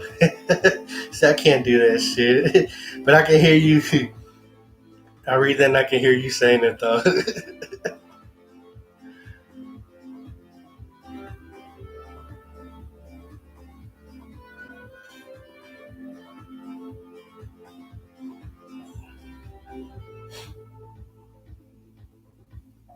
Canada has a sea monster called the deadlock monster. So now Canada has hurricanes and sea monsters, which I never heard of. Come on, Bubbles.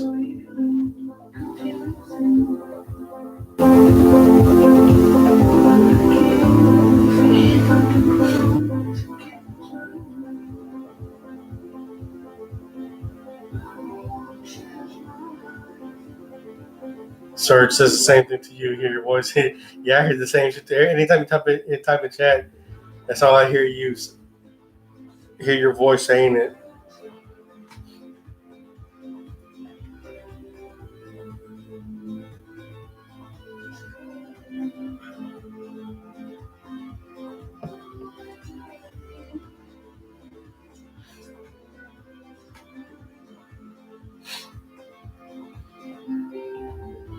Come on. Come on. See, I can't do a New York accent at all whatsoever. I got the heavy Southern accent.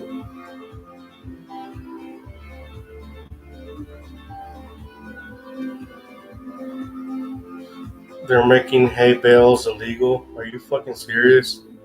You know how much you get for a fucking hay bale? That's good.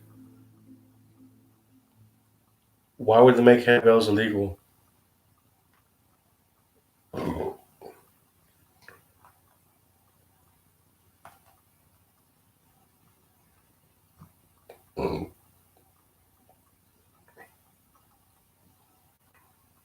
Cows can't get a square meal. Fucking Sam.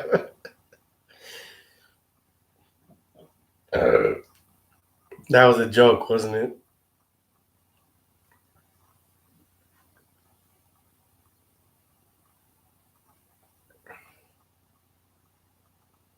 It was a joke. I knew it.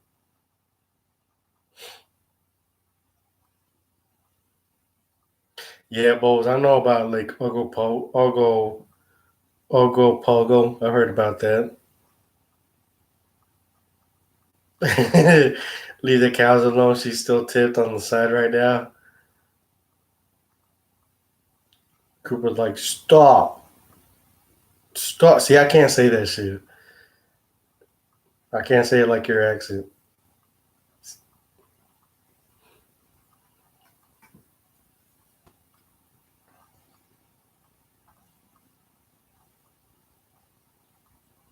You need help?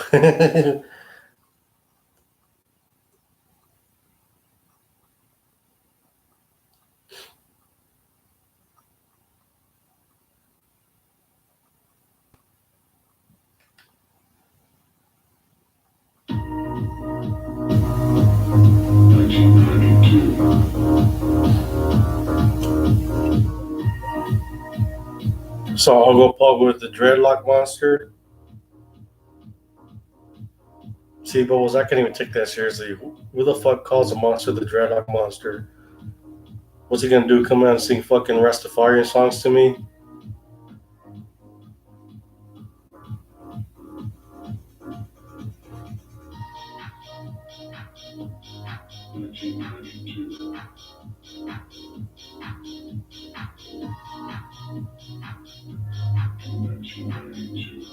Jersey smells terrible.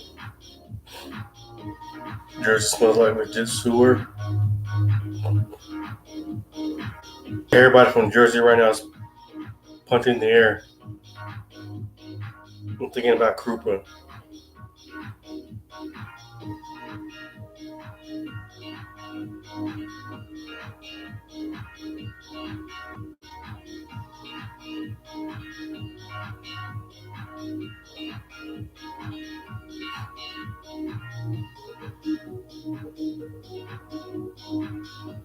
Upstate New York has clean air.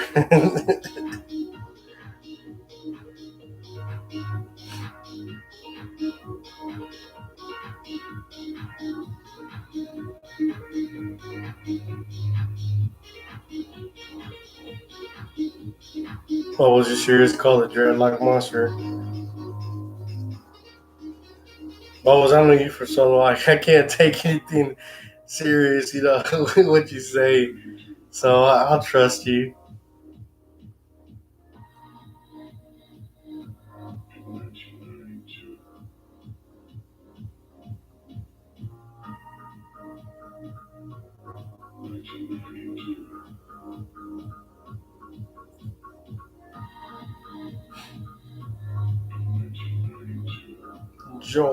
Jersey.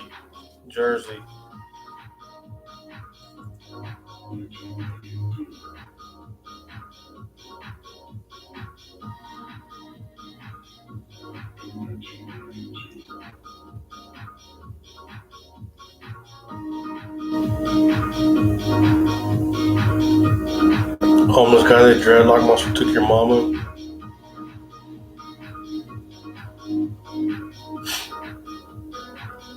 People from the city got the worst attitudes. Imagine me X 100 times. Krupa, but you're already X 100 times.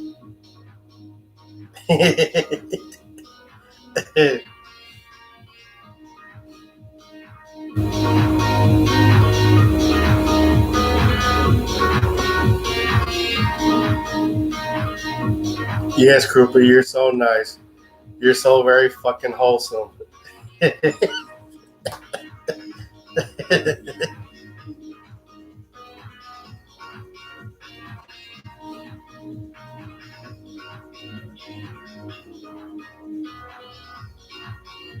And so shy, yes. You're shy and nice. Wholesome, wholesome Krupa.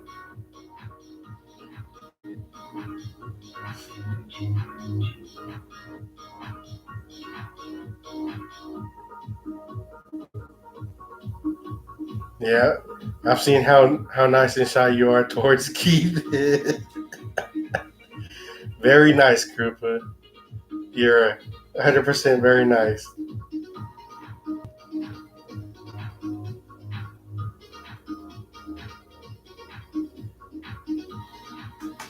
Really, angels? The halos? Really, Krupa? The emoji angels?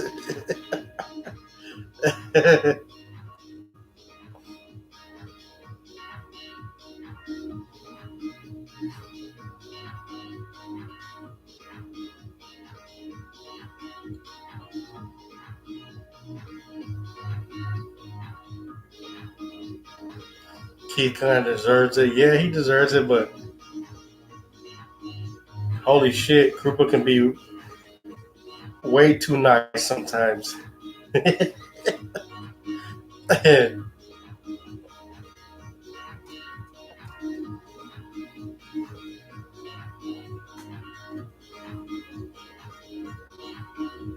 Oh my god, you guys are so good about this dreadlock monster in Canada.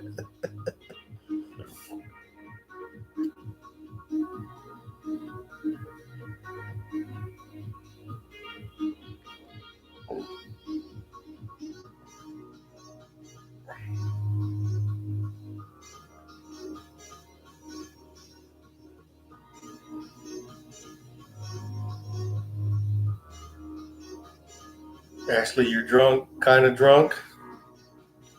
I'm pretty drunk. I've gone through a 12 pack and I think I wind up killing the 16 pack.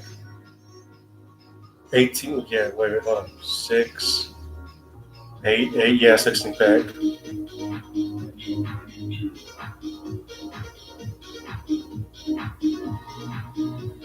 I'll be right back. I gotta go piss again.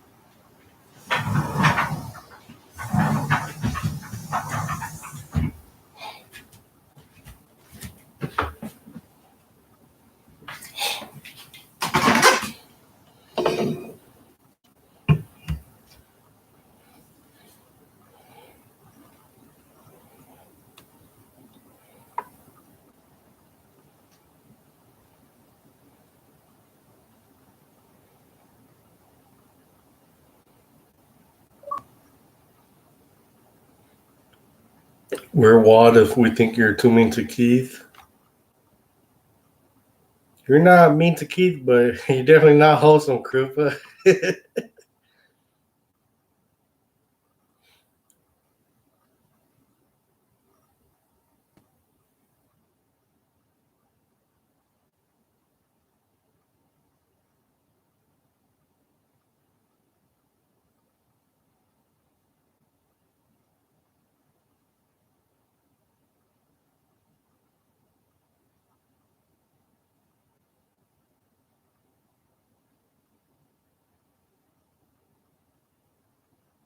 Now you guys are talking about Bigfoot. New York Sasquatch is nothing to fuck with. That just sounds to me like Wu-Tang on Dave Chappelle's show say Wu-Tang is nothing to fuck with.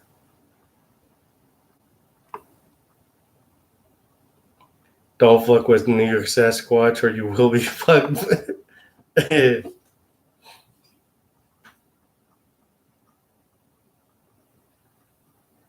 Bubble's still going on with the dreadlock monster. It's not a Bigfoot. Trust me, he's known to used to be. But now, after hundreds of years, he's a cannibal monster that kills and eats people. Bubbles, I can't never take you seriously, homie. Come on, dog.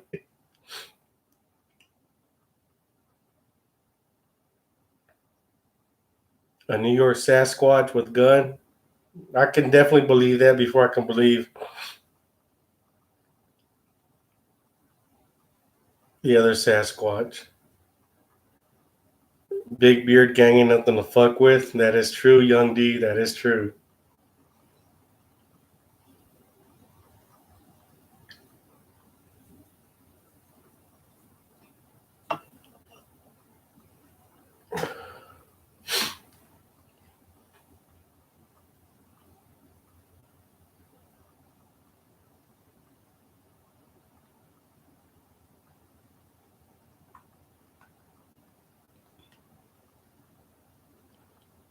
Did you know Krupa has a large beard also. So what are you waiting for? Michaela Maroney to get your frisbee on the roof?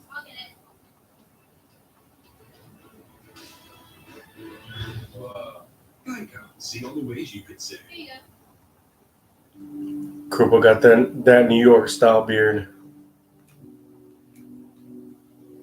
Fucked up. Oh shit. Krupa starting that Sasquatch war.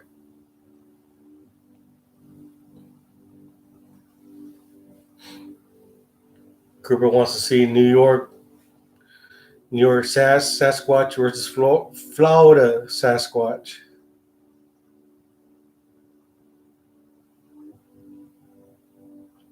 Dreadlock Monster is not a fucking Bigfoot. He's a monster. Both. I don't even know what the fuck you're talking about anymore. New York Sasquatch wants the hands. Young D, it's 5 a.m. for you. It's gonna be 4 for me. Actually, you're still drinking and your buddies left you in voice chat.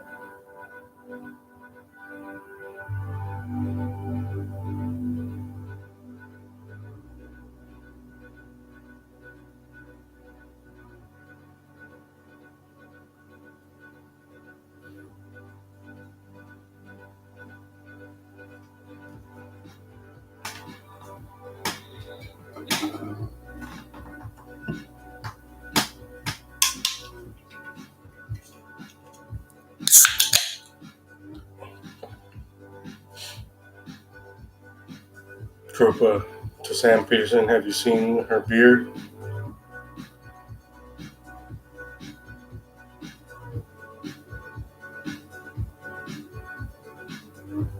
Oh.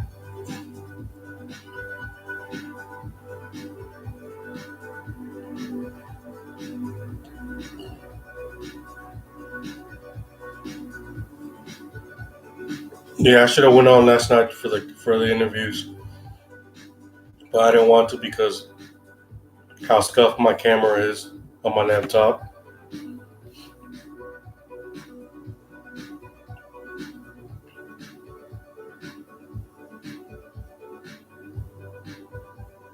Like I guarantee me and Krupo should have been top one.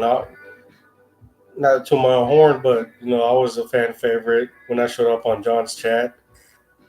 I guarantee I would get second place. Young, because you're from Canada, can you confirm that Bubbles is not lying about Lake Ogopogo and Dreadlock Monster?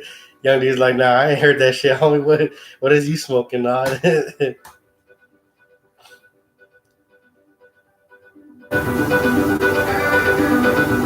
Cripple will give herself to the Dreadlock Monster.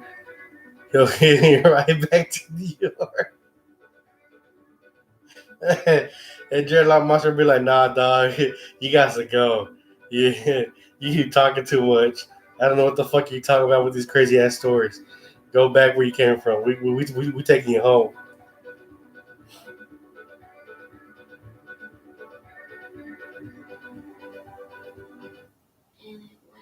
Ashley, everybody hates you on John's chat. I don't know what that's all about. Just a bunch of haters and shit.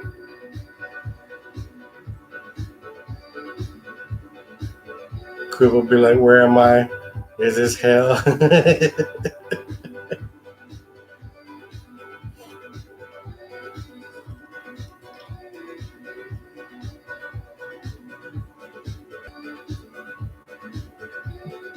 It's the opium ride. What did I tell you, Bubbles? Stop fucking with the opium and the ride. But no, you don't want to listen, homie.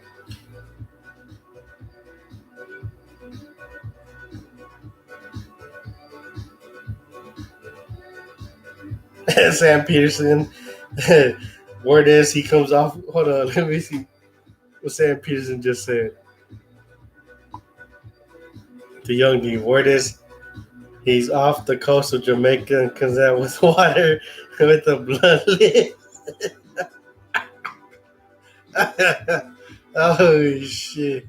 The dreadlock monster comes out of Jamaica, the Rastafarian. Oh shit.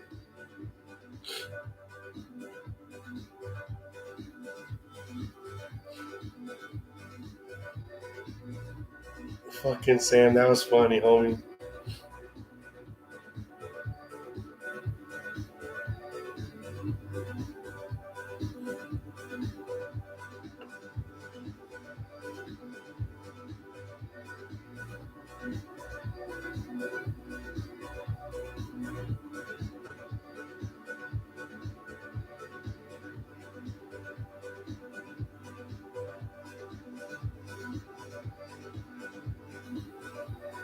Group of what's word? What's that all about?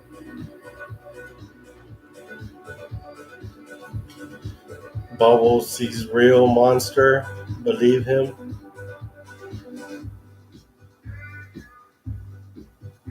Group, you got acid reflux. You need to go to sleep.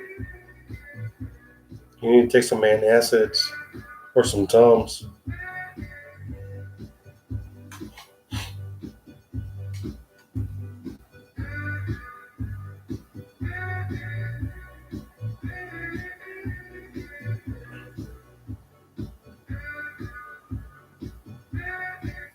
You need some bread. Bread's not gonna help you out, dog. Not with acid reflux.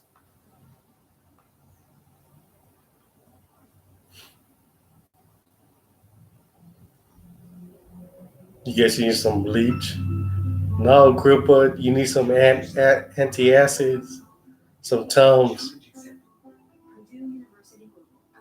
some what's it called? Pepsid AC. Ashley doesn't want to go to sleep, or she doesn't want anyone to go to sleep.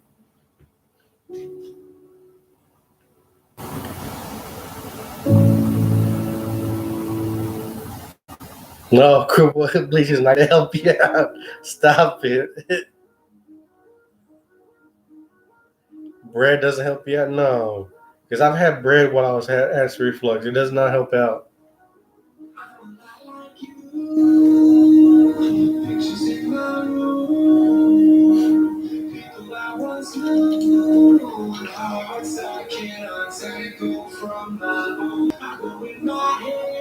You had jalapeno poppers? Well, that's all on you, Krupa. Did nobody put a gun to your head and say, Krupa, here, eat these poppers? Yeah, no, girl, you know what I'm playing.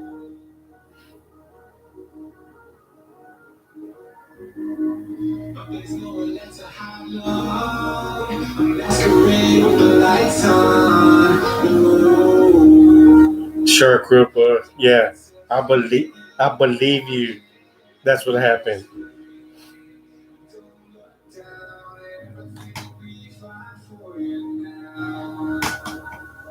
Don't look down, everything will be fine for you now.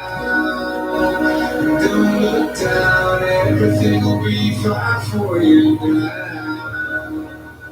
Don't look down, everything will be fine for you now.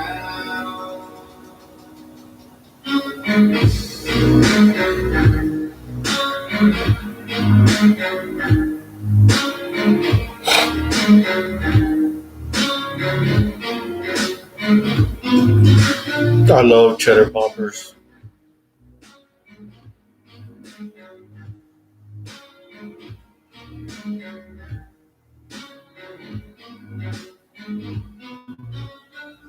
I said reflex and tipped over and I good luck.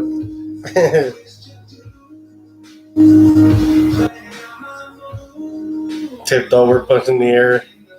Krupa screaming, stop, stop.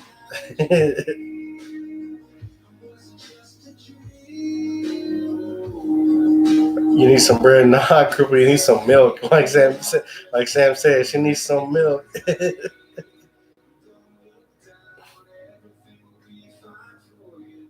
Kicking legs and arms or whatever cows have. I got you, Ashley. You're mine now.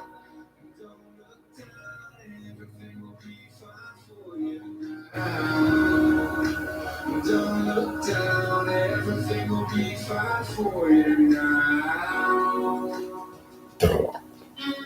Yep, milk, go to bed.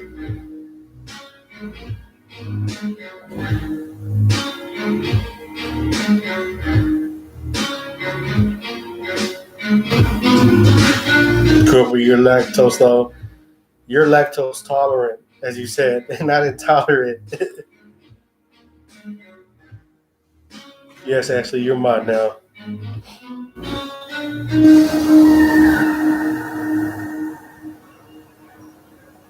Krupa, imagine me, acid reflux and diarrhea.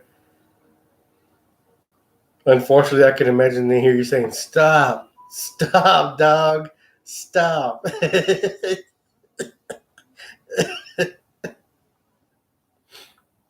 Nah, don't be embarrassed, Ashley.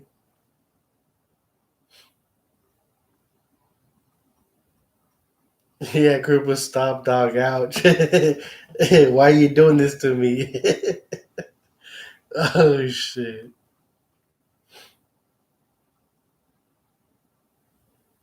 You gonna draw me now, Ashley? You better get a good picture of me, though.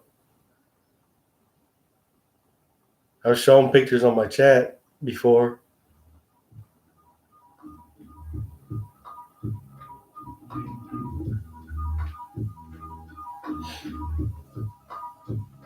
You have to go to sleep. It's lights out now. All right, Cooper, you have a good night.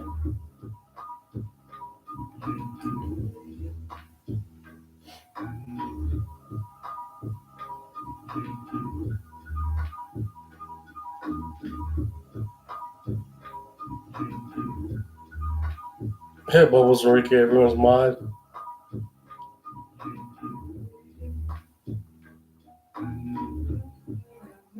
Not everyone, Bubbles. It's just people that I know that are mods in John's and Keith's chat.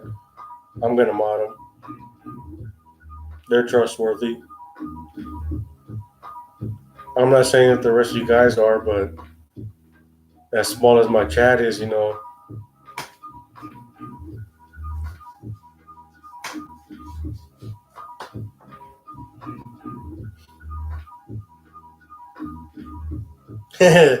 Homeless guy said, watch out for the dreadlock monster.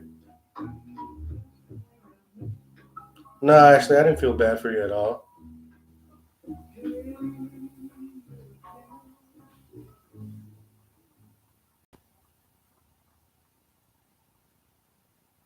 I was gonna watch somebody else here pretty soon.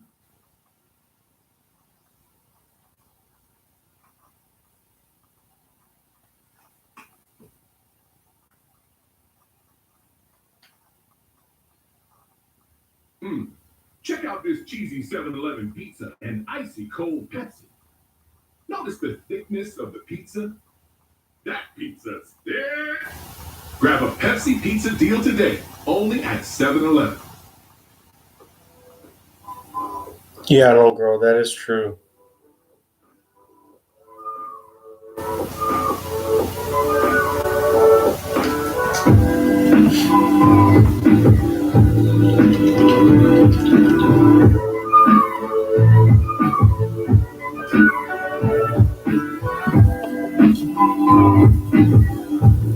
Sam pays for Vermont because he has a nice ass.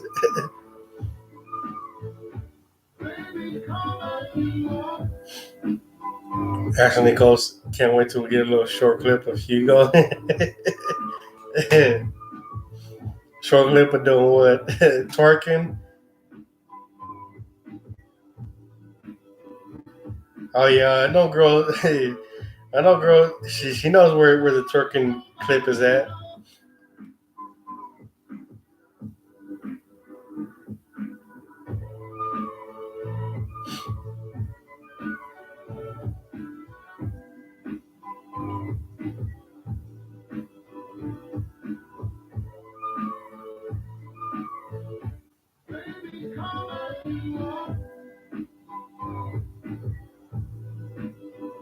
Yeah, I know, girl. Your videos to Keith and Keith and John have been pretty fucking badass. Even though they look like they're like funeral clips and stuff, you know. But yeah, you've been doing you do pretty good with those clips on them, girl. We love them.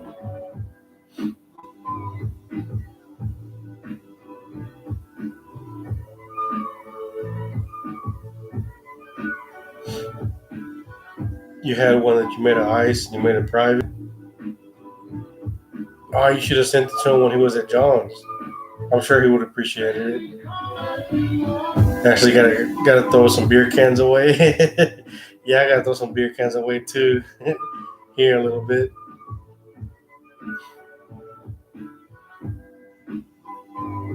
No, Bubbles, I did not say Sam Peterson had a nice ass. No, homeless guy did not say that. Bubbles said that shit.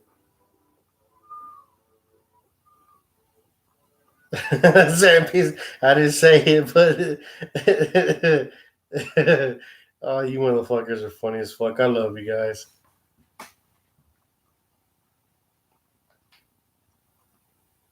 Trust my spirit, intuition, gut feeling and suspicion. I am on a mission, reading books for ammunition. My fucking chat is always funny as fuck. I love you guys.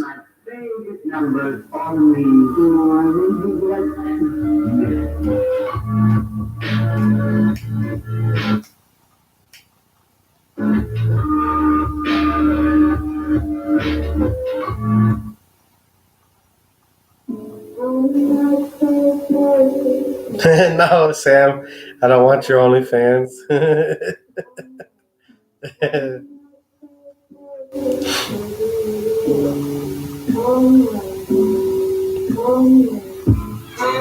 I do love y'all's crazy ass comments in chat though, man.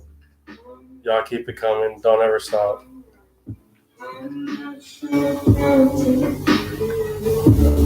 I still don't believe hurricanes are in Canada and Ogie Popo and whatever else is going on there.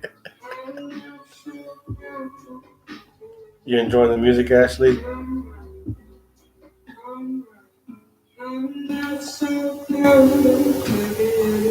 Yeah, I'm kind of being careful tonight with the music because I got hit with like 15 copyright claims last night. And out of those 15, I got like 6 copyright strikes. So I'm working on getting YouTube to mute those songs off my streams. Even though I'm not monetized, my stream won't be banned, but I'd rather just do that. Yeah, it is dumb. Especially when everybody posts songs, on YouTube left and right. And you can't, you know, you can what's it called?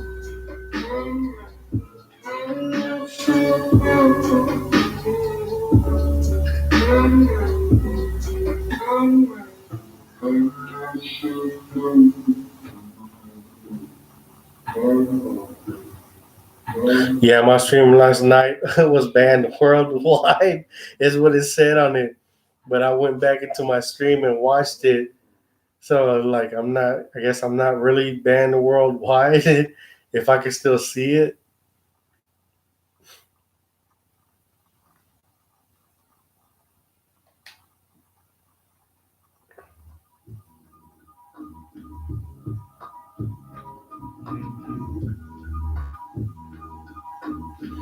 When you play a song and someone doesn't know who it is, you hear the song, so it helps them. Yeah, that's true.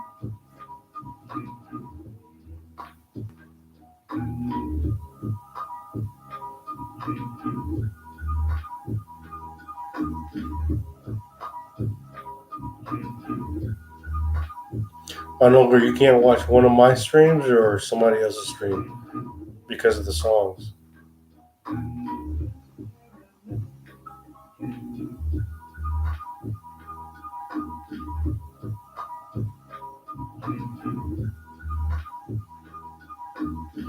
Yeah, if it's YouTube related, it shouldn't be copyright. Because a lot of people post songs, left and right. And I've listened to a lot of songs, that people have posted that weren't, posted by the original creator. So how the fuck do they not get banned or copyright strike? But I do just for posting the song. That's fucked up.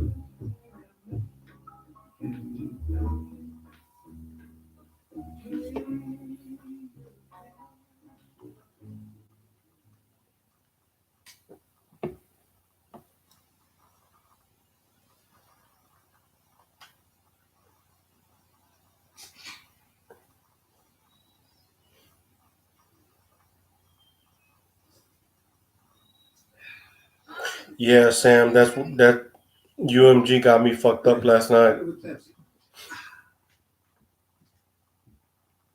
They copyrighted strike at least 7 songs that I played last night.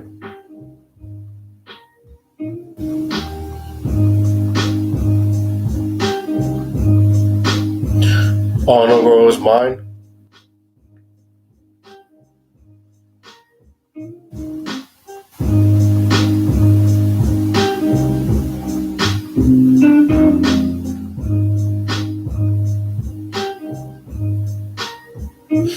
So it had to been my stream from last night. They got, they got the strike.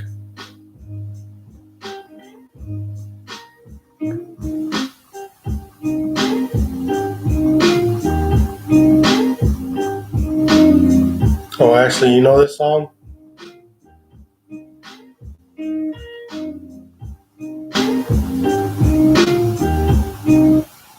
Oh shit, I fucked up. My bad.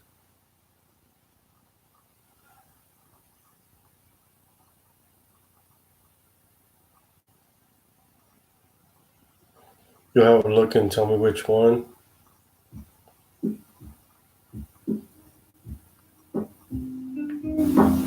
Nah, but it's all good because I'm going through the songs that I got the strike from, and having YouTube mute the songs, and not just mute the songs and the audio. For muting the songs, they're in beta version right now. and I've done one song already, so I'm working on the next song, and it takes at least 4 or 5 hours because YouTube has to scan through my whole stream just to find that one song and mute the song if they can, and if they can't, they'll let me know. So I'm one down. I've got 5 more to go.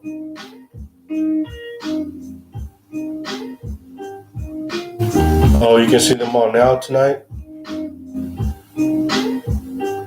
So they won't let you? Probably because I'm working on muting the songs.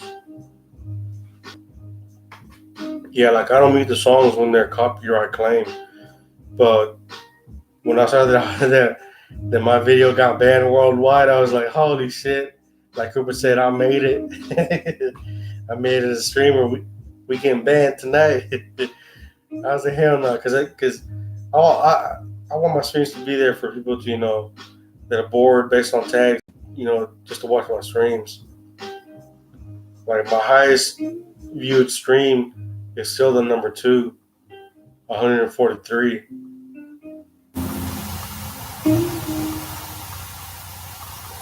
Must have muted the specific song already. What song was it? Do you know? Yeah, it was a burner song. So all the burner songs and Be Real songs that I played last night, that's a no-go. I got copyright claim and a copyright strike. Like it even said I can't play the songs and I can't show the videos to the song. So I was like, fuck it, I'm gonna just try to mute it. And when they asked me if I want to mute it, did I want to mute the audio, or do I want to mute just the song? And muting the song is just a beta version. So I did it, and it worked. It even told me like if we can't mute it, or if we do, if we are able to mute your song, then we'll let you know what your restrictions are. I'm still fucking copyright strike. I got 5 more songs to go to. So I'll probably be finished by this whole weekend, hopefully. Yeah, girl. And girl, you know what the fucked part is? Like 2 of those songs were Tupac songs that I played before. That's what tripped me out.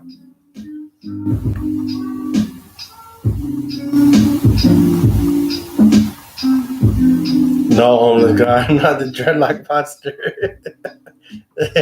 Bubbles, no, I cannot be. But yeah, girl. 2 of the songs that got me the copyright strike finally were Tupac songs.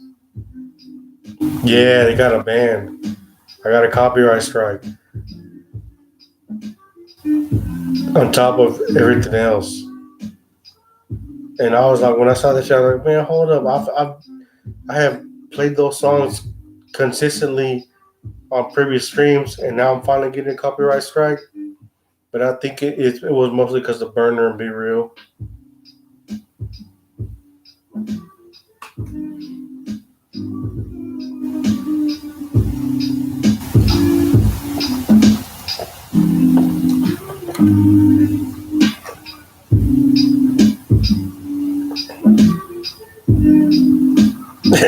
Sam Pearson saw cooking that he was a dreadlock monster. I got no dreadlocks, homie.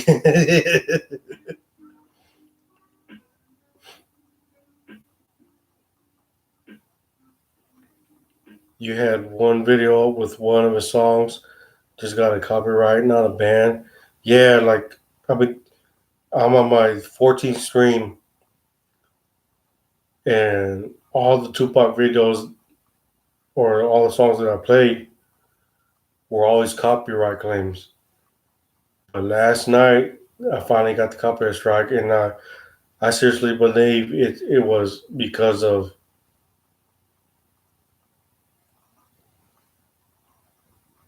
Burn the Be Real, because a lot of his songs, the majority of the copyright strikes I got was because of Burn the Be Real.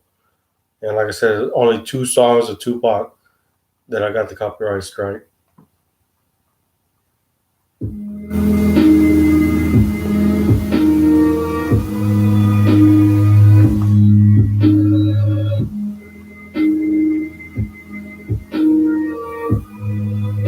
Actually, you know about Kina?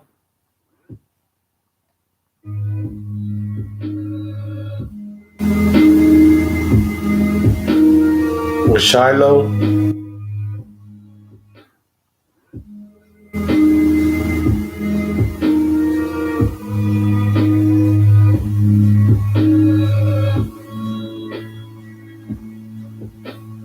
You know Shiloh, Ashley? For real?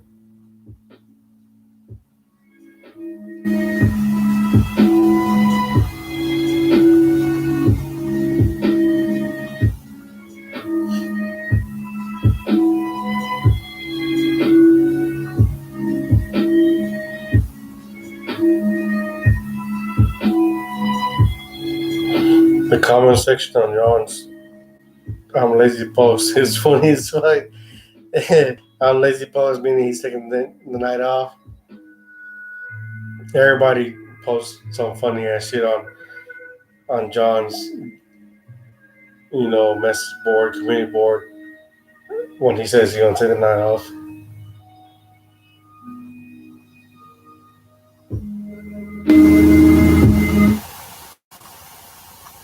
Geico's whole 15 minutes thing, that came from me. My first idea was, in 1/4 of an hour, your savings will tower. But that's not catchy. So I thought, 15 minutes, 15% serendipity.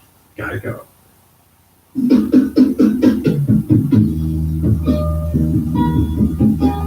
Yeah, just take the year off, John. You deserve it. Take the month off.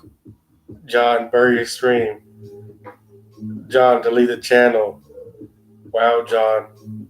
If you don't want to stream, you can just tell us all right. That's a meme right there. It's always been a meme.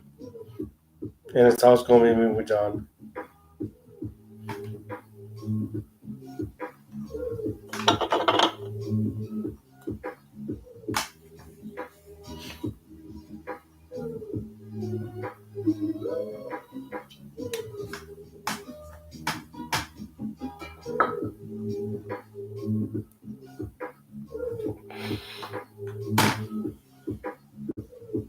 The latest so funny, yeah. I remember in the early years, not the early years, or in the early time when I started chatting chat, I would spam late backwards. Etall. There were a lot of people like, what the fuck are you saying? And I was spamming, and people, just started doing the same shit too. Aussie girl was like, "Oh, I finally get what you're saying, Hugo." Etall means late, and I would laugh my ass off, like, because I know a lot of people that a lot of people would never understand what the fuck I was saying. Etall. That was late backwards. That was all me. And it trended for a little while, where I was spamming and chat would say the same shit too.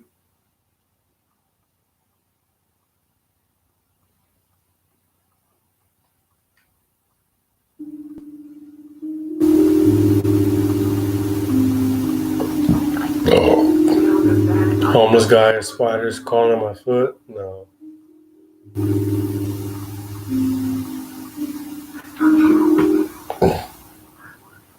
See how many people leave when chat says streaming ending?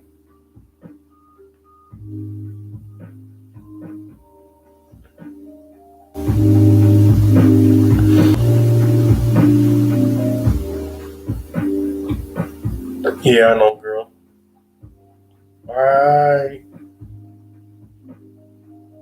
I remember spamming that shit a few times when the streams would get short. And I would say, like, damn, streams ending, streams over, boys. And now everybody's doing. I'm not gonna toot my own horn, to doing trends on the chat, but it's funny to see the shit that I used to spam way back in the day. People are still doing it now. And then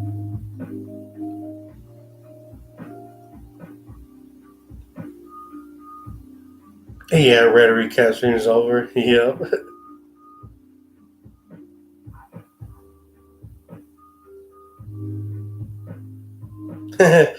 Remember when the good old days when people would donate for fake outros and they'll instantly drop half of yours? Hell yeah. Yes, sir, Sam Peterson, Utah.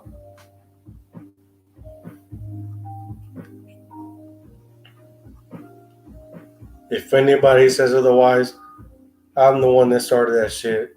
And that's what I'm proud of. And when I started, people were spamming it left and right.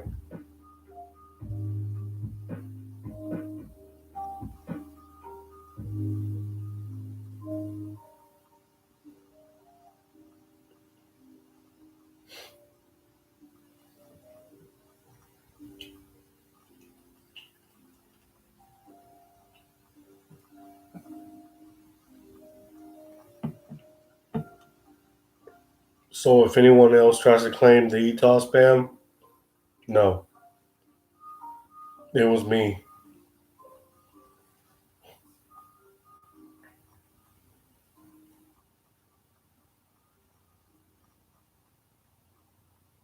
No more scamming fake outro donuts.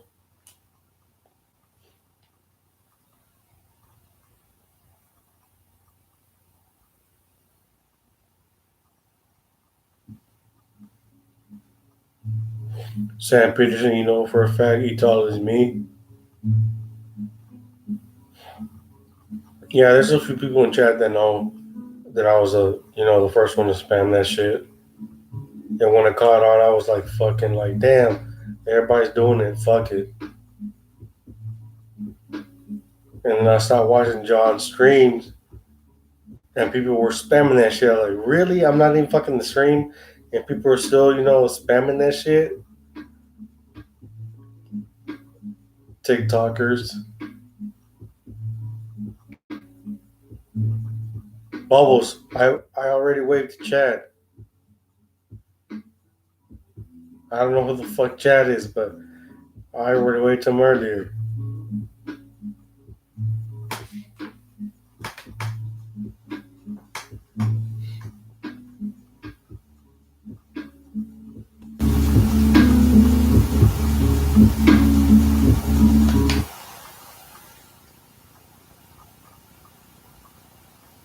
No, for the last time again, Chad, this is from Bubbles. He says hi.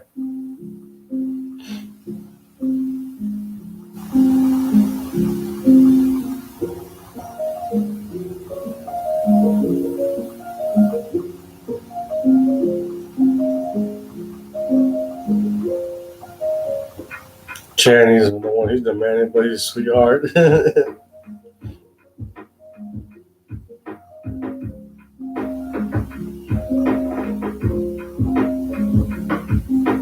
Sam, you were the first person to tell John he got 4 hours in streams called really. Bubbles, now you're getting laid. Have fun, Bubbles. Chad, have fun with Bubbles, okay? But be careful with him. Because he believes that hurricanes are in Canada. And there's a Canadian monster running loose in Canada. I'm sorry, Bubbles. Oh, shit.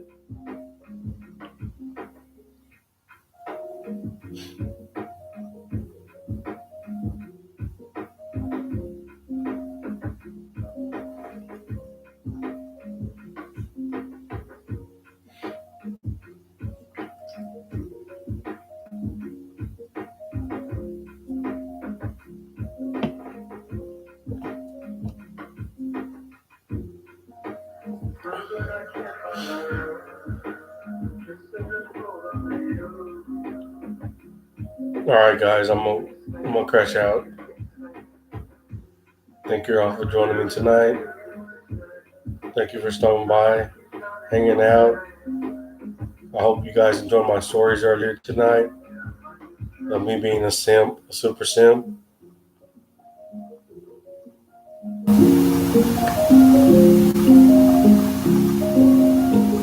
And John and Key stream early tomorrow night, I will definitely pop on and stream later on tonight, as long as you guys want me to.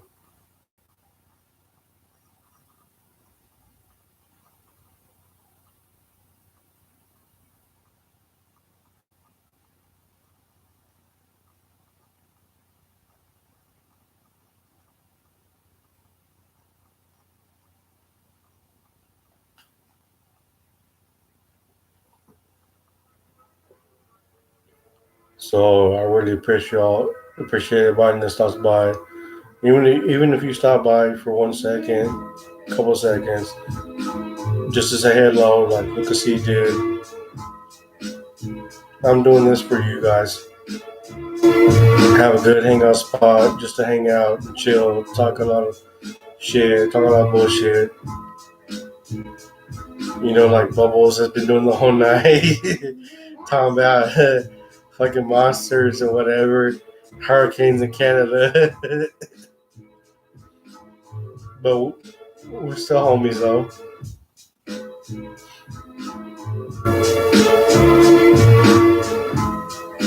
So yeah, definitely. If John and Keith stream early tomorrow night in the stream release, I will definitely go live. If not, I will go live. Well, no, I'm not gonna go out to the weekends because I got invited out to go out Saturday night and Friday night. So I will try to do a stream tomorrow night before I go and hang out with the homies and stuff like that. And if I do, I'll be back Monday or Tuesday.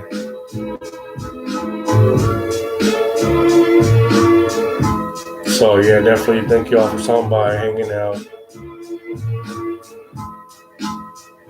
You guys take care of yourselves. And hope you guys have a good weekend if I don't see y'all. Since then, be safe. And if at any time you guys want me to stream live, you got something going on with your life, hit me up. I'll pop on and then we'll talk about what's going on. So thank you guys. Love you. Y'all have a good night. And we'll see you next time. Bowles, you have a good night. Sam Pictures, you have a good night. Unknown Girl, you have a good night. Young D, you were here earlier. Have a good night. Ashley Nicole, you have a good night. Krupa, you were here earlier. Have a good night. Lucas C, you have a good night. Home of God, my closet, you have a good night. Han Sons, you have a good night, homie. I know you're not watching, but you best out. If you rewatch my stream, you have a good night. Everybody else, y'all have a good night. Love you guys. Take care of yourselves. And like I said, if you just want me to pop on just to talk and chit chat, you know where I'm at. Love you guys. Have a good night.